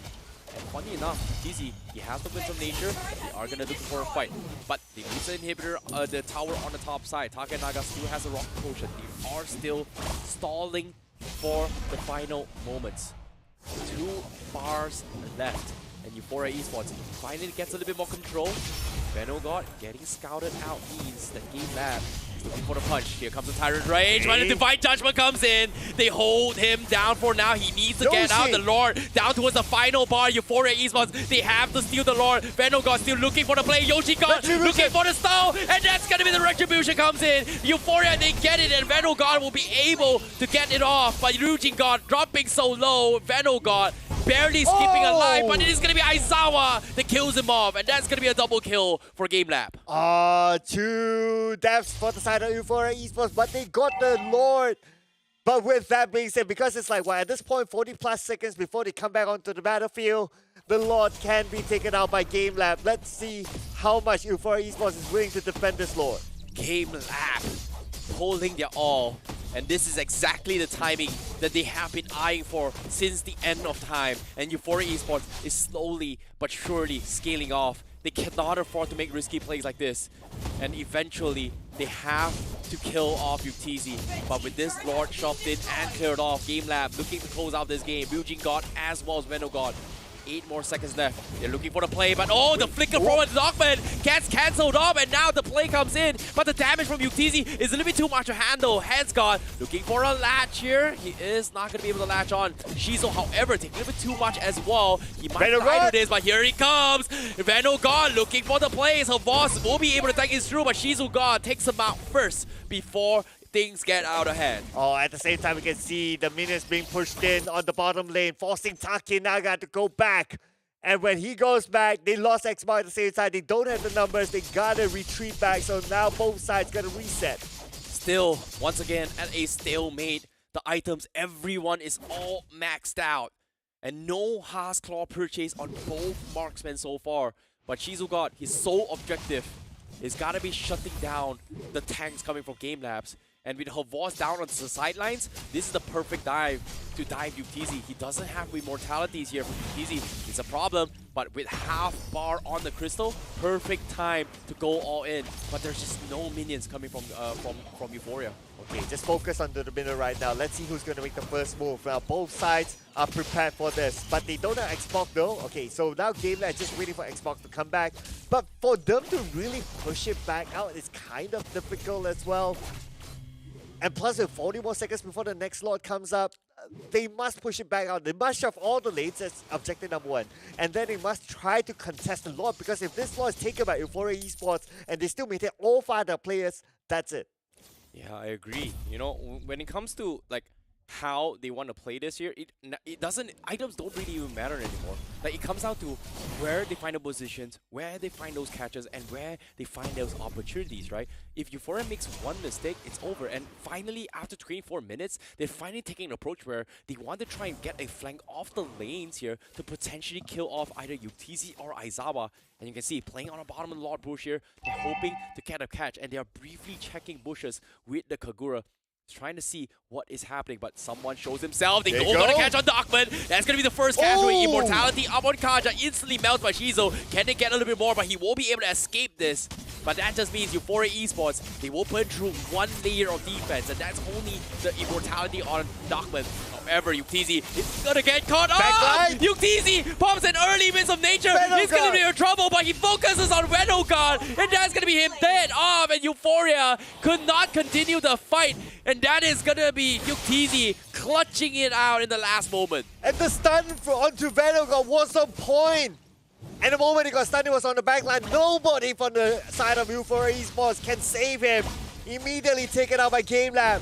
This gives them opportunity. This gives them hope of actually winning this objective. 25 minutes into it again. The Lord still surviving here, but middle lane, they get a pick on Aizawa. That's huge. The Eve needs to go, and he will fall. Shiro is going to be stunned off here, but he does have the damage to half HP kill Havos with his true damage.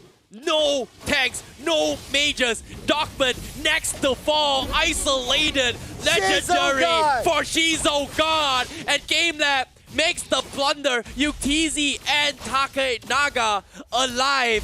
But what can they do? Euphoria 4v2.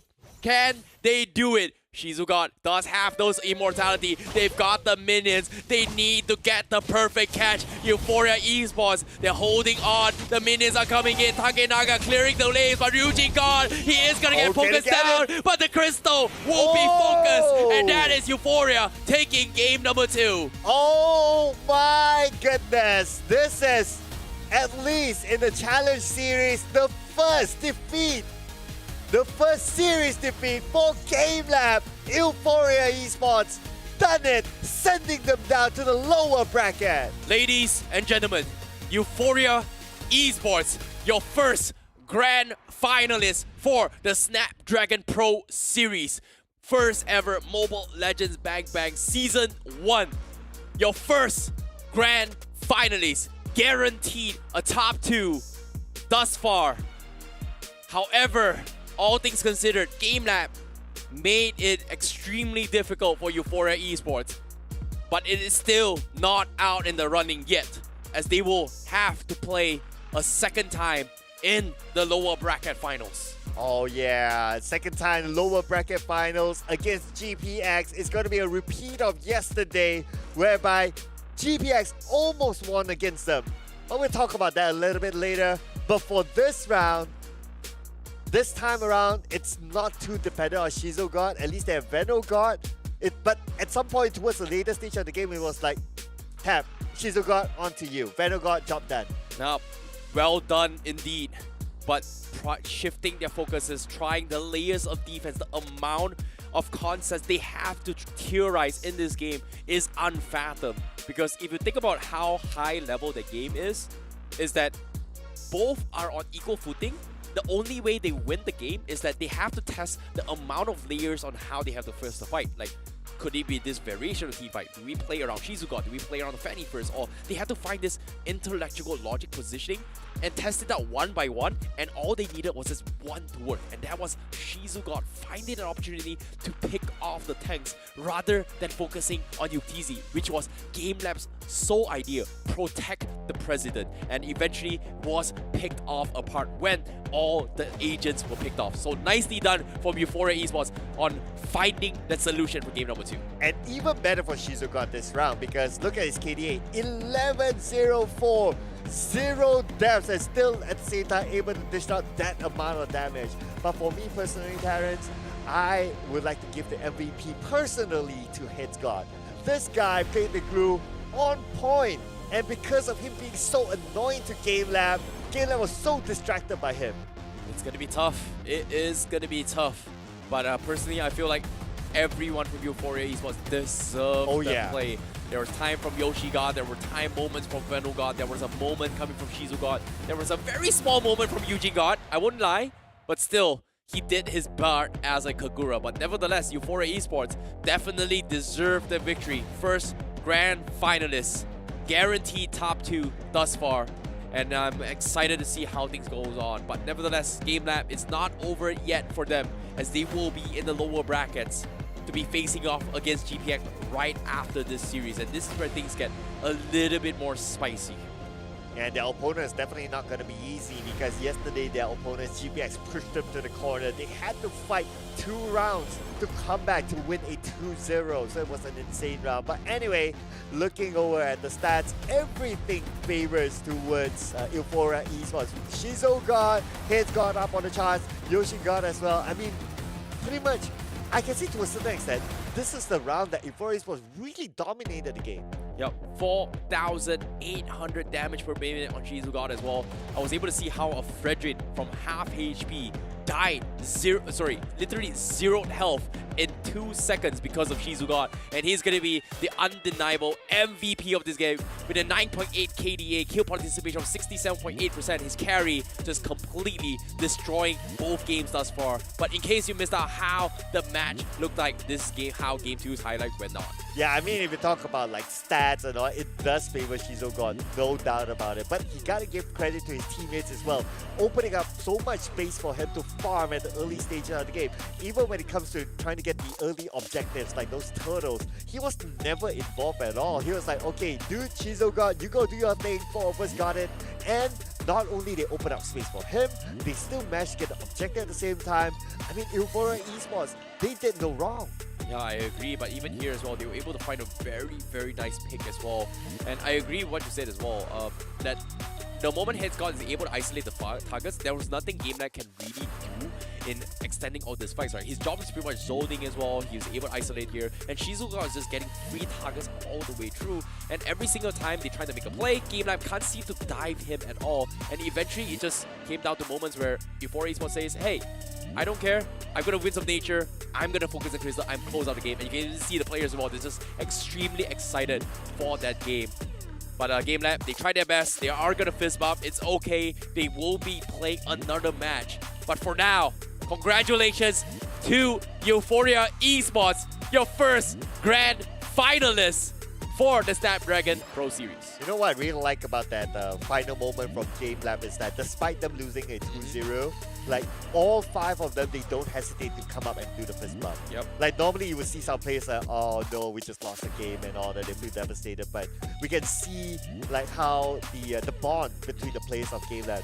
We win together. We lose together. So that's still a good sportsmanship side. Well, friends in real, enemies in the field. In this case, they are definitely in a situation where they have to overcome that odds. But before that rematch is going to be happening in the grand finals, potentially GameLab has to crawl their way from the lower bracket finals. Of course, they will be playing right after this series where they have to face off against GPX. This is where things are going to get a little bit spicy, because it is going to be against the only Indonesian team left for the Snapdragon Pro Series. Yeah, representing the Indonesians. So there's a lot more on the line besides themselves, and also representing the region. But just to remind everyone, yesterday, yes, the result, it was a 2-0 favoring towards GameLab, but it was not an easy game at all. And considering that GameLab had to play a back-to-back game, it's going to be hard for them. Exactly, but without that, I'd like to thank our amazing sponsors for having us here, the Snapdragon Elite Gaming, when winning matters, to take you through all the journeys of how all these amazing pro players and up and rising stars is gonna be showing up in this near future. Thank you so much for having us, for having yourselves here. But at the same time, Samsung as well for giving us one of the best experience here, the Galaxy S23 Ultra, where you can share an epic and level up as well your gameplay in towards your future vicinity. And who knows, you can actually check it out as well if you want to take some nice pictures. Yep, take some nice pictures. Take some nice pictures of us as well, but of course through the screen, unless you meet us in person. But if you don't meet us in person, we don't mind a drink. Do get us a Monster Energy drink. Unleash the beast. Check out the website below for more information on Monster Energy. Exactly. Be sure to get yourself a Monster Energy. Keep things alive. Meanwhile, next up as well, we would like to thank our amazing sponsors once again, and that is Kachi Shop, with great deals and game top-ups for you guys to take yourselves to some Mobile Legends skin, especially now when there's just so many on the line. You should get yourself a pretty good deals. And I've heard the Starlight Pies this season looks really nice. Yeah, including the Transformers is still up as well, so you don't want to miss out on that legendary Transformers voice. Yep, I agree. Optimus Prime.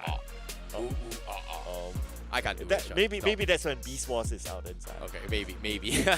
I like that as well. But nevertheless, we are gonna be excited to tell you guys that the grand finals is gonna be happening next week. So that is gonna be the end for today to see how Euphoria Esports is gonna be coming up. But we will have the final lower bracket finals happening today. That is going to be GPX going up against GameLab this time. GameLab's forced to play a back-to-back series, and this time GPX having a little bit of insights on how GameLab is going to be playing. But even then, it looks very difficult for GameLab's for Euphoria, even though it was a 2-0. Yes, and it's going to be elimination match this time. Yesterday when they met, there's still a second opportunity for these both teams, but this time around, no mistakes. No mistakes at all, because one team will go out. Yep, one team will be eliminated, and that is pretty much it for their journey here for the Snapdragon Pro Series. But oh no, that pretty much sums up the upper bracket finals. But we are going to be taking a short break, and right after this break, we'll be back with the lower bracket finals for you guys to continue to see who will be our second grand finals. Don't go anywhere. The Snapdragon Pro Series, powered by Samsung Galaxy, is brought to you by Snapdragon Elite Gaming, Samsung Galaxy S23 Ultra, Monster Energy, and Kachi Shop.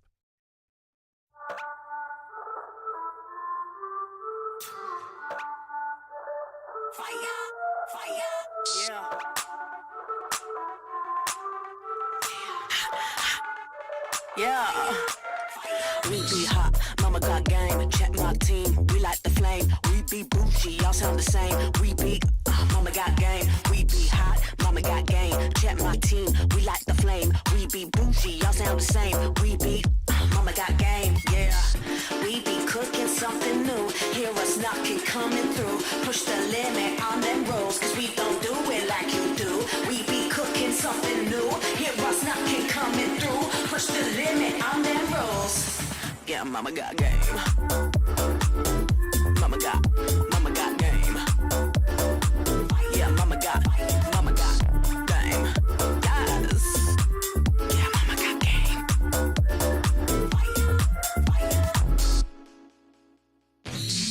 Rockin' the game. Hear them screaming, they screaming my name. We be up on the fame. We be all of the power, we reign. Rockin' the game. Hear them screaming, they screaming my name. We be up on the fame. We be all of the power, we reign. We be cooking something new. Hear us knocking, coming through. Push the limit on them rolls, cause they don't do it like we do. We be cooking something new. Hear us knocking, coming through. mama got game. Mama got game. Yeah, mama got game. Yes. Yeah, mama got game.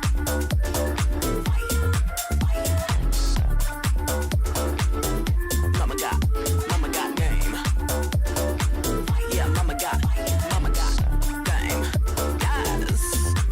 Yeah, mama got game.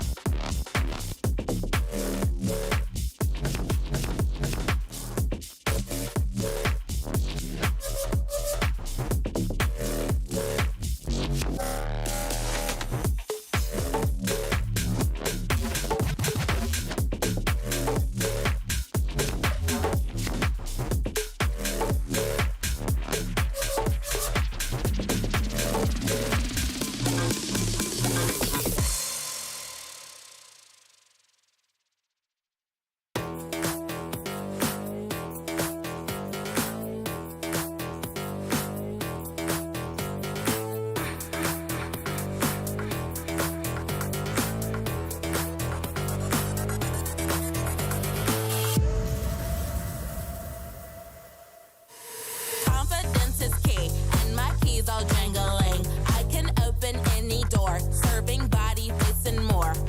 Confidence is key, and my keys all jingling. I can open any safe, serving body, hair, and face. Confidence is key, and my keys all jingling. I can open any door, serving body, face, and more. Welcome back to the Snapdragon Pro Series Mobile Legends Bang Bang Playoffs. Day number 2. We've seen our grand finalists. Now we're looking for the second one. My name is ICBaby12. Joining me is Sir Cloud as we take you through the commentaries for today. We hope you guys have been enjoying yourselves here on the live broadcast. And I'm extremely excited to see how this upcoming match is going to be happening as well. GameLabs going up against Indo's Last Hope, GPX Esports. Ah man, this today has been insane. Even like the previous round, we can see how Euphoria Esports played. It's not because GameLab did any mistake. They were great as well. But Euphoria Esports was on point with everything. So we can see the quality that GameLab can still offer in this next round. And let's remember, yesterday they still won against 2-0, irregardless if it's a comeback game. The unbeatable versus the underdog was yesterday's story. Today seems to be a revenge, but this time GameLabs suffering their first ever loss here in the Snapdragon Pro Series. Of course, morales will not be taking a huge hit It was a little bit of mistakes here, but hopefully the fatigue does not kick in because that was a pretty long game in the upper bracket finals, and hopefully they will be able to continue that momentum to fight off against GPX for that final slot to the grand finals, both looking to guarantee themselves in towards the top 2 for next week's grand finals. Now, no doubt that GPX, they had a longer break, they have more time to reset, get a drink, get some food and all that, and they have time to watch this game. So they know what to expect. Whereas for GameLab, they got only like, what, 5 to 10 minutes, and I don't know if that's going to be enough for them to really get into the mindset back into the game and also look at GPX's game to see what's up with them, at least for today. I agree. There's so much to actually focus on ball, but without further ado, let's jump into the match. And this is going to be GPX going up against MHRLK Esports. Yeah, this was just showing the this is the highlights. Yeah.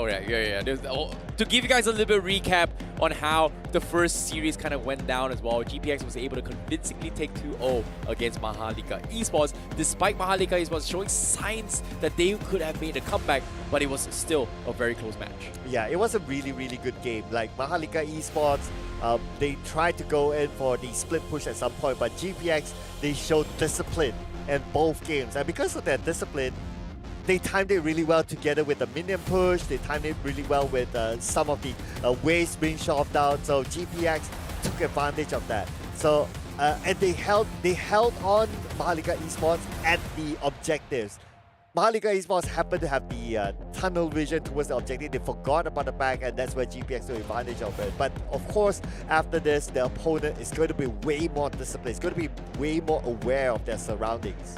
Yes, I agree, and that's something that I think GPX might be scratching their heads a little bit more, considering how both games from GameLab as well as Euphoria seems to be very, very difficult to actually figure out, right? Considering how it went down towards some minor mistakes, but with that match as well, let's take a look at the highlights here on how Euphoria went up against GameLab, and GameLab was, you know, in a situation where they kind of got out-wrapped a little bit in game 1, a little bit of small mistakes, but even then, it should have been a game where GameLab could have posed up rather early, but it was still very difficult to do considering how the drafts went against Euphoria. Yeah, we had to give it to Shizogod as well. The fact that Shizogod's able to scale towards the late game and dished out a lot of damage, that's one.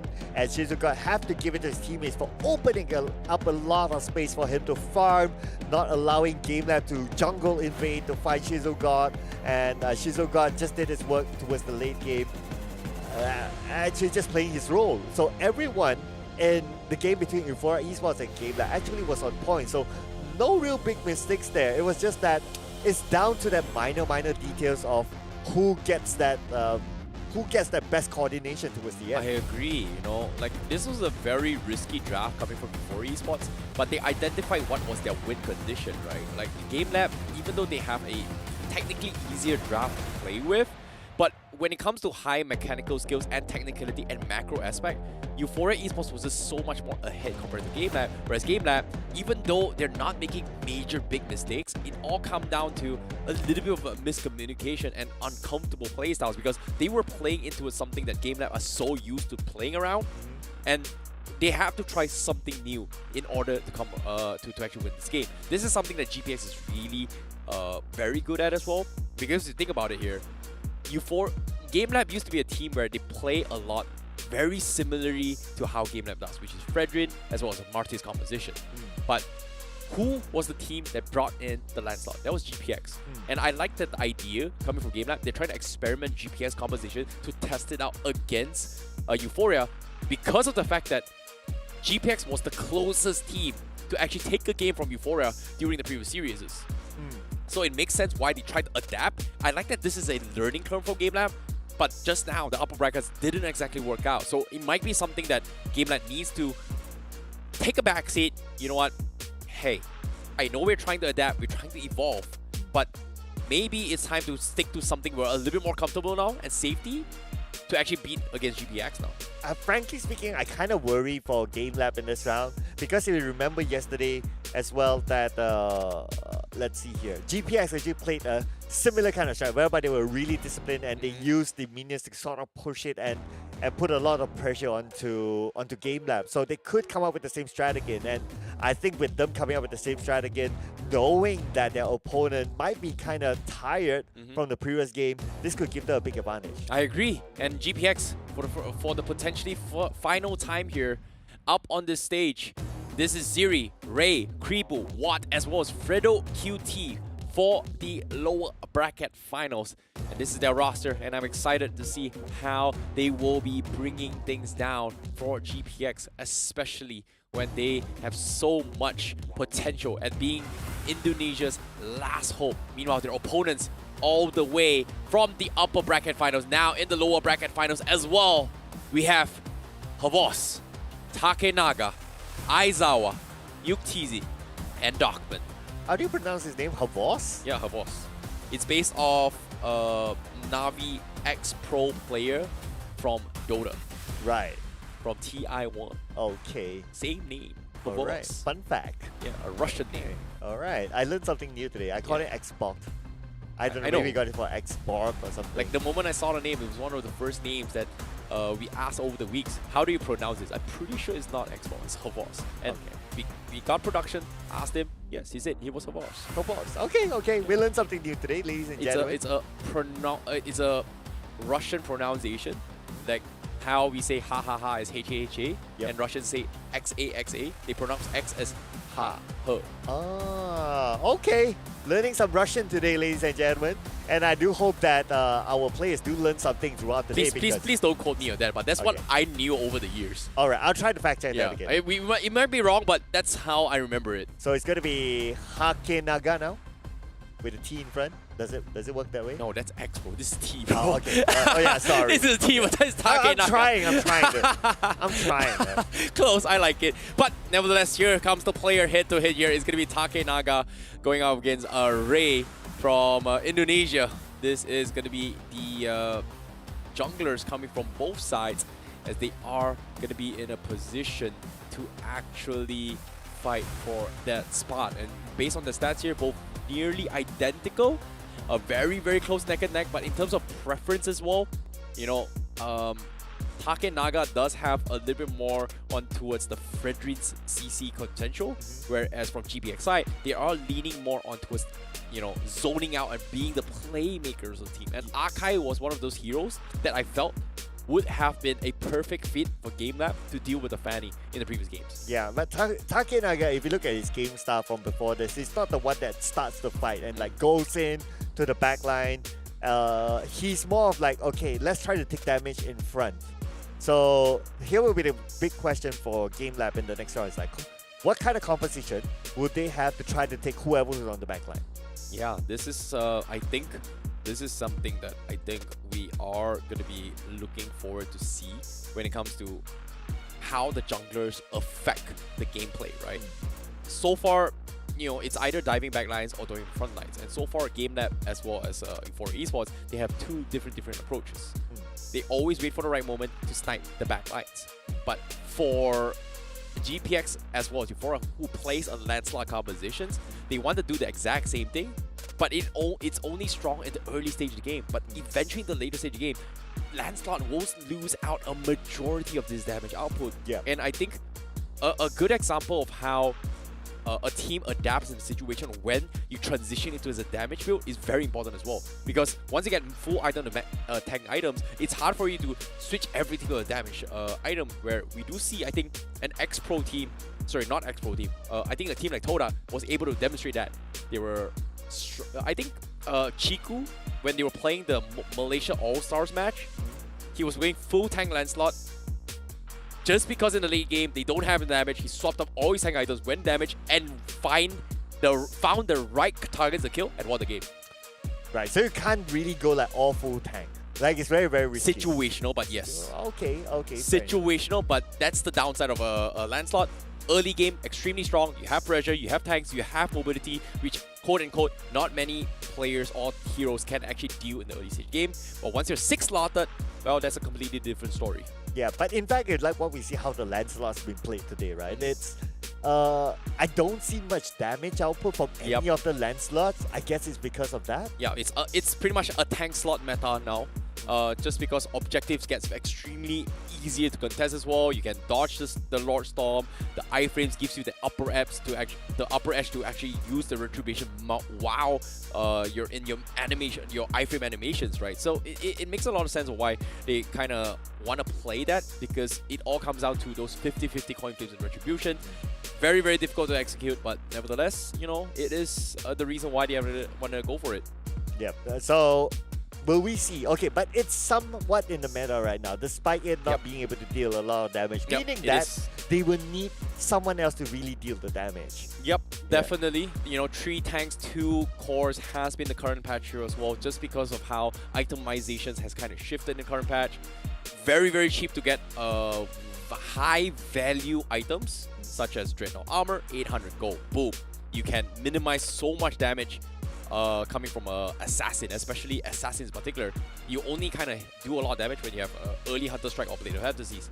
But this 2000 gold weapon gets countered by an 800 gold Dreadnought Armor, or maybe even a 600-ish gold Steel Leg Plaguing, or quote-unquote, even if a mage, mage doesn't have high power spikes for a first item compared to DPS. I was even reading an article today by one of the esports media talking about how the Dreadnought Armor is really... You're talking about one championship article, right? Yeah, I believe so. Talking about how good the item is. Yeah, it is. And you did explain that as well. So we can see that being a priority for our teams too. Yeah, it is going to be... That's the reason why it's shifted to a triple tank composition. It's just so much easier and much more value to bring. If you could go a little bit more damage build in the tank, Molten Essence is like what? Also roughly around 800 gold, which gives you a decent amount of damage to wave clear for a jungler, creep clear as well for arguably some heroes which struggle in terms of wave clear back in the days. It became a priority, like Grok was a priority, Tharisla was somewhat of a priority, Xbox was a priority as well. Not her boss, but I'm talking with the hero itself, because of wave clear. So it makes a lot of sense why it comes to that stage where they have to kind of adapt to it. Right. So speaking about adaptation, right? So we can see like, okay, if we were to take like the GameLab Euphoria as an example of what GameLab can perform today, right? Yes, they were on point, but they couldn't find a way to overcome Euphoria. So if the match were to be replayed with the same lineup, right? So what, in your opinion, would be the way for GameLab to actually overcome that sort of scenario, assuming that it's going to happen again? To be honest, I think GameLab, they played their best, but it all came down to execution. And what I mean by execution is that they needed to understand what was the right timing to attack and what was the right timing to defend. And those were the moments where they were pretty blind because of the fact that how Euphoria hits you where you least expect them. And that was something that I don't think it was a problem for them. It's just caught by surprise. So in terms of learning their mistakes, they have the mechanical skills and the macro aspect to do it, but it's just something new. That's all. It's just something new. Oh, if you realize it, now what are you going to do about it? Are you going to adapt, or are you going to, you know, be afraid of that? And the moment if you start kicking in, leaning on the fear, you are going to lose out. And hopefully that does not translate into this game, because now we're jumping into the drafts finally for the lower bracket finals. And this is going to be GPX going up against GameLab for the final slot in the grand finals. Alright, so talk about the potential pick and ban between these two teams. I know we did talk about like, okay, Fedrin being really good, especially in the previous game, but that's of course because of Euphoria. Now Euphoria won without a Fedrin anyway, so no Fedrin, no problem. But between these two teams, Fedrin is not really their key. I would say their key would be like a Valentina or like a Farsa, a Lancelot definitely, or a Tanksalot. So that's going to be one of the picks that's going to be interesting, including one of the top picks right now, which is Glue. Yeah, that's the thing, right? If you want to go for a Glue composition, Faramis either has to be banned or going to be picked in your favor. You pretty much don't really want to pick a Glue in towards Faramis just because of how you can immediately get one shot. And interesting enough, just last week, during one of the matches for MPL MY, can't remember which team was it, they actually drafted a Glue into his Faramis. Level 4, the moment the Faramis came in, get a Ghostbuster in with the split, boom, 80% health gone, without even doing anything. You're just so unfortunate. And the funniest part is that the Ghostbuster is about 3 to 4 seconds cooldown in level 1. But once you get like Enchanted Husband, yada yada, it's about 2 to 3 seconds and it's spammable. So there's no way your glue is going to survive at all. Yep, I guess that's why the glue is going to be banned out anyway. So we're definitely not going to see a glue. So for GameLab, what are early picks? I mean, Valentina, their top pick.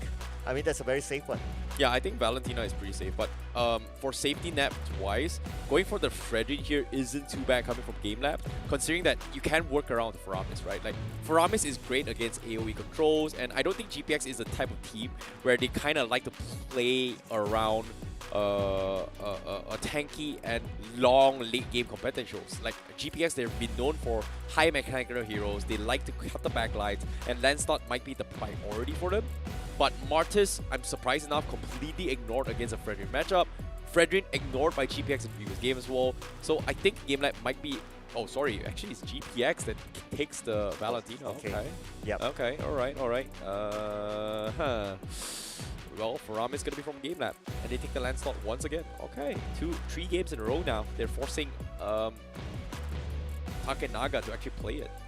Okay, so now GPX, since they have the Valentina, I think it's also like a respect pick to try to deny it from GameLab because that's one of their top picks. But now with Valentina in the lineup, this is very likely to be a mid Valentina. I don't know if it goes anywhere else, but because of that, we're definitely not going to see the Farsa. Since Lancelot is taken as well, I think we might see a... It's worthwhile for us to see a Grok at this point.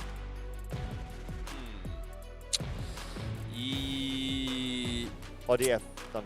I think going for the Melissa right here, right now, just for the counter isn't too bad. Like, yeah, I called about the Grok. Grok's pretty good. But no, actually, yeah, now that you mentioned it, Claude is pretty good. I like that GPX, they definitely done their homework, considering how GameLab versus Euphoria.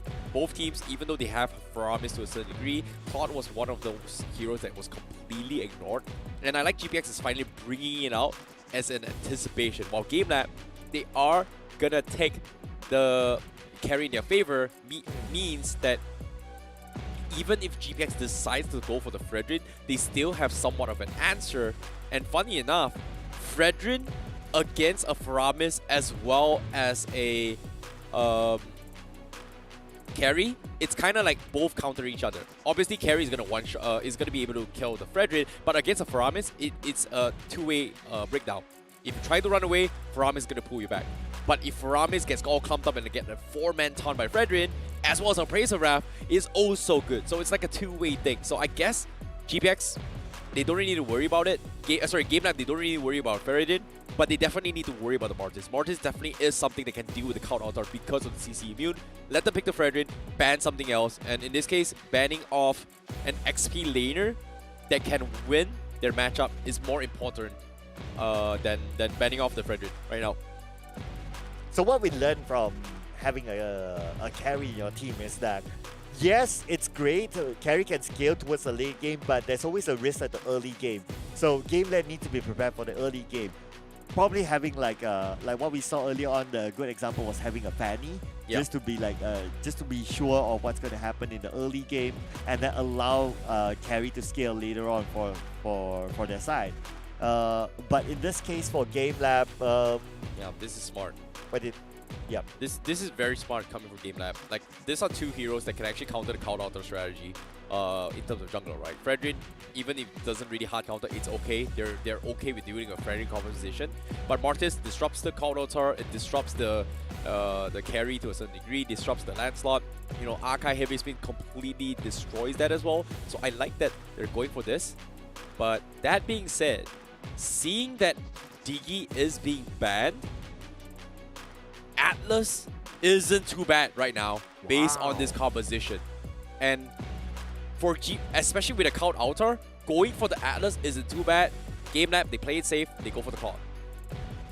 And because they go for the Lolita to deal with the Claude, it's very nice. Whereas GPX, they are gonna try and go for potentially the Atlas. Like, this might be an XP Grok coming from GPX. I think the Atlas isn't too bad if they are banning the Digi for this. Like, if they group up as 4, one Fatal Link, boom, everyone is gonna die. But because of this Lolita now, Claude is in a situation where he needs to play a little bit safer because most of his damage is going to be blocked by this shield. And they have to decide now, do they want to stick with Atlas or do they stick with, you know what, we go for a roaming Grok and then we pick another XP laner such as an Esmeralda, which can benefit against the shields, not necessarily against a carry, but they can go for the Yuzhong as well. And okay, they go for the Yuzhong as well as the Hayabusa. I like it. I really like this. Yeah, GPX really putting out a very different lineup this time around. I think they're really trying to like throw GameLab off of whatever their research against them. So right now, GameLab with the final pick. Yes, they have Lolita. They have played Lolita twice. Obviously, they won both Lolita games, so they definitely know how to do that. I can see where GPX is coming from in this Hayabusa. Like, Hayabusa is not often played. It's an A-tier jungler. But in the right hands, it can be mechanically strong. And so far, the only other player in the world that I've seen that Hayabusa is able to win this composition is none other than Kyrie, the man himself. And so far, he has been making waves in MPL Indonesia, especially when he came down from Philippines. So I'm extremely excited to see how this works out. GPS definitely very inspired by this. And I want to see whether or not Ray can actually live up to the expectation to kill the backlines, especially against the carry. But the final pick here from GameLab is going to be the Benedetta XP lane. What I like between these two picks is that the Grok pick. I think the Grok pick being a very good initiator would be the one to take the fight towards GameLab, and he will open up a fight. So with that being said, since they do have a Grok, which is a very good initiator, we might be seeing that they will go in strong onto GameLab, especially not allowing carry to scale, because we've seen how scary carry can be if it's allowed to scale, if it's allowed the space to play towards the late game. Yep. So, this is, without further ado, one of the match that we are extremely excited to see as well. Philippines versus Indonesia. Lower bracket finals, GPX going up against GameLab. A fight for the nation. Who is going to be the best? And now on the blue side, we have GPX. And on the red side, we have GameLab. And both teams starting, as usual, they're going to get their purple bars on their own. Of course, purple bars for these two heroes are important, but we have a little bit of a jungle invasion there. Okay, Aizawa almost getting the steal away, but no, that didn't happen at the end. Yep, this is something I'm extremely excited to see how things are going to work out. But for now, GameLab, they are playing a little bit more aggressive now. They're having Fredo QT looking to try and get a couple of kills in to isolate the fight. But Dogman definitely on the Lolita is going to be able to do a little bit more now. Yeah, and I guess the idea for them to play a little bit more aggressive is that they want to open up as much space for Yukizi, because if not, GPS would have the idea of, oh, okay, that just happened. You know, all Ziri right, getting a very, very nice first blood on towards Havaz, and that is huge considering how Havaz doesn't have the tankiness in the early stage of the game. And this is what I'm talking about in terms of the Shadow Stampede, right? Aizawa is going to be able to isolate the fight. Even the Valentina would not be able to escape the claw. So this is something that GameLab can use to capitalize on. Okay, so that's going to be first blood anyway for GPX, so a good start for them. But they need to try to stop carry. Like, yes, they can stop everyone else, but if Yukizi is given the leeway to farm, to scale, then late game is going to be hard for GPX. This is tough. This is going to be very, very tough indeed. But GPX now, they are going to try and set up for a fight down bottom. Meanwhile, GameLab, they have to dodge this fight. Like, it's just not worth going for the contest here. But Dogman already in position for the counterplay. He's got a Numenon Blast Flicker as well. GPX needs to be worried as well. Here comes the setup. It is going to connect, but no, completely with the mark. The damage is there. Takenaga, he steals the turtle. Counter turn being expended from GPX, and they will be able to disengage. But GameLab's not going to be able to do too much as well. It's going to be trading objectives for both sides. Okay, so a little bit of a trade there, but no one went down, so it's still 1-0 towards GPX. But because of that objective, then GameLab gets the money advantage. But again, same issue as before. Look at where Yukizi is at. He's given a free reign at the bottom lane. Yeah, he is going to be giving a little bit of his wall. And so far, when it comes to wall, Watt and as well as Yukizi, right? Both sides, they have to play a little bit safe. But what's interesting is that GameLab, they're having Aizawa and Yukizi going for Purifies, expecting the chain stuns coming from Ziri. So this is going to be a problem for Ziri to kind of figure out, right? Because eventually, this Petrify stun combo coming from Yuzhong is great, but if you don't land those combos, a majority of your damage gets completely negated because of that. Yeah. Overall, I kind of expected that GPX to play a little bit faster. Yes, they got the first blood, but that was like more of a 1v1 situation, rather than they all go to one lane, winning the lane, move to another lane, and so on and so forth. So if this continues, again, it's going to be the debate of whether they can handle the carry or not. Yeah, I agree. This is something that they have to actually figure out as well. GameLab's currently in a position they have to call for the pause to actually figure out what's going on, because eventually they are playing very, I would say, passively right now. I feel like GameLab is in a situation where they're not dictating the tempo in their favor, and it's understandable considering that Dogman is forced to play a very defensive character now compared to his known Kufra with his flashy plays thus far. True. Yeah, you play Kufra, you can jump, you can try to get the back line and stuff like that, but this time around it's going to be a little bit different for him. So they are trying to adapt to his kind of pacing. And maybe, at least for GameLab, right, they can play the long game. Again, to me, the key will be carry.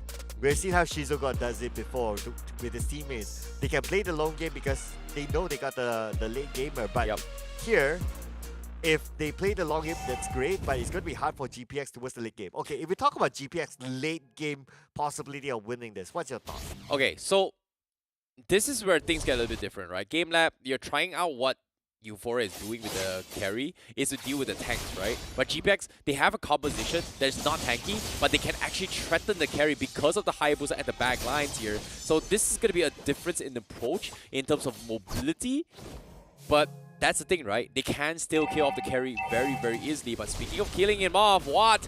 Now with the Blazing Duet, gonna get dived on as well. The rest of GameLabs is coming in. They are gonna go for the set up. They pull them back, and what? At the last tick, he dodges it, and he might actually fall. But Aizawa looking to get cheeky with the Ghostbuster, but he will be able to escape this while GameLab completely whiffing that kill.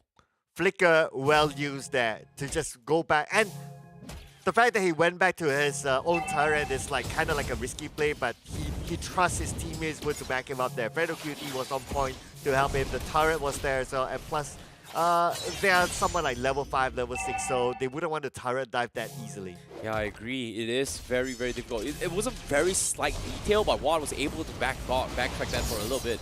However, GameLab now in a position to try and contest the turtle down towards the final half HP bar.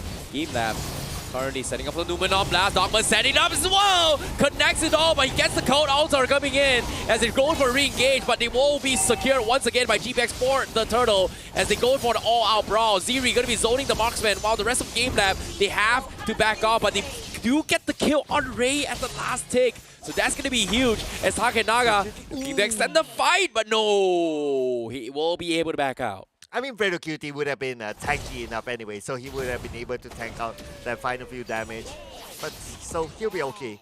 But again, where is Yukizi? Yukizi, a lot of space open up for him despite him playing close by with the turtle. Yeah, Ziri now gonna be in a lot of trouble. This is Yuzhong, he needs to get out. Does not need the Black Dragon, but GameLab will settle with the tower instead, preparing for this next turtle down bottom. So GPX, looks like they are gonna try and set up on the top side, hoping to get a kill on the Benedetta, and it is very possible as well. They get the Electro final blow, but Havos, he is going to be able to get out unless... No, he's fine. He is... Nope, he actually... No, he actually does survive! He outplays Ray! He gets the kill! And now he's going to run for his life. What now? Going to be wrapped around. Gets pulled back by Aizawa. Takes a little bit more damage, but GameLab looking to kill, but Takenaga! He actually gets the kill. They waited for what? He blinks back, got killed by Aizawa, and GameLab gets 2 for nothing. Crazy micro plays at the top lane. I mean, it was like, what, living by the edge, pretty much. And GPS almost got that kill onto, how do you pronounce his name again? Habos. Habos, oh, thank you. Yeah, onto Habos. And Habos gone away with got away with murder from that. Yeah, that is crazy. That is crazy. A little bit of overextension, but Ray 2 times now died on this Hayabusa. Getting completely outplayed by GameLab thus far. Aizawa in a bit of trouble. Ray, he's gonna looking for redemption. Finally gets the kill. Stolen. Count outer coming in. Numenon blast from Dogman! They do get the catch, and that's gonna be the perfect execution from GameLab. Yuktz still driving the back. Her boss going for the petrify. Does he have the damage? But Kribu is gonna hold on for the count outer as well, and he's gonna turn the tides. And that's gonna be her boss's first mechanical mistake. Yeah, a little bit of a greedy play there. I mean, there were 2 turrets in between, so it's hard for him to get out of it anyway. But anyway, open up space for Takenaga to get it. Yep, Ziri forcing a Black Dragon. Not exactly sure what he's trying to achieve here. He's going to get kited out. GameLab looking for the finish. Yuktz does have the damage. He's going for the execution. And Ziri is going to die. Petrify comes in. Takenaga will be saved with the count outer. And it's going to be able to get out. GPX, however, cannot get a single kill out of that. Stolen count out on Kribu. He's gonna get focused now. He might lose to this, and he is gonna be fine. FredoQT looking for the wall charge. Connects onto OK Shadow Kill. Kills him off, and now he is gonna get out. Stolen count out will be used by GBX, but they will settle down with 1 kill. Ooh, wow, okay, so much action. And we're like, what, not even 8 minutes where we got 9 kills already all around the map between the both teams. That's crazy. That's crazy fast. This is why Indonesia versus Philippines is always the best matchup, man. It's all about fighting. It's all about getting crazy. And in this case, they're literally pouring their hearts and souls for their tournament lives. Kribu getting dived in as well. Takenaga executes him, takes him out, backs the heck out, and sheesh, what a play. Ray not going to be able to do too much, and that's going to be a tier 1 falling as GameLab continue their macro dominance. You're right. We can clearly see that it's all about the country pride here between these 2 teams. So they want to try to get as much as possible out of each other. So far, GameLab with those few skirmish wins opening up a lot of space for Yuktz. In fact, Yuktz already got his first kill, meaning that the scaling of Yuktz is there. And looking at the items, Yuktz is the most stacked up among all so far. Yeah, it's crazy. But with the purifiers coming in from both Aizawa and Yuktz, you can see GPX, they are in a position to contest this as well. Takenaga just taunting their way through. They know they just don't have damage because as of yet, what? He is the biggest damage dealer coming from GPX, but every single time he forces a fight, the Numenon Blast is always there. And even if he's not there, the shield is blocking a majority of this Blazing Duet. And he needs to buy time, and you can even see Dogman as well. He's stopping Watt and clearing the mini waves just to set up a little bit for the Lord. And now with the Lord up for grabs, GameLab, they are going to secure it. Count outer comes in, GPX needs to back out. They have to run for this. And Takenaga not letting them off the hook. The counter Black Dragon comes in, but with the wall coming in, the rest of the team will not be able to follow up with GPX as they pick them apart. Ziri holding him for his dear life. Takenaga finally dies. But GameLab will also trade 1 in their favor. Okay, almost taken down, managed to escape. And now we can see the trade between the 2 teams. Takenaga down, Ziri down, but at the top lane, it's being shoved out. This is tough. This is tough with the Lord coming in. Even though, you know, GameLab, they had the right idea to isolate the Dragon, the Yuzhong Ziri, but they don't really have a solution for keeping Takenaga alive, right? Takenaga, you know, who is he gonna zone? There's only so much heroes he can zone. It's either Ray or what, but even then, those are heroes that doesn't necessarily need to dance with you, and it's something that Takenaga is gonna struggle eventually. He is gonna be annoying, but eventually he is gonna struggle in terms of overall damage. But at the same time, this is where things get a little bit interesting. Okay. Alright, I saw something interesting as well. But anyway, it's going to be interesting as this matchup is going to continue on with the Lord still active, but the Lord, because this is the first time, so it's going to be easy for a GPX to defend this. But on the mid lane, fights happening. Yep, now with the count outer coming in, you can see GameLab, they're gonna extend the fight as they try to go in for a little bit of a snipe down here. They need to back out. FredoQT trying to stall them back, but he's taking a little bit too much damage. He will die towards Aizawa with the Ghostbuster, while Ziri looking for the Black Dragon. He's gonna catch 3 men with the Petrify, and the rest of GPX looking to follow up, but the damage for GameLab a little bit too much. Yuktz picks them apart bit by bit, while Takenaga is gonna stall it off. What? Missing his auto attack, needs to back up, and from behind, Ray comes in, almost gets this kill, but GameLab, they sidestep their way through as they look to back off. Oh, somehow Takenaga still survives, even though Rain went for the backline, but now Kibu is waiting behind. Takenaga super duper low, but there's 2v1. Definitely they're trying to take down Kiribu. And Kiribu, last hit, they're gonna give it. They're gonna give it to Yuktizi. Oh no, Kribu. Yuktizi, they want to feed Yuktizi. Oh, there you go. Kribu, he thought he could survive this, but it's not gonna happen. And GameLab is gonna be able to come up on top. Well done coming in from them. And as of yet, it feels like GPX is just having the back seats here. They just have no solution on what they want to do. Especially when they've got so much they have to overcome, especially for Watt. Okay, they're trying to win back their area, they're trying to win back their jungle, but Red Cutie, don't spend too much time out there. He's taking a little bit of a risk, but at the same time, the bottom lane, okay, so both lanes being shoved out. At the same time, the Lord is going to come up, and they're ready for it. Yeah, I agree. And seeing how this is actually happening as well. GameLab, once again, going for the next Lord fight. GPX needs to try and force the issue, but the Lord will be up for grabs, and GameLab will be able to get it as well. Malefic roll up on Yuktizi. Glowing one up on Aizawa as well. Ray getting a very important kill on Havas. That's going to limit the numbers to hold on for their dear lives. Aizawa getting isolated, but no follow-up coming from GPX. Okay, GameLab, they just need to wait for Lord to arrive, and that's where they'll go in. For now, they'll just clear off the entire jungle. GPX, if they want to create space, this is the moment right now. The moment Lord arrives at their doorstep, that's it. Yep.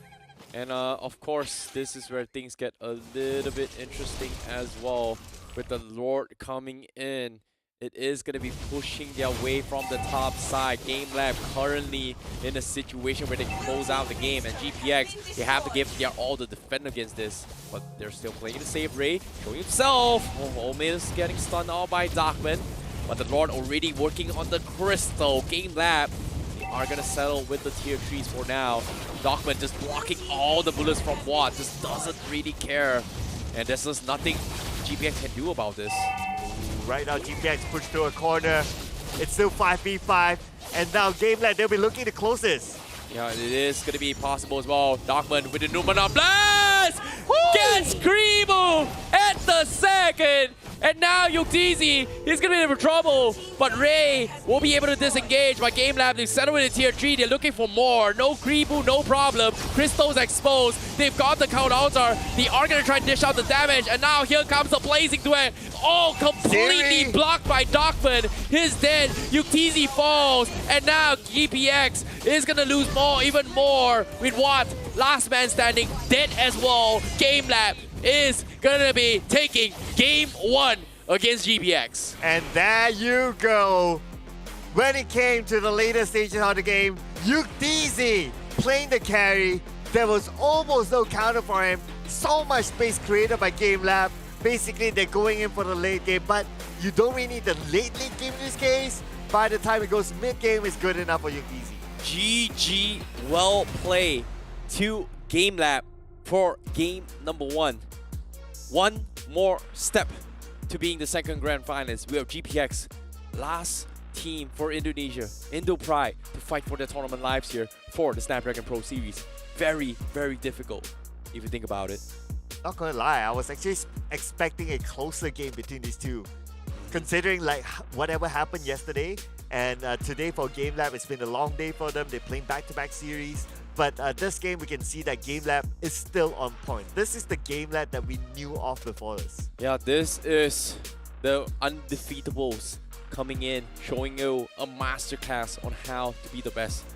One time they lost, it was against the team that kicked them into the Open Finals. So in this case, GameLab, they are in a position where they can completely deny Indonesia the last chance for the Grand Finals to happen next week. Okay, so looking at this current scenario, right, it seems that a lot of space is still given towards carry, and it's kind of like a textbook play, right? You open up a lot of space, allow carry to farm out. It's like the hyper carry meta, right? So how is GPX going to deal with that? Well, it is tough, but let's take a look at the scoreboards coming from both sides for now.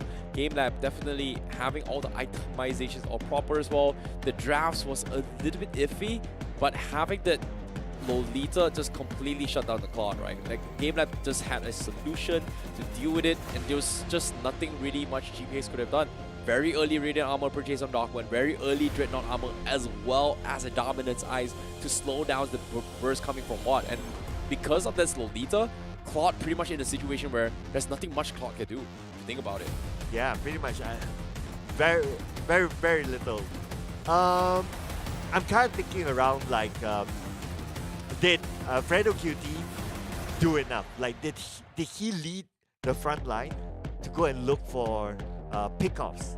Like, because he like playing a Grok, right? It is a good one to go and do pickoffs because of the wild charge, and if there was like a reservation on the playstyle, that it's going to be hard for them to push back the GameLab. Whereas on the GameLab, we do see that yes, the starting kind of favored GPX at some point, but the moment like we reach like everyone gets a level 4 and above, then you start seeing like GameLab just pressing it on. They were the ones taking the fight back to GPX. It feels extremely difficult to say that the reason why they actually lost is not because of the items, right? It's pretty much the layering on how they actually do this thing. And so far, having the double purifies completely stopped this Jong from doing what is required to do, which is set up the petrify combo. And every single time that happens, you can see that they just purify out and they're gonna be okay. But all in all, this is gonna be the match MVP for the lower bracket finals for game 1. Take Naga gonna be the MVP with his landslot. And in case you missed out on how game 1 happened, you can see this highlights here where GPX was overextended a little bit more, but GameLab was always in a situation where they are able to interject and find the necessary targets to get the important kills. In this case, every single time it happens, GameLab, they're just able to kite them around and find important kills. Okay, now that I kind of think about it and I look back at the whole competition, I think it's also about mobility that the GameLab has, especially with Takenaga being the MVP. He was all around the map, and it was kind of messing up GPX's coordination at some point. It's like GPX had the thought of like, okay, do we want to go top? Do we want to go mid? Do we want to go bottom? What do we want to do? Do we want to clear off the jungle? What do we want to do? Because Takenaga is just everywhere, just messing it up. And when he messes up, obviously there'll be a lot of space for Yuktisi. So they kind of like work hand in hand with each other. Yeah, I agree. And even in this fight as well, Walt was like the biggest damage dealer coming from GPX, but he was just getting hard counter in terms of items and scenarios. The Lolita coming from Darkman was a big problem because every single time he's dishing out damage, everyone from the side of GameLab is just getting completely in checked by this play. So it seems like it is going to be back to the drawing board for GPX, while GameLab is going to be forced to actually take this game number 2 here, and GameLab one step away from meeting their brothers in arms in the grand finals once again for the grand finals. Yeah, one step away from entering another world, just like their tagline there. But that also means that if GPX fails the next round, they'll be out, and we will see it all Philippine finale, just like what we always see in recent times. Yep, it has been quite some time now, 2 years now, and a minimum of 2 years. It just shows you how much dominance they have in the game itself. But based on what we're seeing here, it seems like there's just so much thinking and macro aspect they're actually talking about this game that I think when it comes to GPX, they're trying something that's extremely risky and requires a lot of mechanical macro awareness. And it just didn't pay off in their favor. It felt a little bit forced, and they have to definitely rethink the draft a little bit more coming to the game number 2. And when it comes to draft itself, GameLab definitely has a solution for multiple drafts, and it's worked out in their favor. Yeah, for sure. To a certain extent, it does feel like a one-sided game. Yeah. Yeah, I will look at it for an overall, right? Yeah, the starting may look like, oh, GPX has it because he got the first blood at the top lane somewhere there. They kind of challenge for the objectives, but overall, it was pretty much a game that dictating the game. Even the objectives, most of it was cleanly taken by GameLab without being challenged by GPX. Agreed. I definitely agree. But speaking of which here, I'm excited to see how game 2 is going to go, because GPX on their final lifeline for Indonesia, can they pull it all the way? It is going to be tough. It is going to be a lot on the line. But I'm scared. I'm genuinely scared for them, considering how the drafts went. Very risky, didn't work out because it came down to like 1 HP situations that technically should not be in a favor, But you have to give credit where credit is due. GameLab played a very, very good game. And, you know, I would say the forgotten one is gotta be the Lolita. Because you know, Dogman definitely saved a lot of GameLab's fight because of how he's positioned himself with his Numenor Blast as well as Bulwark Shield. Yeah, not gonna lie, Numenor Blast was all on point. I think there was hardly any Numenor Blast that kind of missed. So it was great as well. And not only to also help in team fights, but also to secure kills by himself. So it was all on point there. Now, it's going to be the big question mark here because of how much versatility that GameLab has shown us throughout this tournament. Even like this is a fairly different draft from what we have seen previously. How is GPS going to ban or outdraft them next? Yeah, I agree. And I think now they just need to stick to something they're comfortable as well. The Lancelot thing is not working out. And today's games, Lancelot has not won a lot of games except for GameLab. But GPX definitely needs to stick to something that they're a little bit more comfortable. And so far, playing against a Faramis is not their comfort pick at all. Which is really, really unfortunate. But all things considered, without further ado, we're going to be jumping into his game number 2 for the lower bracket finals. The final match, potentially, for this game. Or are we going to see game number 3? Game number 2 is going to be on its way here for the lower bracket finals. And I want to see how they actually pull it off. Because as of yet, as you can see, GameLabs will be on the blue side and GPX on the red side. But the funny thing is that despite Faramis being one of the top picks across, right? It's not banned that much. But it's still a really, really good pick. Like how we see how the composition is. It's also a good counter pick against Glue, and also it's a very good team pick. Why do you think Faramis is not banned instead? Because 1-1 and Joy is just even more broken than that. 1-1 Joy, definitely one of those heroes that is way much broken. Fanny, definitely, okay, Fanny not necessarily broken completely, but in top tier competitive play, in the right hands, it is just extremely annoying to deal with. So that's one of the reasons why. But when you take that into its factor into its 3 bans, everyone else just needs to ban the other S tier picks. And if you get first picks, I'm gonna take the Faramis. And there are just not a lot of heroes that can deal with the Faramis, right? Just because how it was broken in the previous patch, they nerfed it down a little bit. But the Count Altar, like the moment you lose your first 10 HP, you still have like a 1-ish second iframe to get just completely ignored in terms of overall damage. So that 1 second buys you a lot of time to reset your skills or even extend the fight. Whereas your opponents might be dishing out 0 damage while after contributing everything on those 10 HPs. Yeah, we wouldn't get into a better position or even get away. So the only way that the Count Altar becomes really, really useless is that the moment you lose your 10 HP, your max HP immediately gets chunked down rather than gives you this 1 second, I would say, suppressed form where you don't take any damage, which is weird. Well, that's why it's one of the top picks. Yeah, but not one of the top bans. So it's kind of like in between. But it's also a very team-based sort of hero. Like, yes, it enables your other carry heroes or late game heroes, but if they don't work out, you don't work out as well. I'm surprised Mincitar just completely ignored at all. Like, Mincitar just so good in all these scenarios right now. I'm really surprised people are just ignoring here. Tank Mincitar is just so good. The hooks are really, really disgusting as well. Once you get hooked, there's no way out. It's easy to get out to a certain degree with the Diggy, but GameLabs, once again, they'll double down on this Faramis, and GPX gonna be forced to retaliate once again. But the problem is, do they take the Claude as a priority and then take away the Lolita? Or maybe take away the Lancelot as a priority. Oh yeah, Lancelot isn't too bad as well, coming from GPX. I think Fredrin isn't too bad if they want to first pick it as a safety met from GPX. Martis isn't too bad as well, considering it was banned off. So looks like you are gonna get a call right there. They are gonna take the Lancelot for now. Yep, so it's gonna be Lancelot and Lolita. Ooh, taking away 2 heroes that GameLab played really well previously. So that's gonna bring GameLab back to the drawing board. I mean, for GameLab, there's still Valentina that they can pick. It's one of their top picks. They used it well as well. I'd like to see like a Fanny or a Ling, just so they can. Okay, there you go. Thank you so much. So we're gonna see some faster action going to the back line. Okay, because they picked the Lolita now, they are in a very, very awkward position where how do we do this? And considering that you drafted the Lancelot, that means there's no way they can actually stop the Fanny unless they go for what? Okay, let's talk about heroes that actually counter Fanny, right?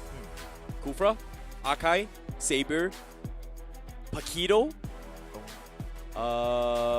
Yeah, technically those are really, really good ones to deal with it. Grok as well. But Grok stolen by GameLab. Kufra, if they draft a Kufra now, where is he gonna play? Because there's a Lolita, there is a Lancelot, jungler as well as roam.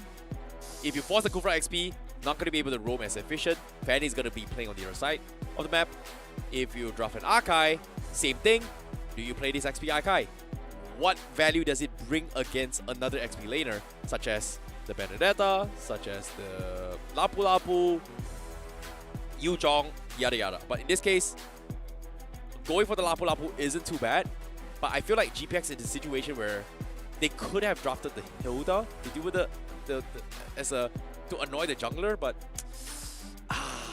I hate this. Like, GPX is in a situation where they have to rely on the jungler just, their marksman not dying. And in this case, Brody pickup is good, but if GameLab bans it, it's tough. Going for a Leslie isn't too bad. Just for the sake of, keeping you with a safety net. I think Moskov has been the go-to for a lot of the players. But no, GameLab, they're just starting to just, set up for this Fanny. GPX, you know what? Force pick the Kufra. Pick a jungle Kufra. You have no choice, but you know what? Just try it. You're not going to have the most efficient farm, but at least you have something to do with the Fanny later stage game. Yeah, I think right now I do agree that they don't have an answer. Even like the Valentina pick is not going to do anything against the Fanny. Oh, this is annoying. This, okay. I hate this. Last ban. Alright. They have to. This is so frustrating. Like, if they go for the Claude, they are going to die. Claude isn't too bad against the Faramis, but the biggest problem is to Fanny. They have no choice but to go for the Moskov. They ban the carry. Safety because of the tankiness, but carry doesn't do well against the Lolita, so I don't think GameLab would even bother to even go for the carry. I wouldn't be surprised if GameLab decides to pull off the Harif in their favor for a gold lane. Yeah, they can pull off the Harif. Let's see here. They can pull off the Moskov as well if they want to. I would like to say chops. They've got so many choices now. Yeah, even Claude. Nah, Claude is pretty much. I don't think they should go for the Claude at all for GameLab. Like, Terizla ban, ooh, wow. They actually saw how GPX played it on the XP lane, so I guess they don't really want to deal with that because those penalty zones is going to have a very, very strong hot lockdown against the Paramis. So I guess they don't really want to do it. Means Lapu Lapu is going to be the way to go for GameLab, potentially. Might be an XP Grok if they decide to open things up as well. Beatrix is going to be the way to go for GPX. They are going for AoE control, but this Fanny is going to completely destroy this Beatrix. Yeah, not the best of distance. And the fact that Valentina will be won't be able to keep a good distance as well. So pretty much the distance between Valentina as well as Beatrix will be pretty close by. That is where Fanny can actually like get a 2-for-1 at the same time. Yeah, I guess that's going to be the case here. Now, GameLab's final drafts here. They need to figure out what they want to do. I think Esmeralda isn't too bad. GPX going for Dirov isn't too bad as well. But yep, like you said as well, they are going to bring the Claude as well as the Benedetta for GameLab. GPX, very, very awkward position. How to deal with these heroes. Final pick, GPX, XP laner against a Benedetta. Not many heroes that can actually deal with this at all.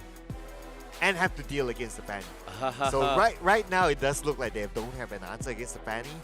I don't see an answer at all. Not at all? Not even like the slightest wiggle? Kufra XP is tough. Paquito XP is pretty much okay-ish. But they still need an answer for the Claude as well. So I hate this. Oh yes. Mincitar, definitely a big plus. Finally, pick the Mincitar. I think the Mincitar is the best solution. Yes. Right. This is the best that you can ask for.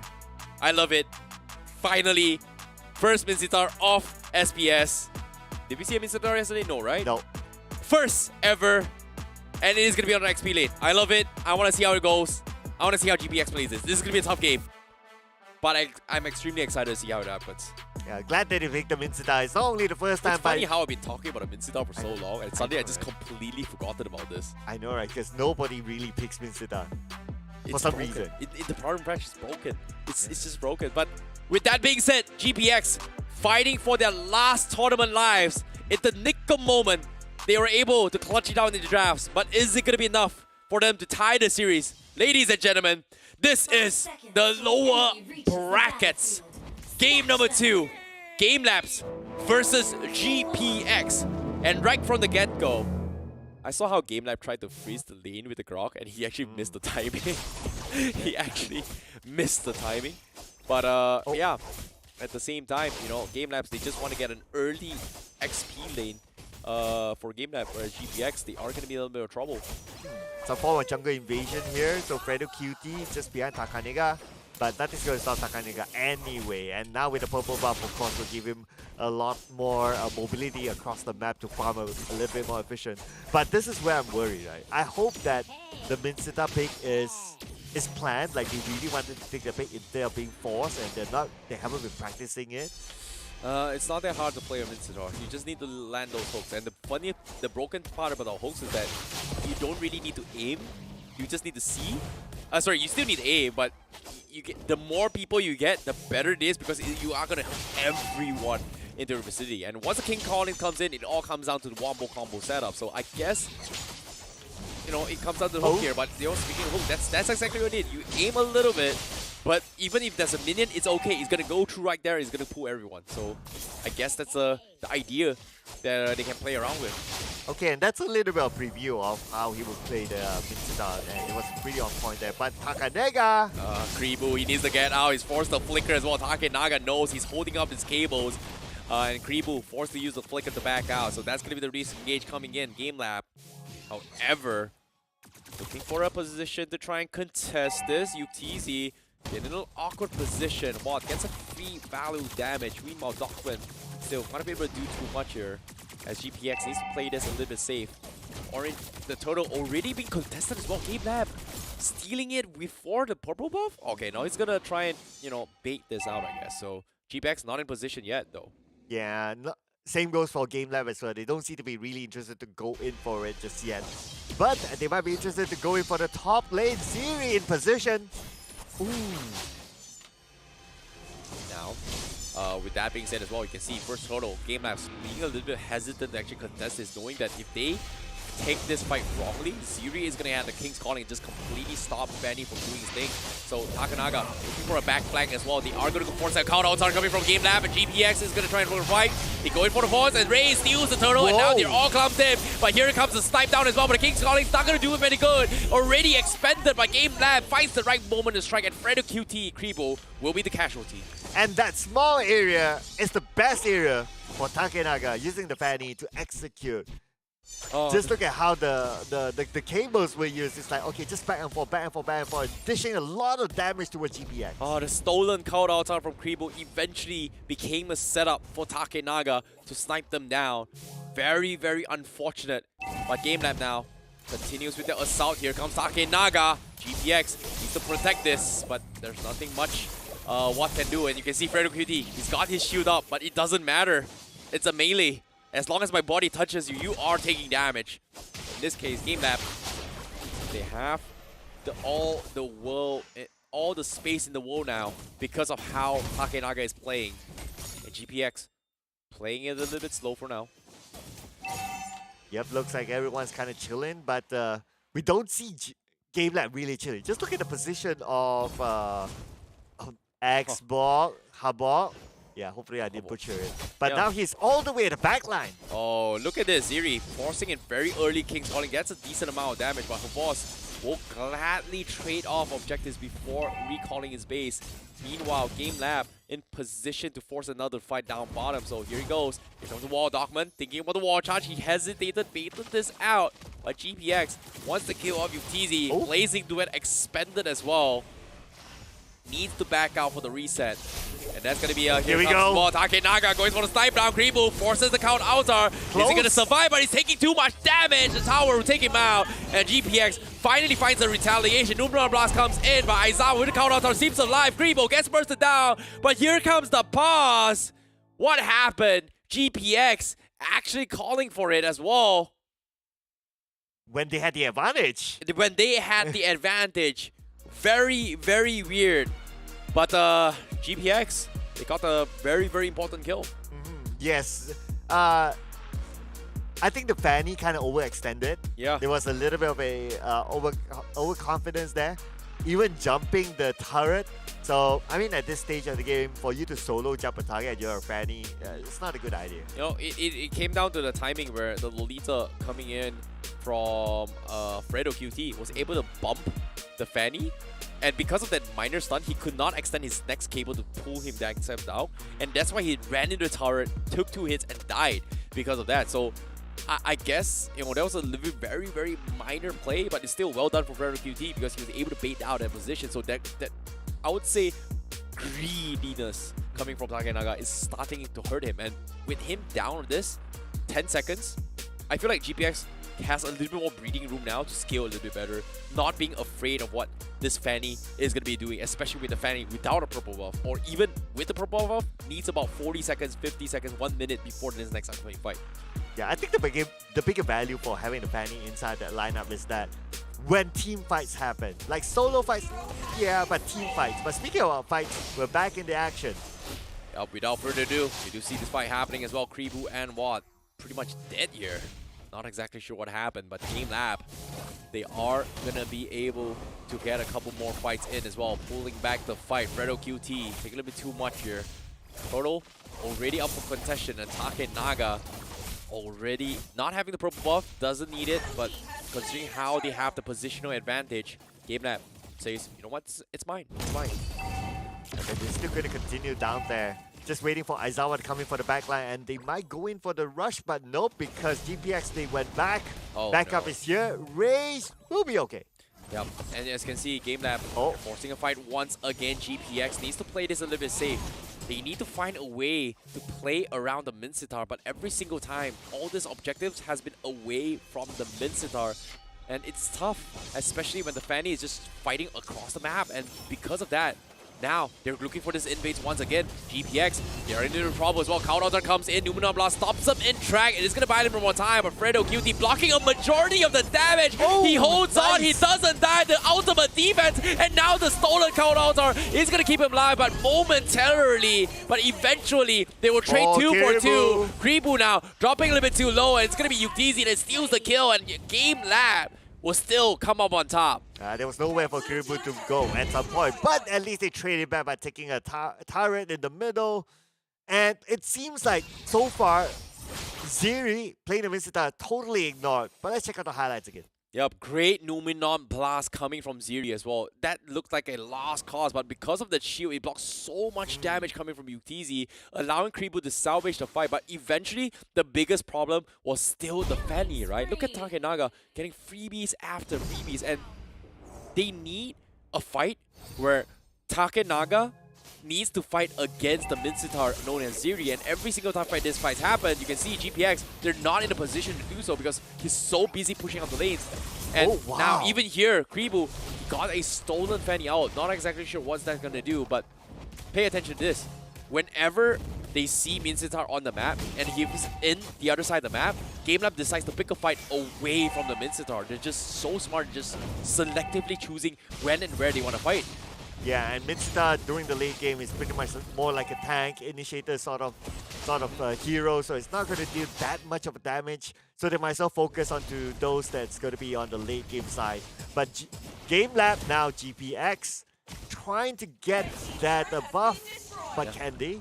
You can Pretty see close. even the bottom lane Good as well. point. The XP laners are just fighting against each other. And GameLab once again, top turtle coming in. Nuno blast from Fredo QT is going to come in as well. Takenaga in an awkward position. Almost get picked away by the Beatrix, but little did they know, behind him, Dogman is in position to fight this. And they are going to go for the wall charge. Aizawa takes him out. Mistakes from GPX. Did not expect him to be there. And now they need to back out. Countouts are coming from Aizawa. Keep him alive. And here comes Takenaga with the snipe down. He gets the kill, but Ziri hooks him back, almost kills him, but unfortunately, he won't be able to get out. GBX, they are getting zoned out.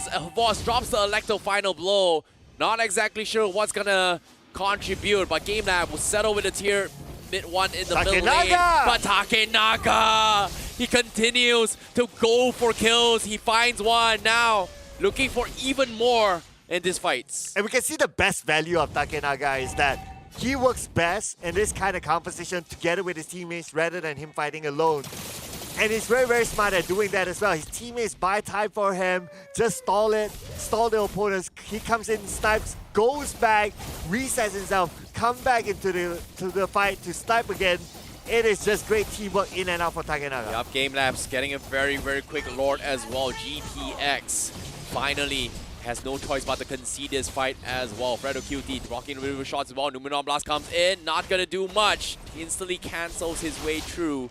While GameLab gonna be waiting for the Lord for this coming fight. Alright, we can see the orange buff still taken by Ray.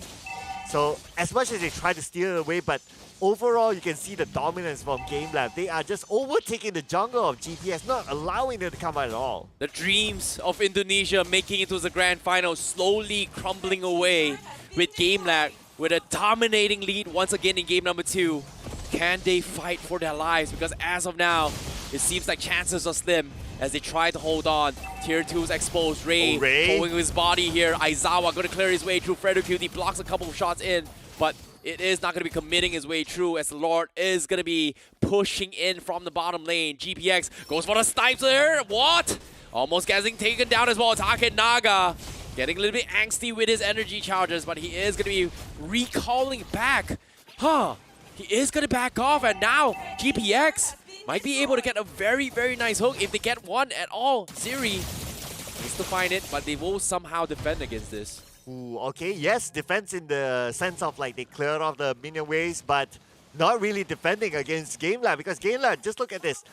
They are all around, all 3 lanes locked down by GameLab. Okay, Ziri drops his King's Calling a little bit preemptively, means the Fanny is going to have a little bit more free lane. GPX somehow holds on. Numenon Blast comes in. Here comes the hook. Dogma gets the flicker. And now here comes the counter altar. But they are going for the fight. But Takenaga goes for the back lines. He survives. He gets the kill. He backs out. Crystal still exposed, but the tier 3s still standing. They have to back out. And GPX, they don't have the damage. And GameLab, they somehow manages to get out. And even Ziri with the hook as well. Ziri tried with his King's Calling, but GameLab just mechanically better. Oh, they have almost no way to deal with the Fanny at this point. Even if they say that, okay, Minsita is the one to deal with the Fanny, we don't see much action from Minsita itself. Oh my goodness, Minsitar, Corrosion Cypher's item, Dominance Eyes, going for the auto attack build there, just to make sure that its King's Calling get a little bit more value. That means it's not super tanky.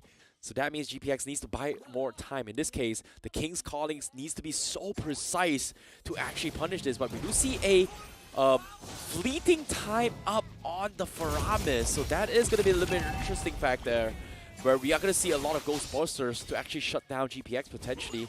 But oh no. Oh, top lane. That lane. being said, top lane as well. Very ballsy plays coming from UTZ. He's got the sprint. But with the Lord going to be out for grabs, second one in the making. GameLab, they have all the time in the world to focus his way through. Here comes the hook, force a premature count altar as a safety net. GPX baits out for a massive spell. But with no count altar, Grippo going for the wall charge. Dogman gets a 2-man, but no follow-up from the Fanny.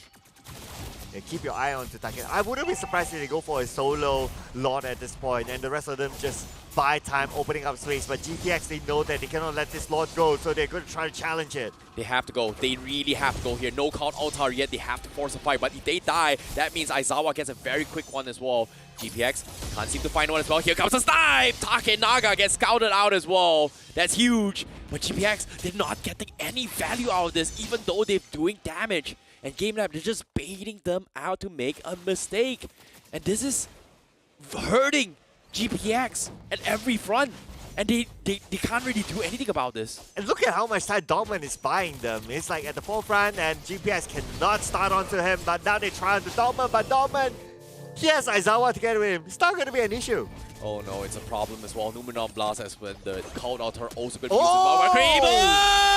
Creepo! He's dead, Aizawa! He is gonna kill him off. GameLab says you're not getting away for free.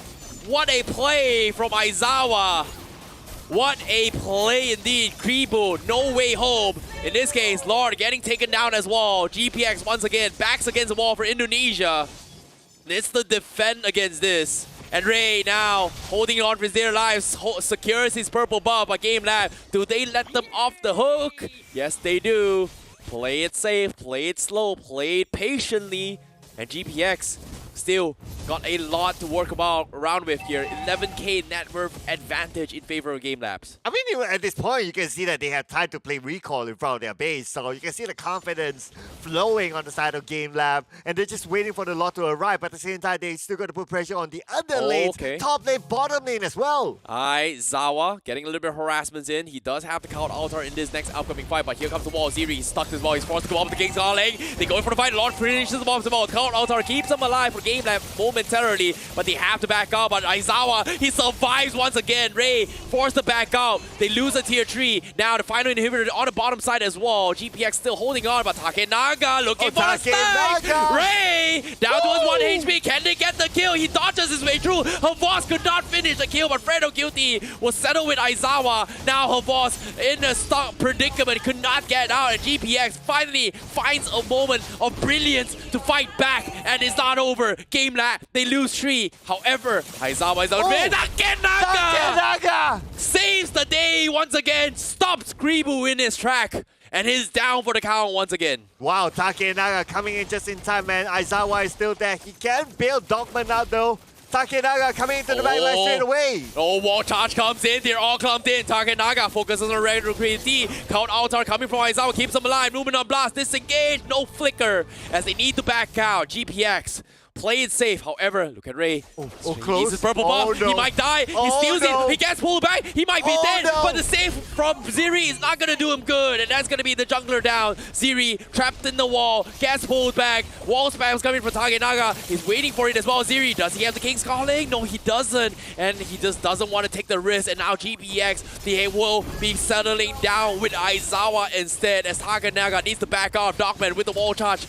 Not exactly sure what's going to contribute. They're paying for that, but it's a setup for the Yuktezi. Blazing Duet comes in. GPX needs to run. They're getting picked apart. Kribu buying time, but Yuktezi will be there to finish him off, while the rest of GameLab will push GPX back to the base. Oh, at the same time, the minions are pushing at the top lane, the mid lane as well. This bottom lane turret will be taken out. Oh my god! Takenaga, risky plays. One will survive, but the wall blocks coming in from Fredo QT will keep him alive, but GPX is holding for their dear lives while GameLab is trying their best to close up this game. How are they going to come out here? The problem right now is that they don't have anything to do with Takenaga. Oh my god. That's the thing, right? Like, they need to buy time. Ziri is doing his best, but there's only so much he can do. Like, he's got the dominant size, he's got the Athena shield, he's got the immortality, but eventually he will hit really, really hard. But the problem here is they need to find the perfect catch. In this case, Ray can never get close enough because Aizawa is a big track. But Aizawa forced the Count Altar, and Ray, he needs to run away. Dogman gonna be looking for the disengage, but he needs to go in for the reset. The Lord still up for grabs, but at the same time, look at this, GPX. He cannot do this, Ray. He needs to get out. He needs to back up. But Takenaga is gonna go in for the chase. He sidesteps his way through, but the Numenon Blast comes today. He is gonna be able to get out, but Havas pressuring the top lane, forcing the Watt to stay in the base. means GPX could not commit to that fight, but GameLab will settle with taking objectives for now. Well, the objective is still open, but GPS not going to let this go. GPS cannot let this go, but at the same time, they're kind of busy at their own base. How are they going to get in right now? Dogman and Aizawa, the duo that's going to tank it. Oh, it's tough as well. They need Siri in this fight. Ray, he's buying a lot of time, but eventually he needs to get out. GameLab still looking for the punish on towards Ray for now. He's holding with his dear life. He's got the Sky Gun and helmet, but eventually one lockdown is all he needs. In this case, they go for the wall charge for Rimu. They get Aizawa. No count outer. Huge for GPX. But GameLab, they have to back off. Aizawa, he doesn't have his passive abilities. He's not going to be able to join this fight. Dogman needs to run away, and GPX is going to give case here. Flicker. But is he going to go? He can run for it, but he doesn't have the damage. Surprise! Here's Takenaga! Monster kill for the Fanny. Wow, they lose Aizawa from the beginning of this fight, but GPX, they are showing signs of making a comeback. Ooh, but then again, they trade off back and forth right now. Even Ray got taken out. But at the same time, they gotta be worried. Their eyes will be looking at the minimap to ensure that the minions are not too close to their base. But look who's here. Oh, Takenaga once again going to be cutting back. Flying on the King's Guard and catches him. He's stuck. Where's the count outer? They need someone to save him. It's going to be Aizawa to save him after the immortality. It is going to get out. Takenaga will settle with Fredo QT. He will try to kill off the Lolita. And yes, he will fall. And GameLab, they managed to close him out. It's only one left. 1v5. And GameLab destroying the homes of Indonesia. Potentially, Ray is still alive. They're focusing the minions. One with his winds of nature. He's got the sustain, but he's not going to do it enough. Ladies and gentlemen, GameLab has done it. Your second grand finalist for the Snapdragon Pro Series. Well, looks like we're going to see a repeat between Euphoria Esports and GameLab in the grand finals happening later on. And it's going to be an all-Filipino grand finals again. Well, this round, all I can say is that GPX had no answer to the Fanny. GG, well played to both GameLab as well as GPX. But GameLab with a very, very convincing victory against GPX. Meanwhile, GPX, well, it's nice knowing you. GG, well played. However, they will bow out in third place for the Snapdragon Pro Series. Once again, thank you so much for playing with us for the longest journey, and it has been a pleasure, an amazing journey to see how GPX has been playing over the weeks here in the Snapdragon Pro Series. Yep, and for GPX to get third place, that's not too bad, okay? It's still good amount of money. But anyway, it is a competition at the end of the day. Someone will be eliminated. It happened to be GPX, but they went through all the way to this stage. It's still a good job. Yep, GG, well played. But GameLab's looking for the revenge story. Friends in real, enemies in game. In this case, GameLab will have the second chance in the Grand Finals, which is going to be happening next week as well. But all in all, this is going to be Game 2's stats here, with GameLab having complete absolute domination in terms of itemizations and positionings as well. GPX just had no choice in terms of the drafts. They had to final pick the Minsitar, but there's only so much Ziri could have done. And by the time he could do something, it was already too late. Yeah, and like what you say, the only answer to Fanny was a Minsitar. But then to GameLab, it's like, oh, so what if we ignore Minsitar entirely? Then that's exactly. it. Very smart coming in from GameLab as well. Every single fight they've chosen so far was a fight at a place where Minsitar is on the other side of the map because of how having her boss on this Benedetta is just so pressuring. And every single time her boss is pushing the lane, you either need Ziri or Watt to be fighting against Benedetta. And when that thing happens, GameLab just was already so far ahead. And Watt wasn't able to join the majority of the fight because of how annoying her boss is when it comes to shoving the lanes with this Benedetta. Yeah, even as much as Ziri wanted to join the fight as well because he was on the other side, Minsitar is not the most mobile. Exactly. Yeah, so it's very hard for him to join up together with his other teammates. But anyway, so here are our highlight players. So we got Yuktizi, Aizawa, Dogman, and, well, Dogman again. Most assists. Takenaga is not in there. Yeah, it's interesting enough. Takenaga not even there for the Fanny. But the most amount of GPM is going to be Yuktizi. Damage is going to be Aizawa on this Faramis. He's got the fleeting time as well. But nevertheless, the MVP of the match is going to be Dogman with a 14 KDA on this Grok. Very, very interesting indeed. Did not expect that at all, you think about it. I know, I'm sure everyone was 1 and expecting. 12, that's crazy. But in case you missed out on how Game 2 happened, these are the highlights for you guys. I'm sure everyone was expecting Takenaga, right? But if you kind of think about it, like Dogman did open up a lot of space for the other teammates. Like he was at the front, and the only one that kind of supported him for most of the time was Aizawa.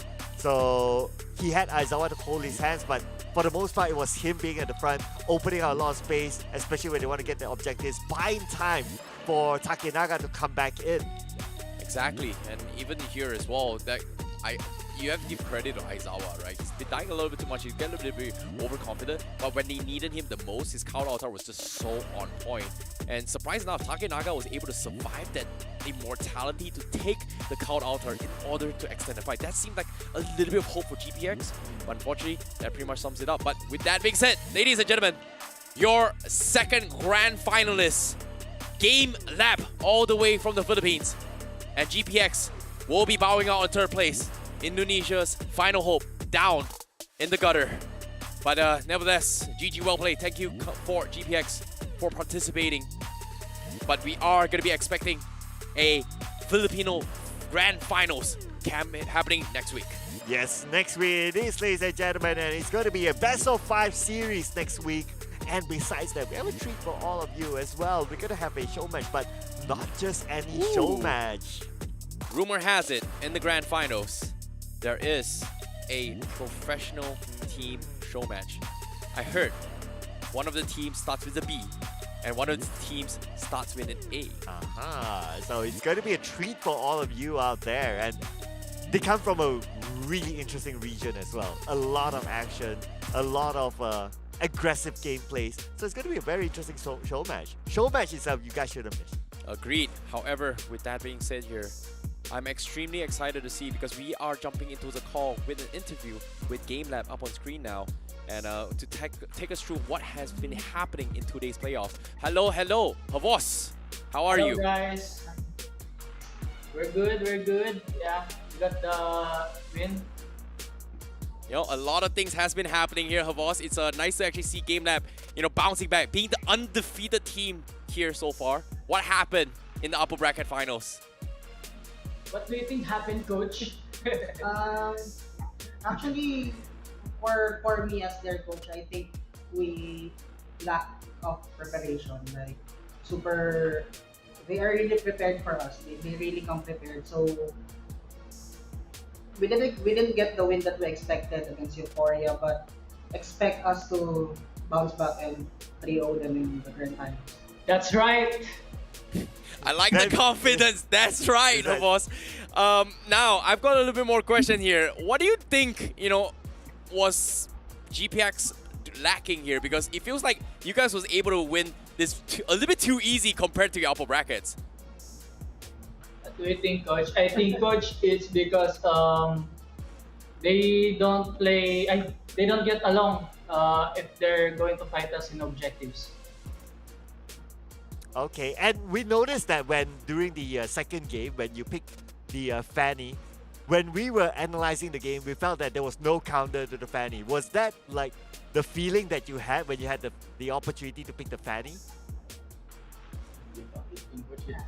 Yeah, actually, we just want to play our comfort hero during the game number 2, because in game number 1, we know that they really reacted well to our game from the previous upper bracket series. So they just got our heroes, our first 3 heroes on the upper bracket match, going into the first match of lower bracket final. So yeah, they're too reactive for us. So that's why we decided to just play our comfort heroes. That's right. That's right. Now, I've got a question for Havos. Is it pronounced as Havos or Xbox?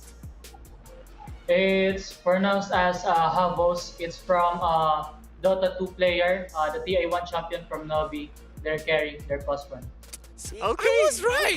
Okay. I was right. Okay. This is a debate here. He's been, having a little bit of problem here. Now, Havos, do you have any tips on how do we play a good XP later here, or what are we going to be expecting coming for the grand finals? Again? Okay. Do you have any tips on how to be as good as you, and also what are we going to be expecting from you for the grand finals, that especially against Euphoria Esports?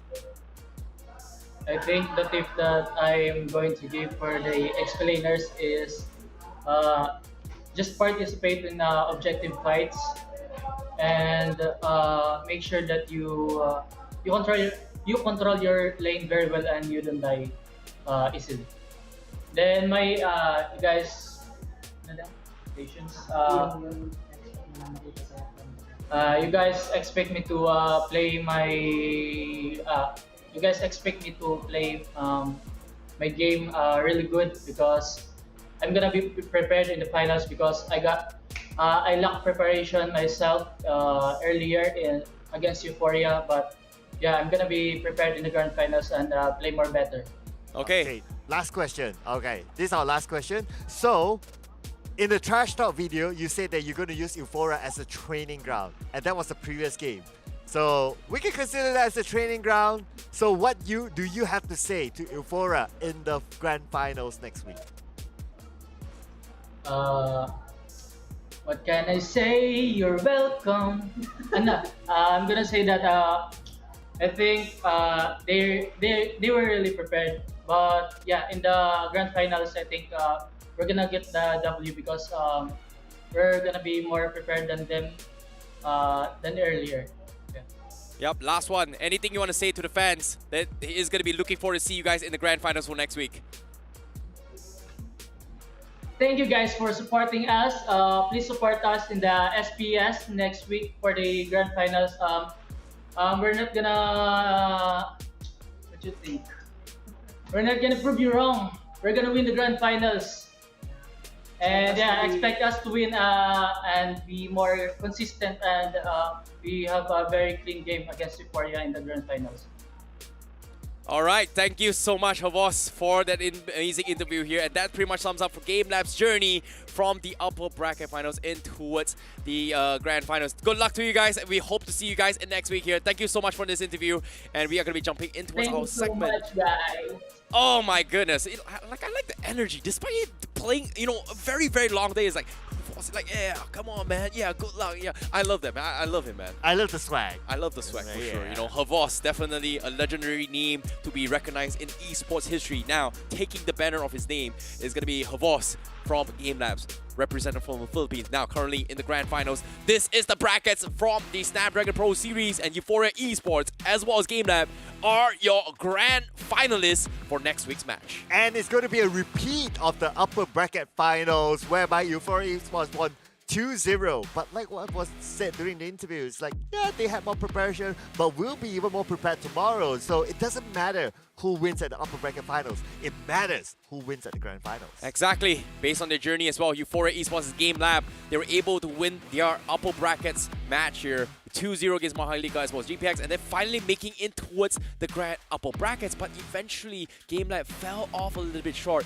dropping into the lower bracket finals. It was GPX that had to stand a chance to fight against GameLabs, however, didn't exactly go too well, eventually leading towards the grand finals. It is going to be a Philippine grand finals once again here for Snapdragon Pro Series. Euphoria Esports going up against GameLab, and that's happening in a best of 5 series for next week. Yep, for the record, so far, Euphoria Esports have not lost to GameLab in this tournament, even in the open qualifiers as well. So the stats do favor Euphoria Esports, but like what GameLab says, training ground, fine. Grand finals is where they're going to prove it. Yep, grand finals is where they're going to prove it as well. Lack preparation, hoping to prepare a little bit more. But in case you guys are wondering, guess what? Next week on the 26th, this is going to be a pro team show match. Outer Ego going up against BTR in a best of 5 series before we lead into the grand finals for Euphoria going up against GameLab. Here's the surprise, ladies and gentlemen. Surprise, surprise. Oh man, I mean, both these matches are just as interesting. You gotta think about it. Pro teams, and they got a grand finalist who play just like the pro teams. This is where it is gonna be very, very spicy, ladies and gentlemen. All time zones are in GMT +8. It is gonna happen next week, 6:20 p.m. Outer Ego going up against BTR. And then for the grand finals, closings up next week as well. It is going to be starting things off 8:25 for Euphoria going up against GameLab. So if you're wondering what's happening, here's the surprise. But thank you guys once again. After 16 days of exciting broadcast for the Snapdragon Pro Series Season 2 Mobile Legends, we are almost at the end of an amazing journey. On behalf of the entire Snapdragon Pro Series ESL team, we wish you and your loved ones Selamat Hari Raya. May this festive occasion bring you joy, peace, and prosperity. We hope you enjoy spending time with your family and friends and creating beautiful memories together. As you celebrate, remember to tune in for the grand finals of the Snapdragon Pro Series on Wednesday, 26th of April next week between Euphoria Esports as well as GameLab. And don't miss this epic conclusion to the season and see who will emerge as the champions. Have a joyful celebration. Be sure to tune in once again. Thank you so much. Next week is where things are gonna get very, very spicy. You know, I told you before, right? I told you, if you guys were listening to us here, there was a surprise. You know, it was one of the teams starts with A, another team starts with B. Boom! Alter Ego versus Bigatron from Indonesia. Oh man, I'm psyched to watch next week. Exactly. I can't wait for it to when happen. it comes to watching a pro team, you know, what better to watch an Indonesia or a Philippine pro team? Because eventually they will show you one of the best ever. And you know what's the best ever? What? It's our official sponsors for this tournament, ladies and gentlemen. Thank you so much again to Snapdragon, Elite Gaming, When Winning Matters for being together with us this entire season and the seasons before. Yep, thank you all so much for tuning in as well. I'm excited to see how the grand finals is going to go. But all things considered, we hope you guys enjoy it as well. And of course, thank you Samsung Galaxy S23 Ultra, where you can share the epic and level up your gameplay for providing all this experience to us, especially bringing all these amazing games for pro players as well as us casters as well. And you guys enjoying some good old Mobile Legends. Bang, bang. And also shout out to Monster Energy for unleashing the beast, where you can check it out as well. But most importantly, if you are looking for sweet deals, great deals, and game top-ups, you can check out kachishop.com to purchase some really, really good deals on diamonds to buy your new skins for Mobile Legends. Yeah, new skins for Hari Raya as well. Ooh. Oh, in physical and also in the game. But anyway, ladies and gentlemen, that will be all from us. Next week will be the grand finals. Make sure you tune in. My name is Sir Cloud, together with the wonderful IC Baby 12. We'll be seeing you in the future. Bye!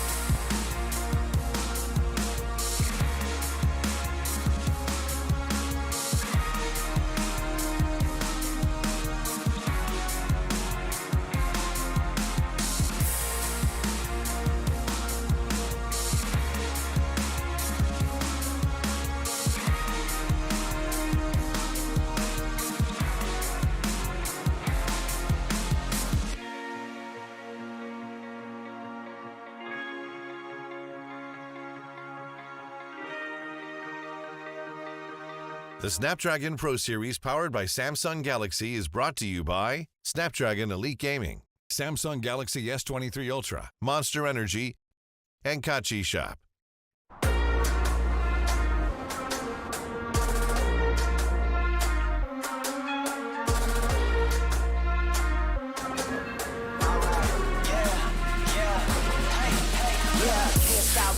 top going till a player on top know it. Rooftop, penthouse suite. If you really want it, gotta own it. Fight through it, we was at the lowest. Blood, sweat, tears, the components. Riding all year, now's the moment. We are not friends, we are opponents. Yeah, I'm coming for mine. Yeah, I'm making a play, the game on the line. Yeah, I've been on the grind. Yeah, I jump in the spot, I made it my time. Yeah, look in the sky. Yeah, the stars. The line, no shade to shine. Can't stop it already. Emotional work and devotion. We put in this time.